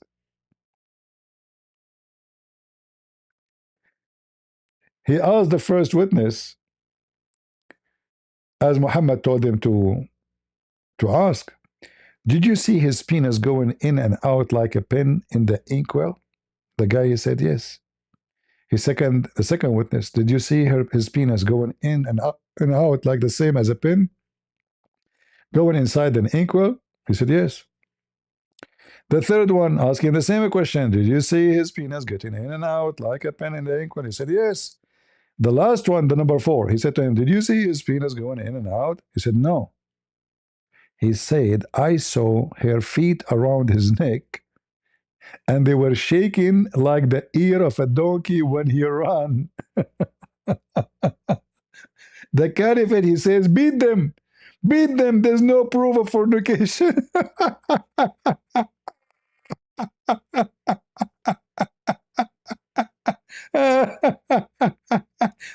He did not see the penis in. He saw her feet around his neck.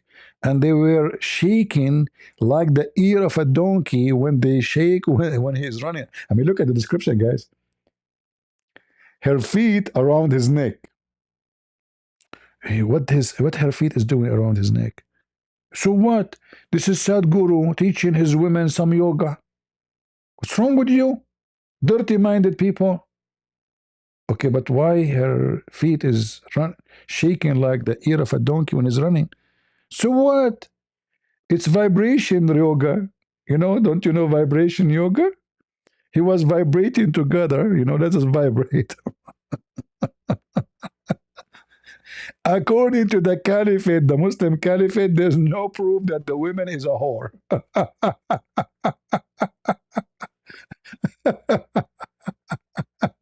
There's no proof. And this is what the Abdul is doing with me. There's no proof.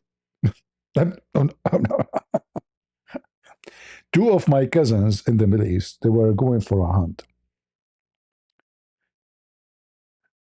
The first one, he said to the second one, do you see that thing there in the bushes? The other one, he said to him, yes, yes, this is a goat. The first cousin said, no, this is a bird. He said, no, it's a goat. He said, it's a bird. He said, no, it's a goat. He said, okay, let us shoot.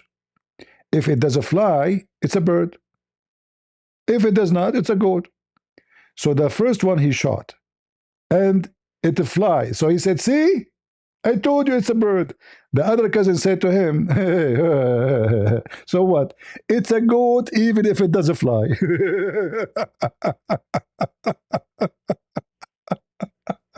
Abdul, it's a goat even if it doesn't fly. It doesn't matter how many references you give them. It doesn't matter how many proof you say to them. It's a goat even if it doesn't fly, brother. All right? It's a goat. It's not a bird. Abdul, it's just a fly. So what? It's a goat. It's a goat. It's a fly. It's a goat who can fly. So what? Normal. Muslims, everything fly for them. Flying goat. What a stupid religion. And this potato, he says, he's giving his own interpretation, brother.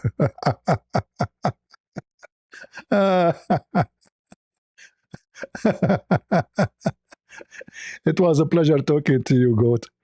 I mean, you idiot. You Muslims are so laughable. You think by playing games you can defend? Everybody is watching. This video will be mentioned by many, and they will die laughing at you. Reference after reference after reference, and you keep saying to me, interpretation. Right? You can hide behind the interpretation. Don't mess with CP. Don't. Otherwise, you will turn to be a goat who fly. All right? Yeah, actually, I told you, remember, in the beginning? Debating a stupid person is the hardest.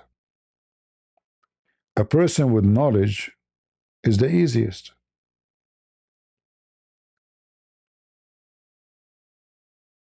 Debating with ignorant who try to defend is really tough because he can say whatever he wants. He have no career to lose. This is why real sheikh, they will not dare to debate me because they knew I will finish them. I'm not those guys in YouTube, you know, I don't know what, without mentioning names. They are busy defending their rape now. You remember, guys, I told them, don't open your mouth, don't be stupid, don't do that. No, every day, David Wood want to go live to defend himself. Stupid. Why you mention that story anyway? What this have done to you? Now they will make fun of your wife or your children. Why you do that? Nobody will listen. A bunch of kids. Irrational. Foolish.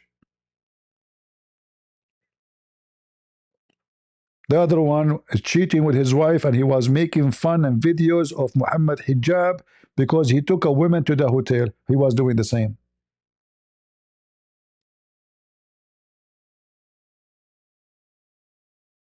fake people.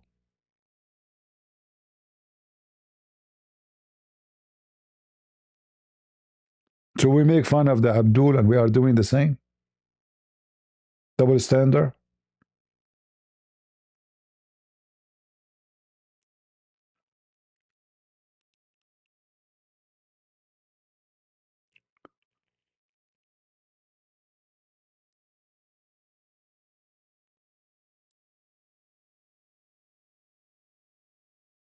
These days, there's no shame no more.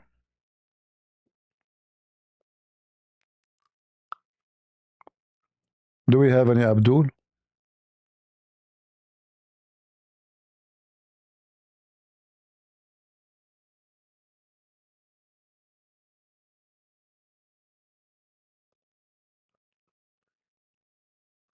I advise people to be wise, and wisdom is gift from God.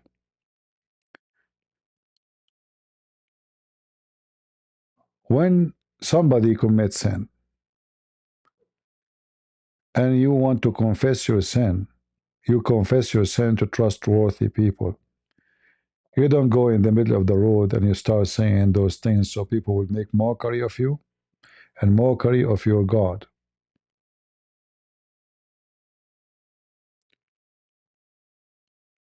Sin is our enemy.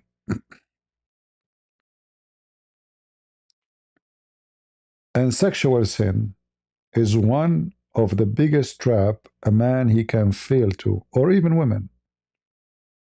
There's two things can take any man down: sex and money. When you are in love with one of them, you are in love with both.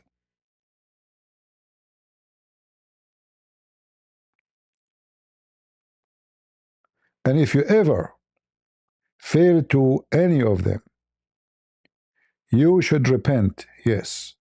You should confess your sin, yes.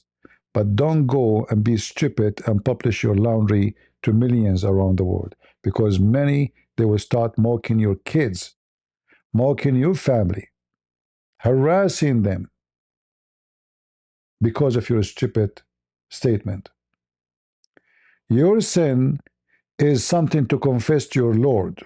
When the Bible speaks about confess to each other, that about a true Christians confessing their sin privately.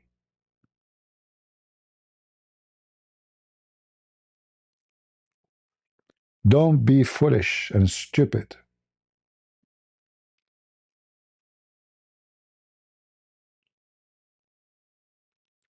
And don't arm the devil with any mission. In fact, man who publish his laundry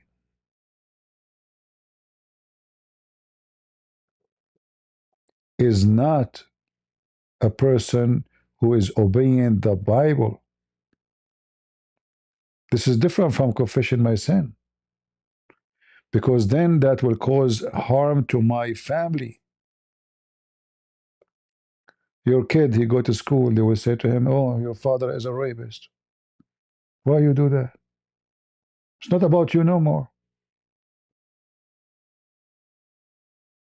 Your wife, your children. Why you want to do that? Foolish mouth. And now they make articles about you here and there. And now we spend, instead of talking about Muhammad and his faith, we are spending our time defending. Oh, I wasn't Christian at that time. We know that.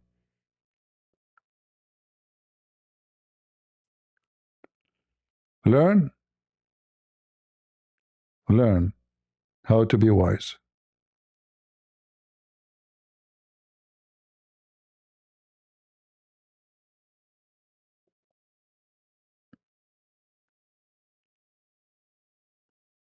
All right? If you ever have a problem with your wife or your family or something in your past, the first thing you need to ask yourself, what is the benefit will do? Like if I share something will help others, okay, I will, you know. if that is the benefit of it. But if that will cause more harm than help, especially for people who don't deserve the harm, why you want to do that? You can give advice to others without mentioning the details of the story.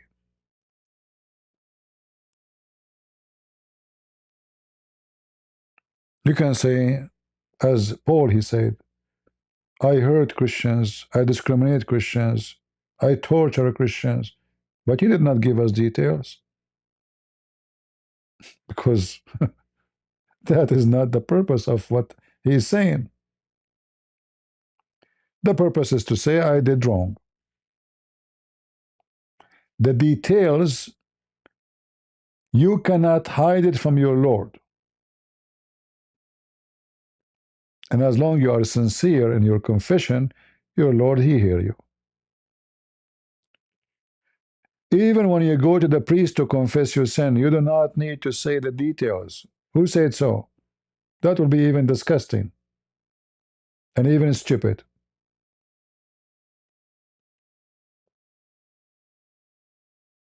You confess your sin without going into details, because the details is known by your God. The priest is listening as a brother to you, sharing with you the responsibility in the front of the Lord to witness that he is sincere. And here we go. He is saying it, he is confessing it, and he is repenting, but not to publish it. And this is why the priest, he cannot publish any confession somebody gave him, otherwise he will lose his position in the church. Even doctors, if you tell them, if you have a problem, if a doctor, he reveal your secret to others, he will lose his job.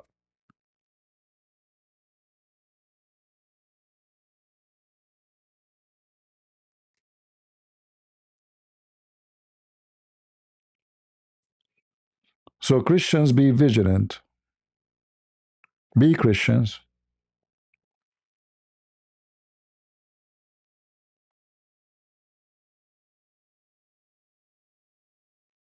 And all of us, we commit sin.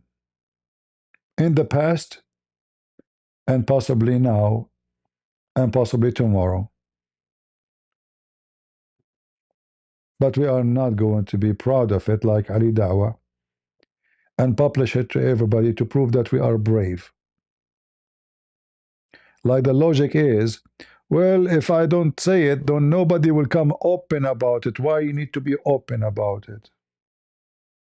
What is the wisdom of that? And why you need to give us such a stupid, disgusting details?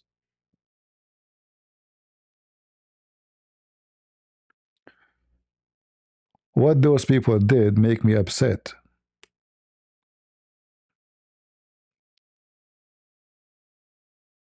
But nobody listened. I told them, don't do it. I made a video that says request to David Wood and AP, correct, guys? How many hours? Don't. Don't go down to the level of Shamshon Potato. He's mentally ill. Now, the three of them, they went in the sewage.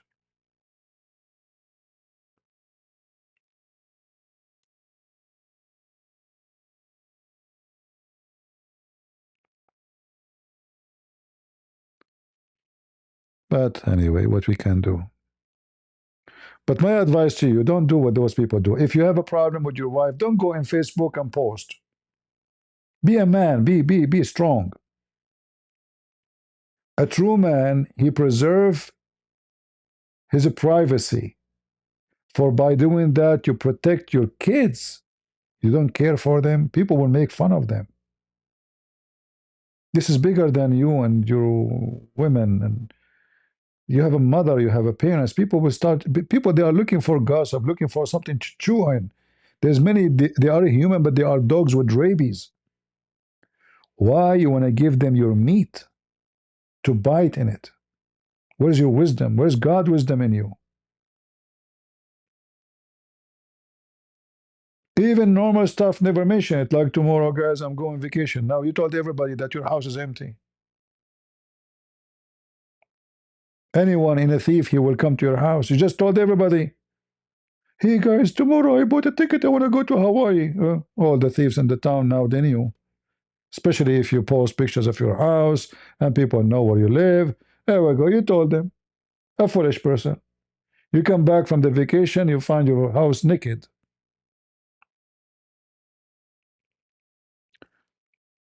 Don't be like Aisha, publishing every simple details about Muhammad, including his semen. His semen is dry.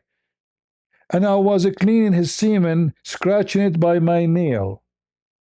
Do you want to be Aisha? You go on Facebook, my husband, he was masturbating and his semen dry, and then I have to clean it with my nails. Which nail, Aisha? You did not tell us which nail. We need more details. Your toes, your nose, which one? Which nail? Middle finger? Come on. We need more information. So being wise is a requirement in life. Public is not for private information. There's many they would love to harm you, not to mention scammers and predators and all kind of things.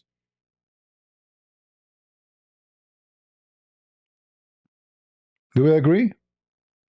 And by the way, I'm not putting those people down, but what they did is very, very wrong, very stupid too.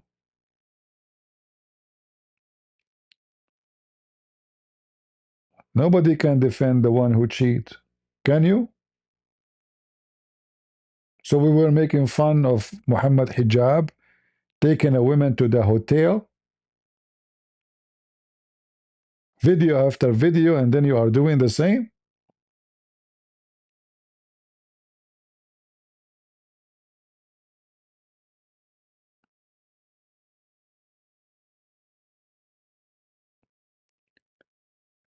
And then you say, I'm a Christian. And then we have to defend you too, right?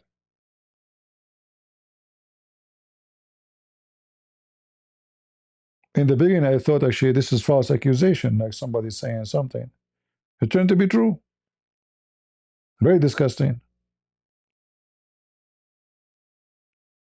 And then the other guy, he decided to become brave now. He will protect the cheater. How? Okay, I did that too. Okay, when I was, 13 years old, I did boom boom, and I did even sodomize them. What the heck is that? Is that like a competition who wanna?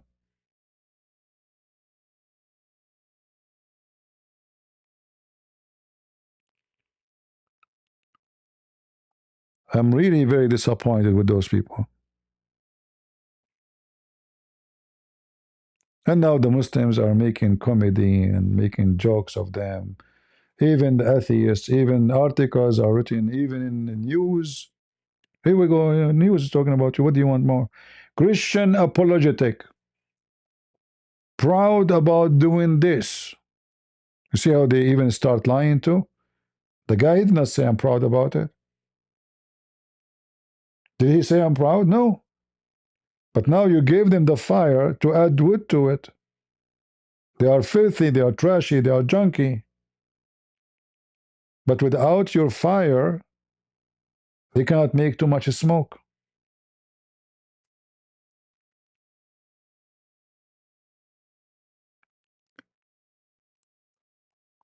I hope we will be wise in the future. And this is for all of you. I mean, forget about them. They did what they did, what we can say. Any question?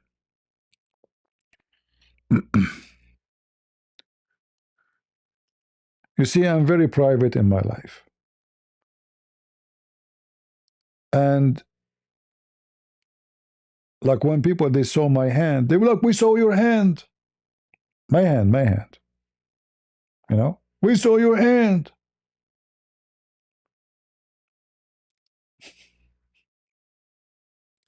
Because none of the business of people, how, who I am, how I look like. I'm here to teach.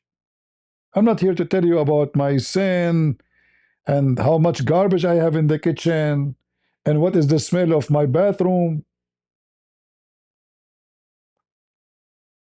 You forgot why you are here?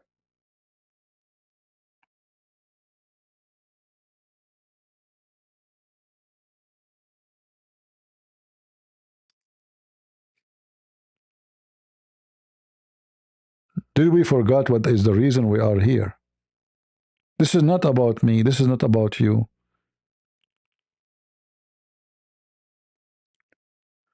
But then there is some people they will use that they become well known to take advantage of others, including women, money. And that's always what bad attitude is about, bad persons is about. And we become arrogant and we are proud. Oh, I have hundreds of thousands of subscribers. Who care? That doesn't make you important. Like a Christian Prince, when he have one subscriber, he is less important than a Christian Prince with 217,000, which is YouTube is a freeze in my account, by the way. There's no way. Until now, it's 2017. But is it more important person now? Is that how you measure yourself? When Isaac Newton, he reached the age of 26, how many subscribers he have? He discovered many amazing discovery at the age of 26.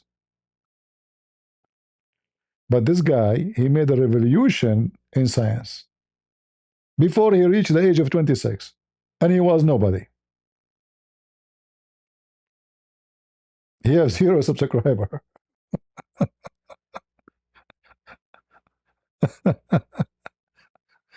uh, and when somebody he he is interested in publicity, like his name and his image, and he put himself in the camera, then you became an idol. And that is a bigger sin too. Because it's very hard for a human being, when he becomes famous, to adjust between him and the ego of him, being known, being invited, being called, being praised, and staying humble and a true warrior of Christ. And then the money will start coming like rain, because becoming celebrity bring money. It's a business.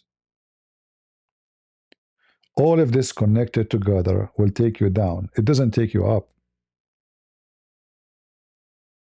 It takes you down. What our Lord, he says, you cannot be a master if you cannot be a servant. And he forced them to accept that he will wash their feet, even though they rejected. We cannot let you do that. He insists, if you don't let me do it, you don't belong to me. And this is our Lord and our Savior, washing the feet. So when we will learn,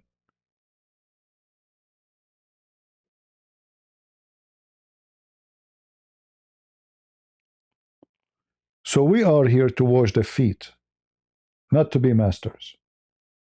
When I say no Muslim can debate me, I'm not saying I'm better than the Christians. I'm not saying I'm a holy CP. I'm not saying I am the good and they are bad. I am saying that I have knowledge I can offer to my family, the Christians, ladies and gentlemen, young and kids, can arm them with an mission against the devil and his teaching. I'm here to be a servant. This is why I get upset when people, they say to me, praising me. I said, if you want to say it, don't say it in my face. Don't call me. Don't even leave. I get upset from people saying, God bless you, CP. God bless your ministry. Even that word, I don't like it. It's a big word, ministry. It sounds like Christian Prince became a bishop. I'm not. So I'm very sensitive with those words. Anything will praise the man, I'm against it. Because there's no man deserved to be praised but the Lord himself.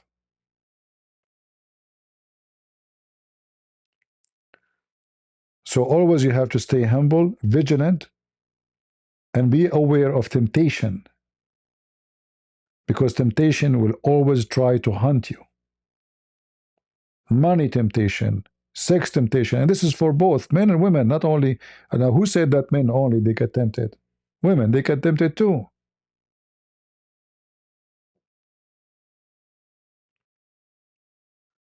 So being vigilant, the second you feel something is going wrong, you cut the rope.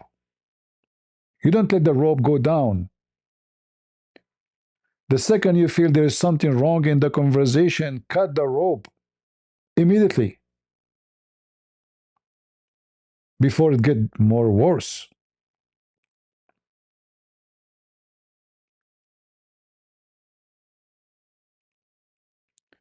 And this is my advice to all of you.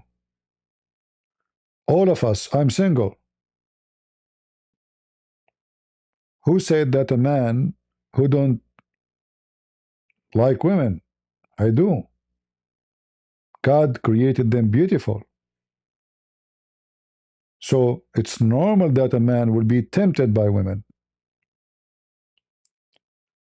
But a true man is the one who controls himself when it's time to control. Otherwise, you will go down with the trend where everybody goes.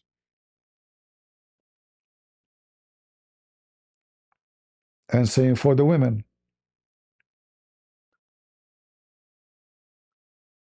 When a woman, she go every day, a new guy, I mean, who is going to respect you?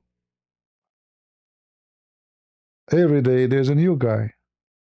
Why he will marry you? Easy come, easy go. And I say to women and men, if a man he sleep around, he's not worthy. He will do it always. If he marry, he will cheat on you.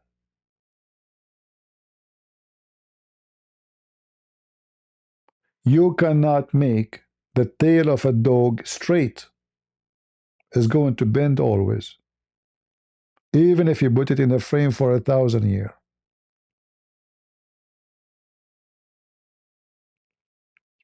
Sin never make you happy.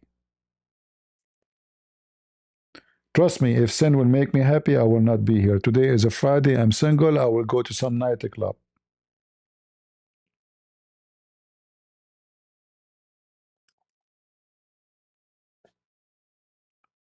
Sin will bring you depression, torture, guilt, and betrayal. Because you betray yourself, you betray God. You will lose peace in your life. You will be crying in your bed. Even you are in the middle of a party, which is not a party. It's just a funeral. You start drinking, and then you take drugs, and then you die slowly, and your brain will not function. And you grow old because of the poison you are taking.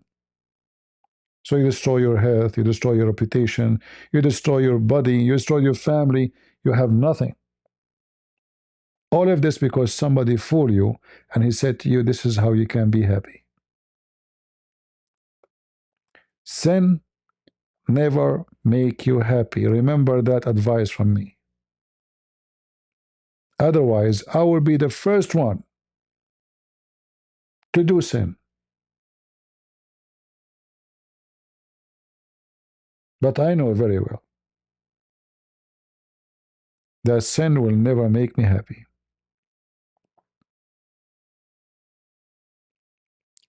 And you cannot be alive with sin, because sin will kill you. Either you kill sin or sin will kill you. The same as light and darkness, they cannot be under one roof.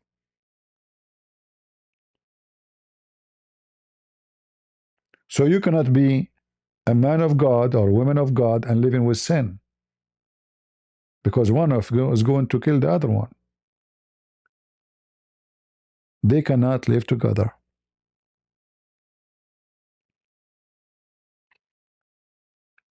I know I changed the topic, but I think this is very important for us. And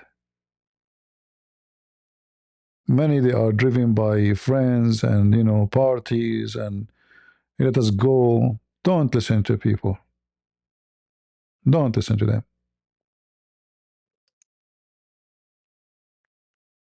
Look at their life, how horrible it is. Like when David Wood was mentioning those girls, and it was a party, and the girls, those 13 and 15, they were dancing. You ask yourself, what kind of family this family is, who allow their girls to be with strangers, and they are stripping. Well, those are the daughters of sin. Their families are trash, garbage. The daughters will be the same. So not only you will impact your own life as a person, you will destroy your own kids. Because the kids will look at the parents.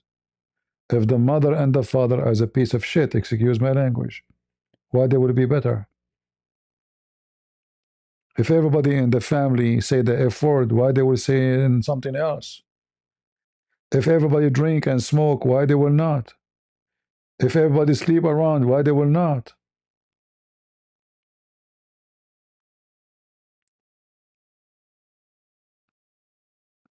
The tree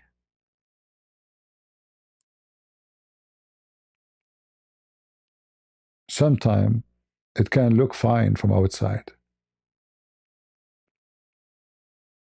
And that is the most deceiving tree. While inside the termite is eating it non-stop. The wood will look fine for a while, until one day somebody touch the skin of the wood. And then suddenly his finger will go inside the wood. It's empty inside. And this is how sin does to you. It's going to eat you from inside out. So my advice to you, stay away from sin, and sin will never make you happy.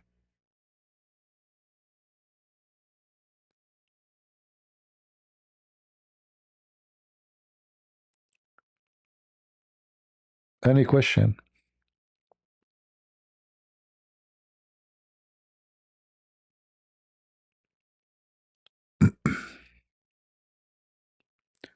Teach your kids in a very early age. Like when they mentioned those 13 years old, did you ask yourself how in the world 13 years old end in such a place?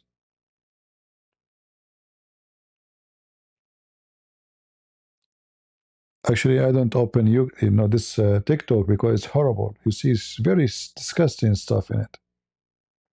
You see how the world is wicked, truly wicked.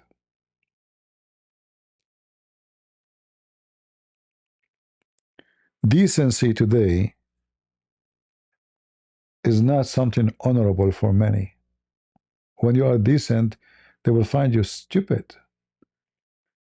If a woman, she is a virgin, she is weird, mentally ill, something wrong with her. So the wrong became right and the right became wrong.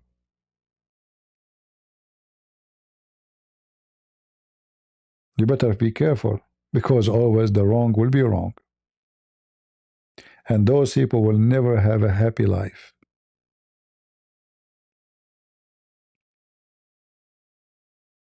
How many here they smoke? Anyone here smoke? If you smoke, why you smoke? Ask yourself a very simple question. Why I do smoke?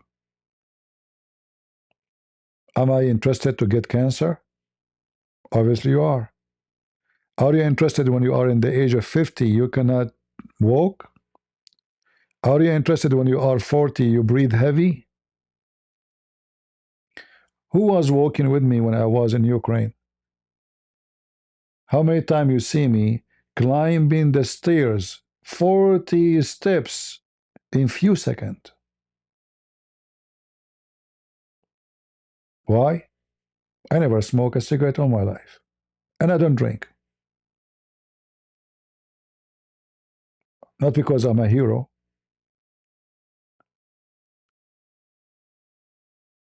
So why a human being want to destroy his body?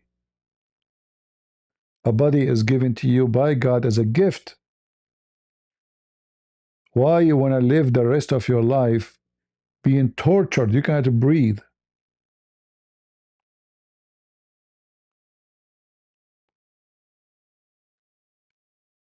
Don't smoke.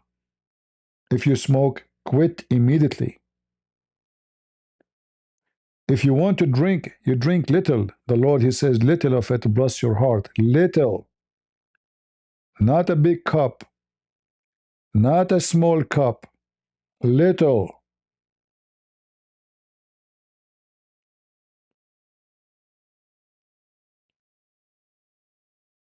Don't abuse the gift of God to you. Everything is given to you for a reason. So be a person of reason. Your purpose should be fit with the reason. Otherwise, you will have a wrong result. Too much food will kill you. Drink will kill you. Even water, too much water, you will be drowned.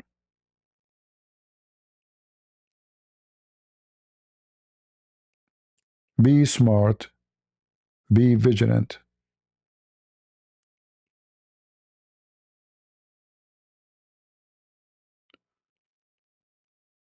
Soon we will have a Christmas, and I hope all of you, you will have a very pleasant Christmas with your family.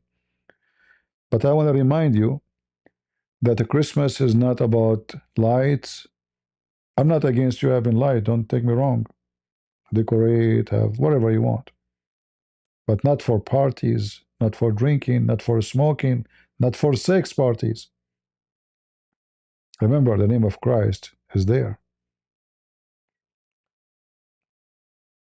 So if you do something wrong, you are insulting the name, which is the occasion is for his name. And the most important in a Christmas, and I love a Christmas, it's one of my favorite time of the year. In fact, I feel like I'm a child. I feel like I'm back on time when I was sitting and waiting for the snow. Like, is it going to snow? Christmas without snow is not good. A kid waiting for the snow. It's a Christmas.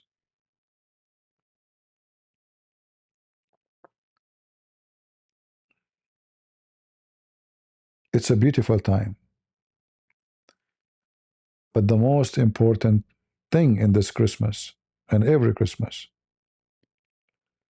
is to be Christ-like. You have a problem with your wife, fix it. Forgive so you will be forgiven. Love so you will be loved. Be kind so your kindness will return to you. Be truthful so you will not be hurt by somebody lying to you. Because when you lie to others, you are giving them license to lie to you. When you cheat on your wife, you are giving her a license to cheat on you. A cheater cannot ask his wife to be decent. You lost your license already. And you lost your right to be a right person, to be a husband. Don't do to others what you hate to be done to yourself. So I hope that in this Christmas, there's many things we will change in our life, from smoking to drinking to bad habit. Throw it behind you. Live healthy, mentally healthy, spiritually healthy, physically. All things will lead together to one thing, that your body is a temple of God given to you. And God, He put His soul inside you, which means the soul is given to you from God. This is a soul belong to Him. Fear not those who destroy your flesh, your body, but those who destroy your spirit.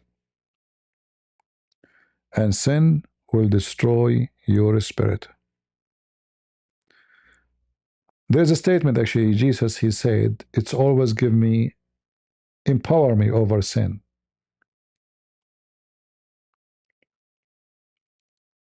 When the Jews, they brought a woman for the accusation of fornication, what was the last sentence Jesus said to that woman? Who can remind me?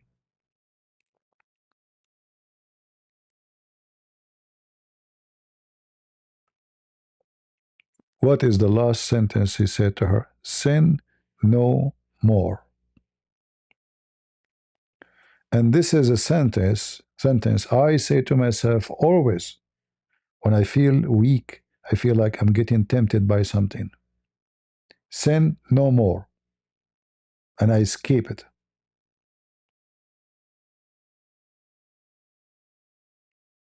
You can print it and put it in your room. So it will remind you always. Sin no more. The Lord, He gave the women opportunity, a new life. They are going to kill you. I just let you free. But this freedom is a chance of sin or no sin. What do you want? I say to you, go and sin no more. It's a warning. Yet, it's a gift. So, you can start your life today, and you start with the Lord, and you say to yourself, go and sin no more. And whatever happened yesterday is gone. You are a new person. This is why we Christians, we are not like any other belief. A Christian is born again. When I was a child, I did read this in the Bible, born again. What does that mean? How I can be born again? It doesn't even make sense. But it make a lot of sense. Because when you are with Christ and you sin no more, why you sin no more? Because you are now born again. So you became a castle against sin. Sin will try to penetrate from the window, from the door, from the basement. You are going to be always victorious because no more place for sin in your life. So fight it, destroy it, throw it behind you. And that's why I say we have a Christmas is coming. I believe this is a great opportunity for us to stand firm in our faith. And if we do or we did wrong in the past, then let it pass and be born again today.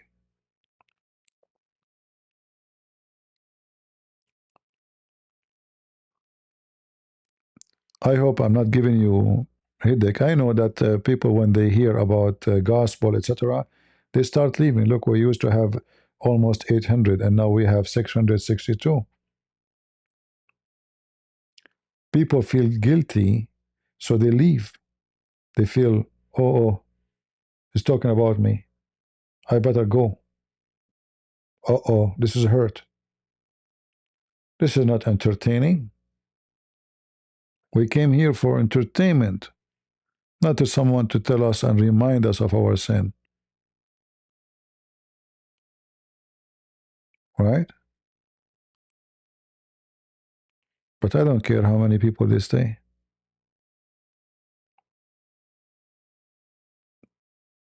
I'm not here to be a celebrity. I'm here to be a servant.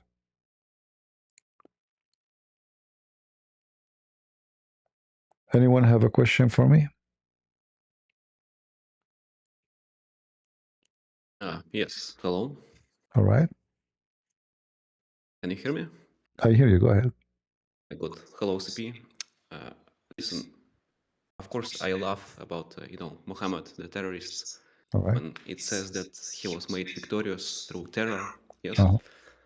But I find something similar in the Bible, I think, and it's kind of, I don't know what to make of it. So maybe you have some advice. Go ahead. Tell me what you found in the Bible.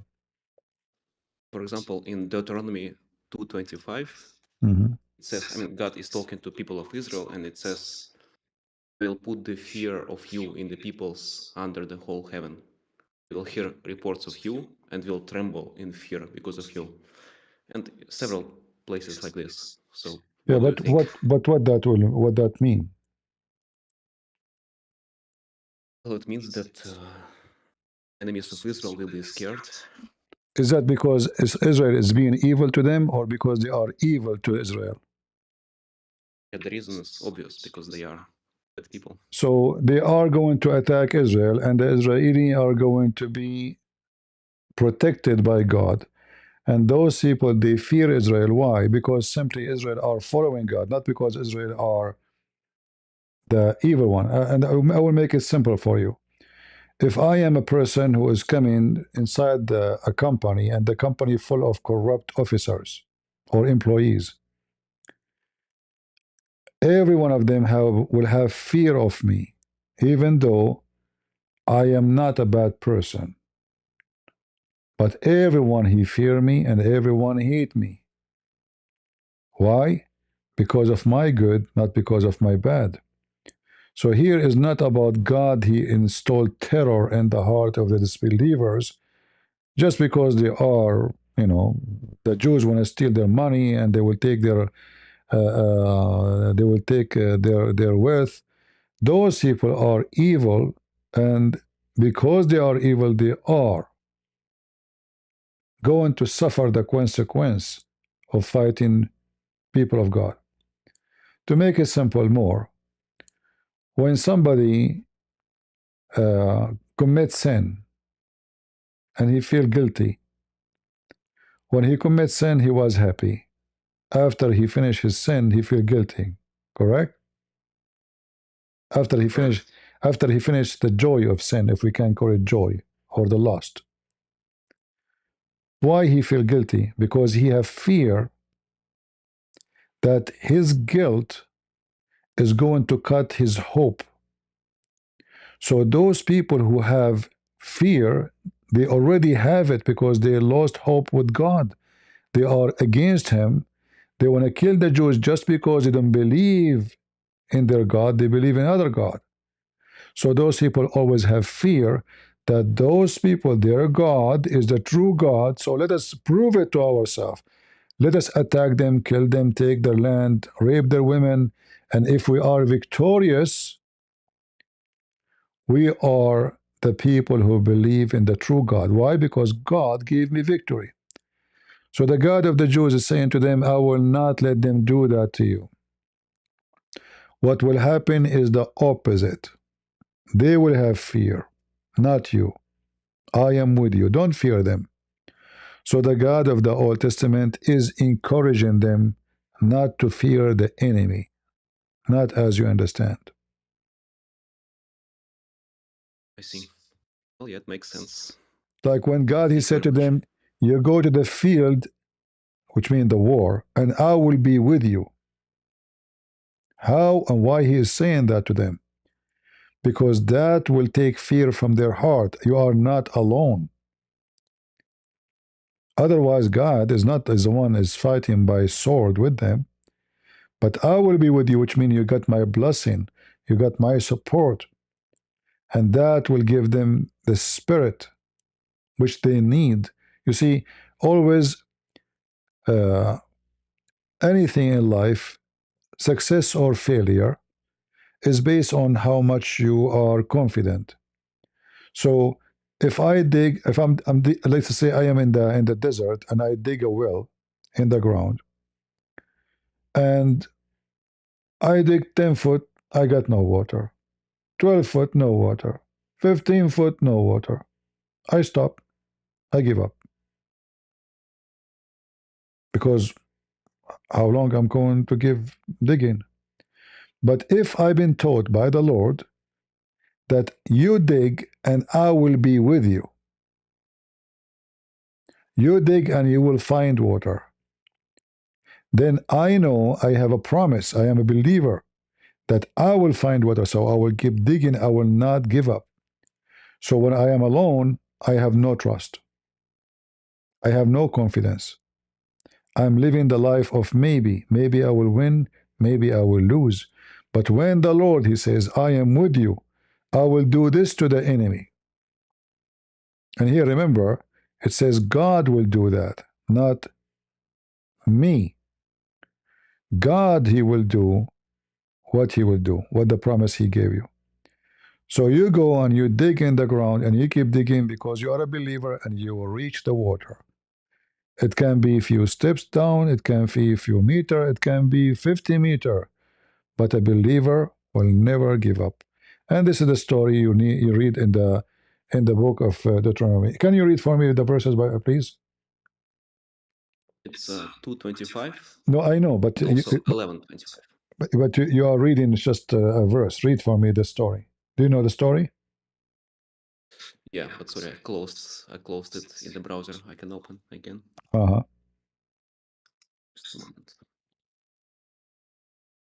Deuteronomy 2.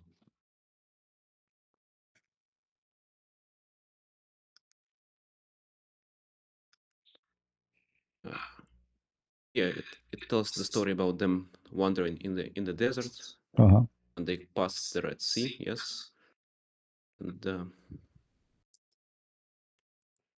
But in this case here, the Jews, they were oppressor or the oppressed. well, they were wandering in the desert. No, I know, but why they are wandering in the desert? Because they left Egypt, left slavery. Exactly. So who is the oppressor and who is the oppressed? Yeah, they were, of course, the oppressed. So how that is God is saying the same as the story in the Quran for you?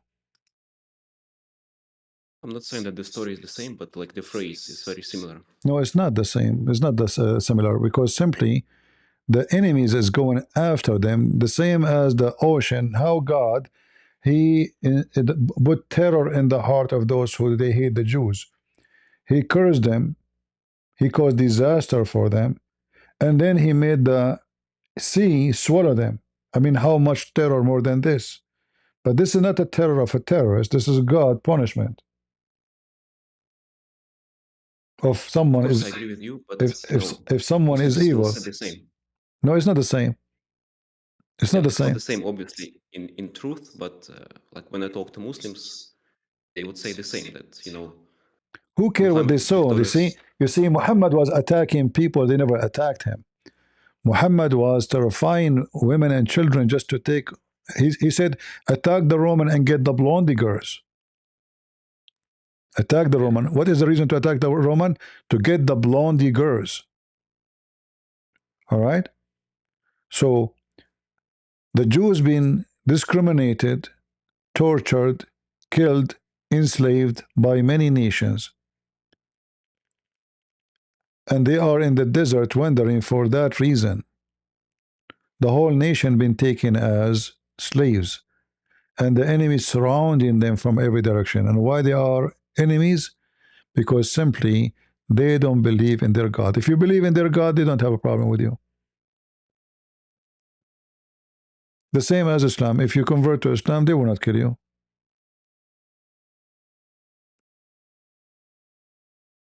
If you convert, you're fine with them. You join the gang. All right? Yep, I see. Yeah. And then when you know, God, he said to them, I will give you the power, you know, to destroy 70 king or whatever, you know, or an army. This is God gift. This is not just the Jews. So if God he bless you with something, you will receive it. And the Jews, they have a very tough life with war. Not, you know, we have always to look at the reason for any war. Like when God he commanded the Jews to kill their enemy, even women and children and animals. Many they will say to you, this is genocide, right? This is genocide. You kill everybody. But God, he see the future. He told them, if you don't finish them, they will come back to you. They will finish you. You kill the father today, the son will come to you tomorrow. He will not forget that you killed his father. Those people, they want to kill you. They attack your women and your children. When they attack you from behind, at the end of the line, like when those Jews are moving in the desert, who is in the back? The old, the women, the children. What those people they did? They attacked them from behind, which mean what? They attacked the children, the women, the old. So when God he command them, and the Jews disobey, they refuse to do that. The war continue for long and ever and again and again and again because the Jews did not obey God. The enemy is evil, and there's only one way to stop the evil. So do as the Lord he said. When God he destroyed Sodom and Gomorrah, is that a terror? It's a terror for those who they are living there for sure. But it was a curse of God and punishment of God. Muhammad is not being victorious by God. He's victorious by terror. In fact, Muhammad, he lost all his wars. The last one he have, almost all his men is finished. This is why the Quran cannot be collected no more. This is why the Quran, most of it is gone.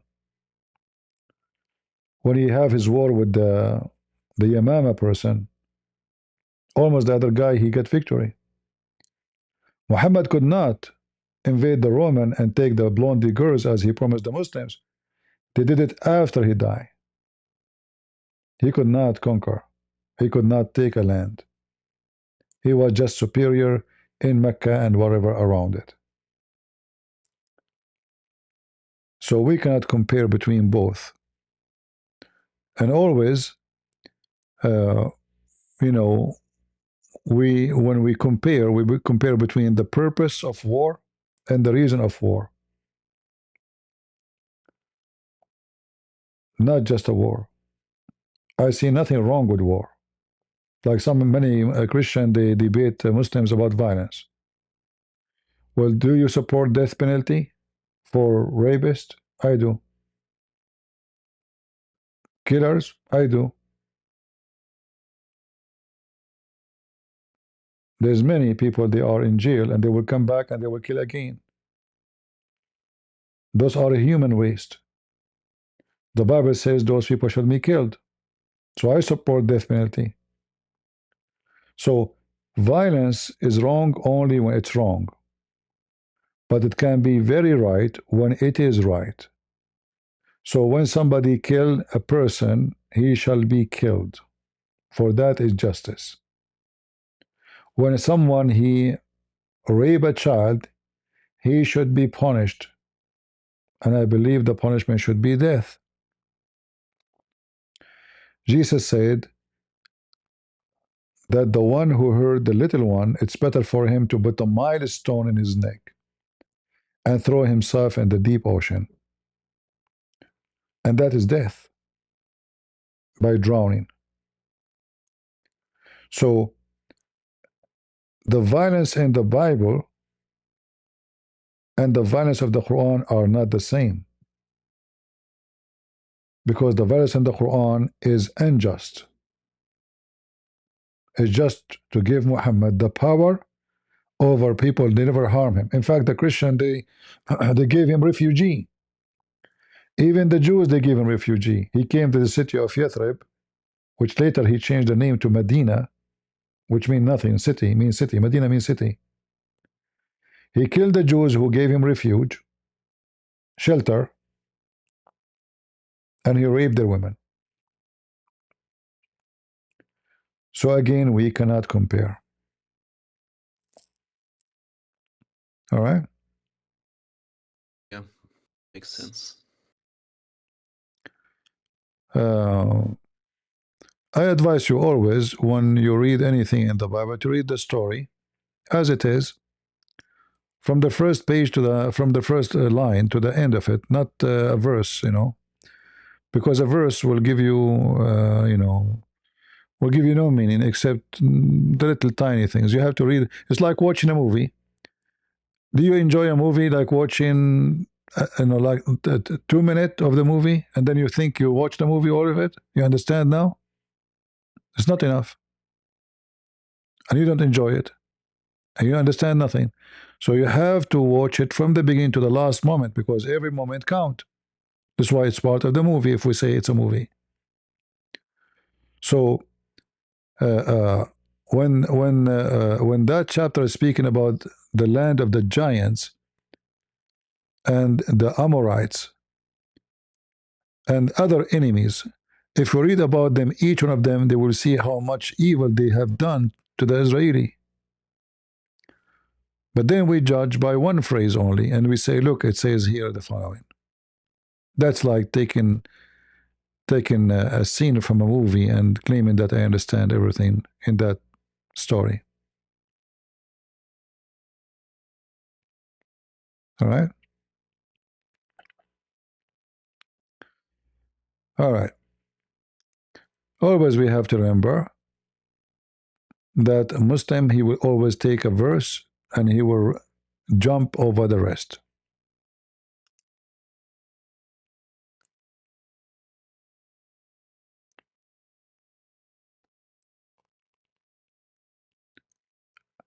The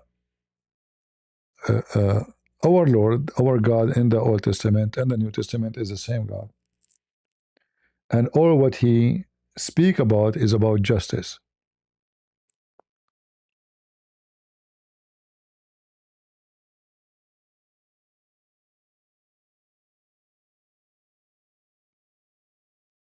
All is about justice.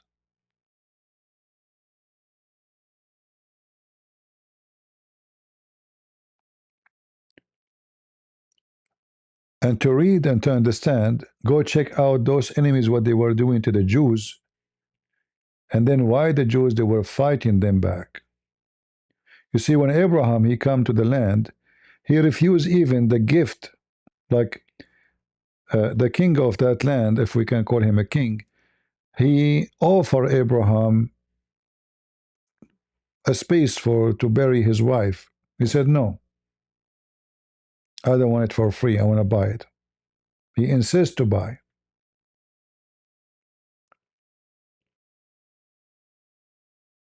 So from the first second, Abraham, when he come to the land, he did not steal a land. He refused to take something is not his. The king, he will take a land from anybody, not necessarily his own. And he will say, this is your land, Abraham. It's a gift from me. Abraham, he refused.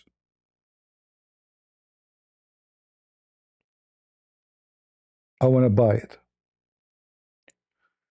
So here we see that the Jews, starting from their grandfather, they were people of justice, and they are not thieves coming to steal a land from anybody.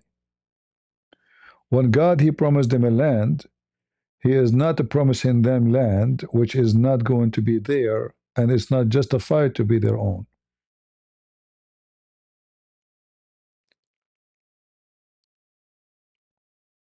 The same when God, He give you life, God, He take your life. We don't say this is unjust, for you don't own it. He took what He gave you. And if God, He gave me a land, He can take it. If God, He promised me something, He will keep His promise. I advise always people to read all the stories about the Jews and what is around them before we come to the conclusion. Look how many wars they have. Look how tough their life is. How many nations they are attacking them from everywhere. Even nations coming from all the way from Iraq coming and enslave the whole Jews. War with the Palestinians. War with the Amorites. War with the Canaanites. War with everybody. But this is how it was at that time. Pagan people, everybody invade everybody. Everybody is bloodthirsty for everybody. We are in the year 2025, nothing changed. Nations attack nations. Even Christians, they claim to be Christians, they attack each other and they kill each other. How many millions died because of a man, his name is Hitler? This is not 2,000 years ago. This is not 3,000 years ago or 4,000 years ago. This is not long time ago. What about now? Russia and Ukraine and many other wars. Nothing changed. Human being is evil and is greedy. And there is people, they will be with God and God will send them support. And there is people, God will not send them support.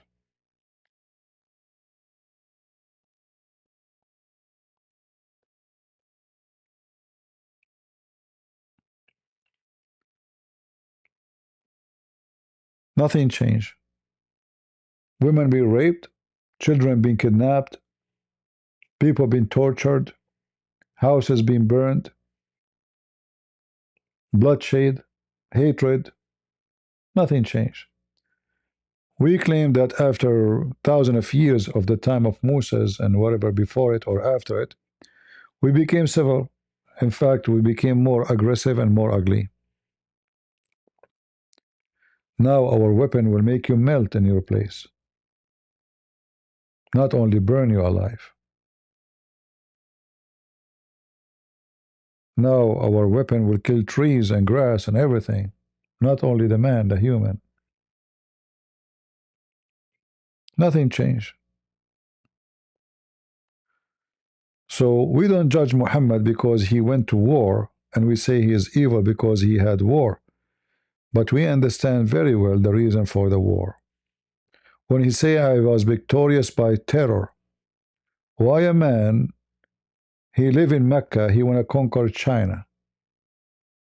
What do you have to do with it, China? If you want to spread Islam, what about sending your men to teach Islam? Spread Islam by teaching. Why he said, my wealth, my food, my income given to me under the shadow of my arrow. He just admitted he's a pirate. Chapter 9, verse number 28, it says, if you fear poverty, Allah will not reach you. How? Attack the Christian and the Jews. So, when you go to war, and you rape and you kill and you take a land and a human being, all for no reason except being filthy, satanic, greedy. That is what terror is about. And terror, not only an enemy of two armies or a human being terrifying a city by putting a bomb. Terror can happen inside the house. A wife beating his children or his wife. This man is a terrorist.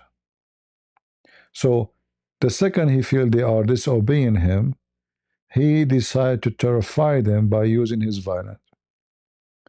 And use violence is to make them subdued. And this is exactly what the Quran says in chapter 9, verse 29, to be subdued. So terror in Islam, the purpose of it is not terror. Like he don't do terror for the sake of terror. He do terror to subdue you, to surrender.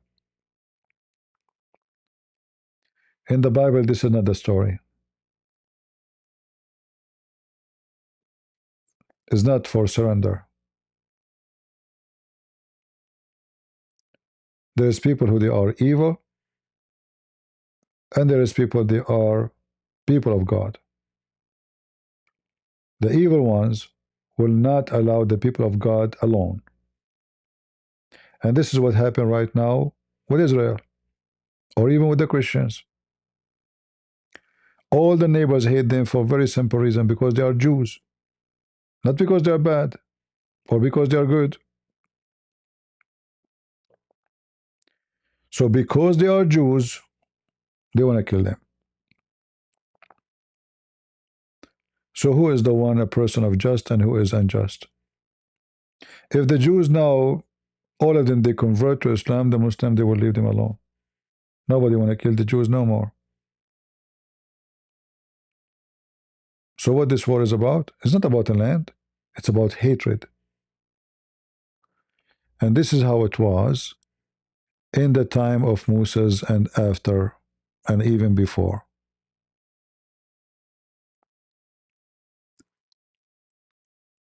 Human beings like to control other lives. Slaves and money and wealth and sex, all are connected. Nations invade nations to take over them. Not because, like what the Jews have to do with the Assyrian? Nothing. How the Assyrian, they came all the way there? Because of greed. Why Alexander the Great, he went all the way to Egypt? Or, I mean, what he have to do there? Greed.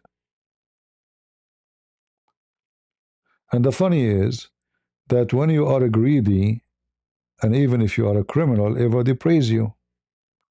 Like, who remember a farmer who was living in the time of Alexander the Great? Nobody. But if there's anyone do not know Alexander the Great, they call him the Great. He's a great because of what? Because he is a warlord, a man who attacked and killed tens of thousands of people. Not because he was a nice person. Nobody will forget Hitler, not because he's a good person. The same as Muhammad. But there's only one person nobody can say about him any of that thing. His name is Jesus. He did not kill one person. He did not enslave one person. He did not rape one person. He did not take a penny from any person. Yet he was able to conquer the world by his words. So the Jews, they live a time, and we are talking thousands of years before Islam, not thousands of years. Islam is 1,400 years. We are talking about thousands before Islam. And to compare about what they were living, we have to go back on time and see how bad it is to be living at that time. Where you can be walking in the street and somebody capture you and enslave you. Somebody can put you inside the net and put you in a box and ship you to different land. And then in the second slavery market, he sell you out.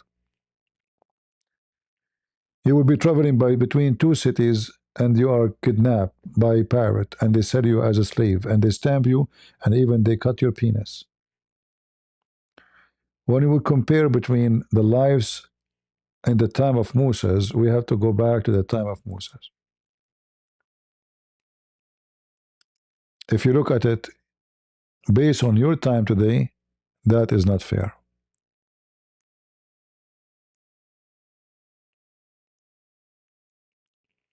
All right?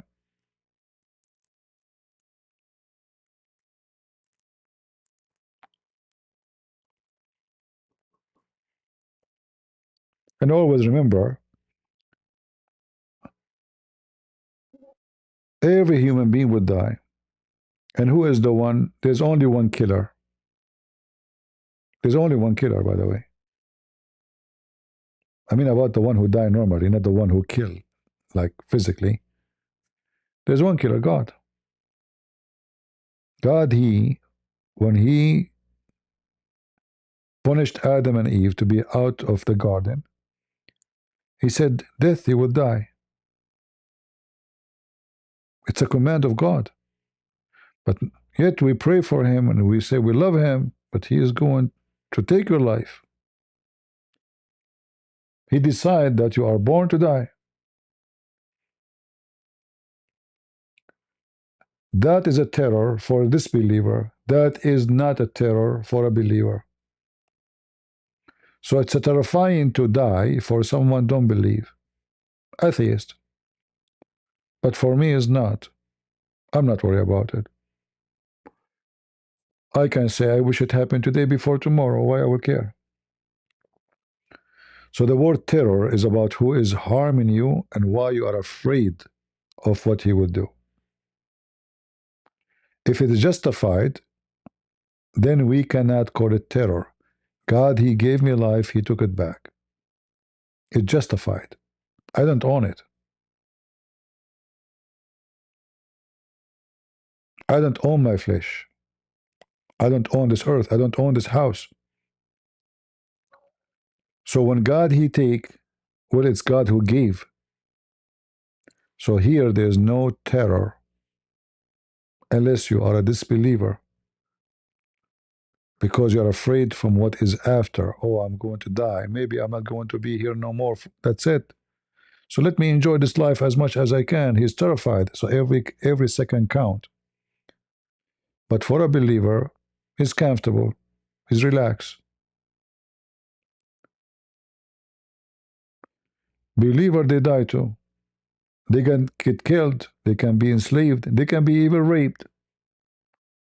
But a believer, he will not be terrified of meeting his God. He can be terrified of any enemy who will torture him. But that will be temporarily. The real terror, it is when you lose God. For that will be hell. And I say to you, hell is the real terror. So we're not talking about terror, Muhammad being a terrorist. Muslims, they try to present Muhammad that he's a good guy, he is not a pirate, he is not a thief, he is not a criminal, and he is not a terrorist. But Muhammad, he used terror to rape, to steal, to take land, to be unjust. And this is what we are talking about.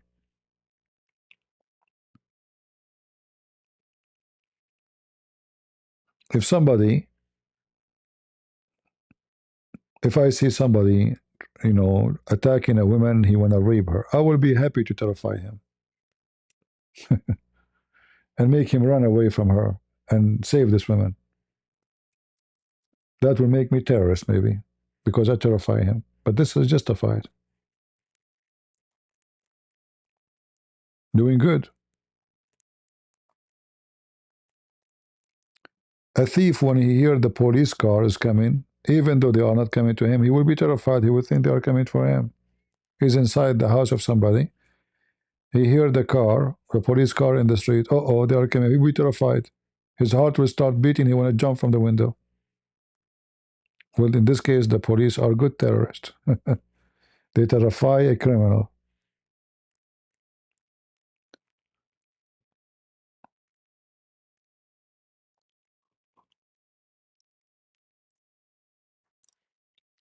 All right. I guess we have good time together today. And we better finish for now. I hope you guys, you enjoy your time and we learn something good. Don't forget to download the video, especially the part where we spoke about talking to this Muslim, and post it around and let people learn how Muslims they lie. Before we go, in fact, the Muslim they call me terrorist. They say Christian Prince is a terrorist.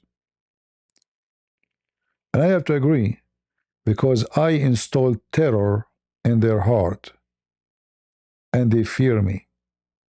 But this is good terror. We don't want to hurt them. We don't want to kill them. We don't want to do violence.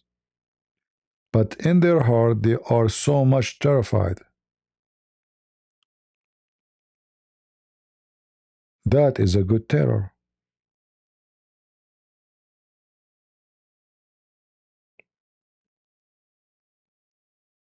Yeah, they call me terrorist.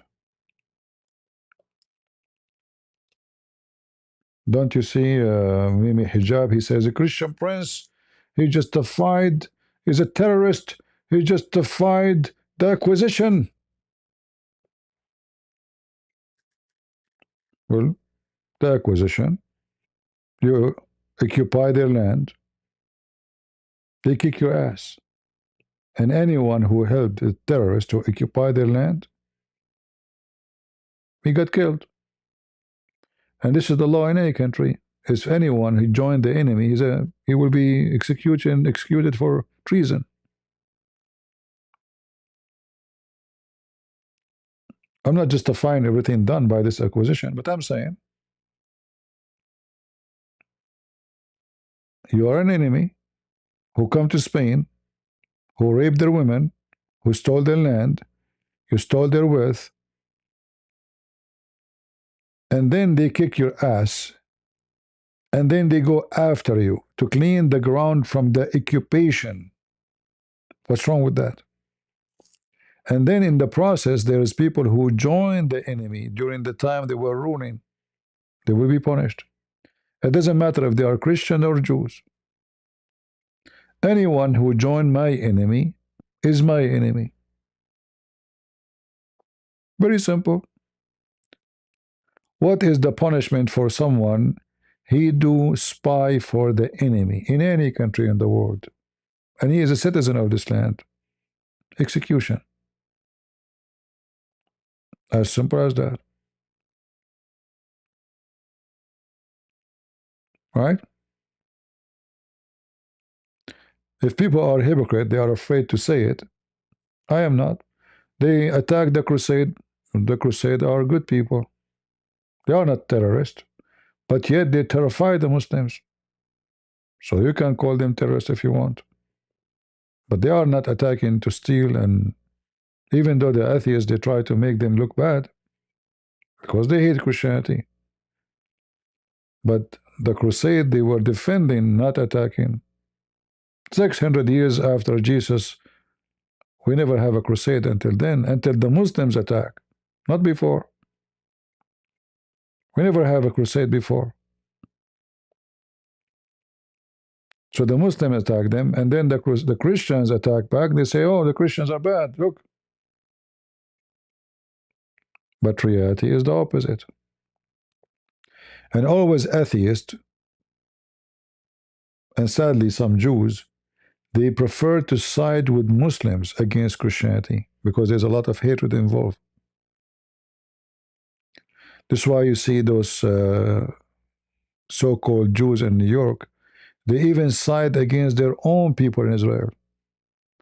You will see Jewish rabbi in New York with his funny sign in his hand saying free Palestine from the river to the sea, which means kill the Jews.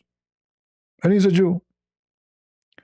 So it's not new that there is people who betray their own people and they join the enemy. And that can be done by every group, not necessarily Christian or Jews or even Muslim.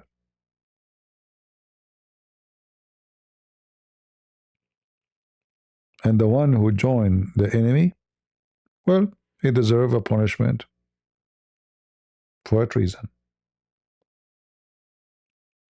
All right? So I want to say thank you all for being here. Appreciate it. You're welcome, my friend. Yeah, it's been a while. You have a question, Mashi? Hashi? Yeah, it's been a while since I spoke with you. I just wanted to ask you why so many people are afraid of debating you, because you have so many people out there that claim to be knowledgeable, but yet they don't want to debate you. I mean, you have Zakir Naik, who was afraid. You have Mufti Mank. You have Shahid Bolson, that bald dude from Middle Nation. I think you did a video about him. Well, whoever they are, I mean, we are here if they dare to debate me. What we can do, we cannot force people to come and debate. Can we? No, we can. At the end of the day, they just don't want to most of the time. Yeah, what we can do. Yeah, anyway, my brother, I was leaving, so if you don't mind, it's getting late for me, and I better to go soon, if you don't mind. Thank you for joining us. All right, guys. Thank you all for being here, and I will try again tomorrow to be here. To do like already we are actually in Saturday here. We passed middle of the night, so tomorrow I will be back again. I hope, and maybe tomorrow we can get more customers from those who believe in Allah and His versions. I like versions. I want to have a lot of versions, not only virgin oil, you know. Zero mileage is good, right? And each time you use them, they go back zero mileage. I mean, even their God is a cheater. Not only the Somalian in Minnesota, they play with the meter of the car, and they sell you a car which is not decent. Allah, He will give you a woman. She's been used 1,000,000 times, and then He will tell you it's a virgin. Cheater. What do you expect?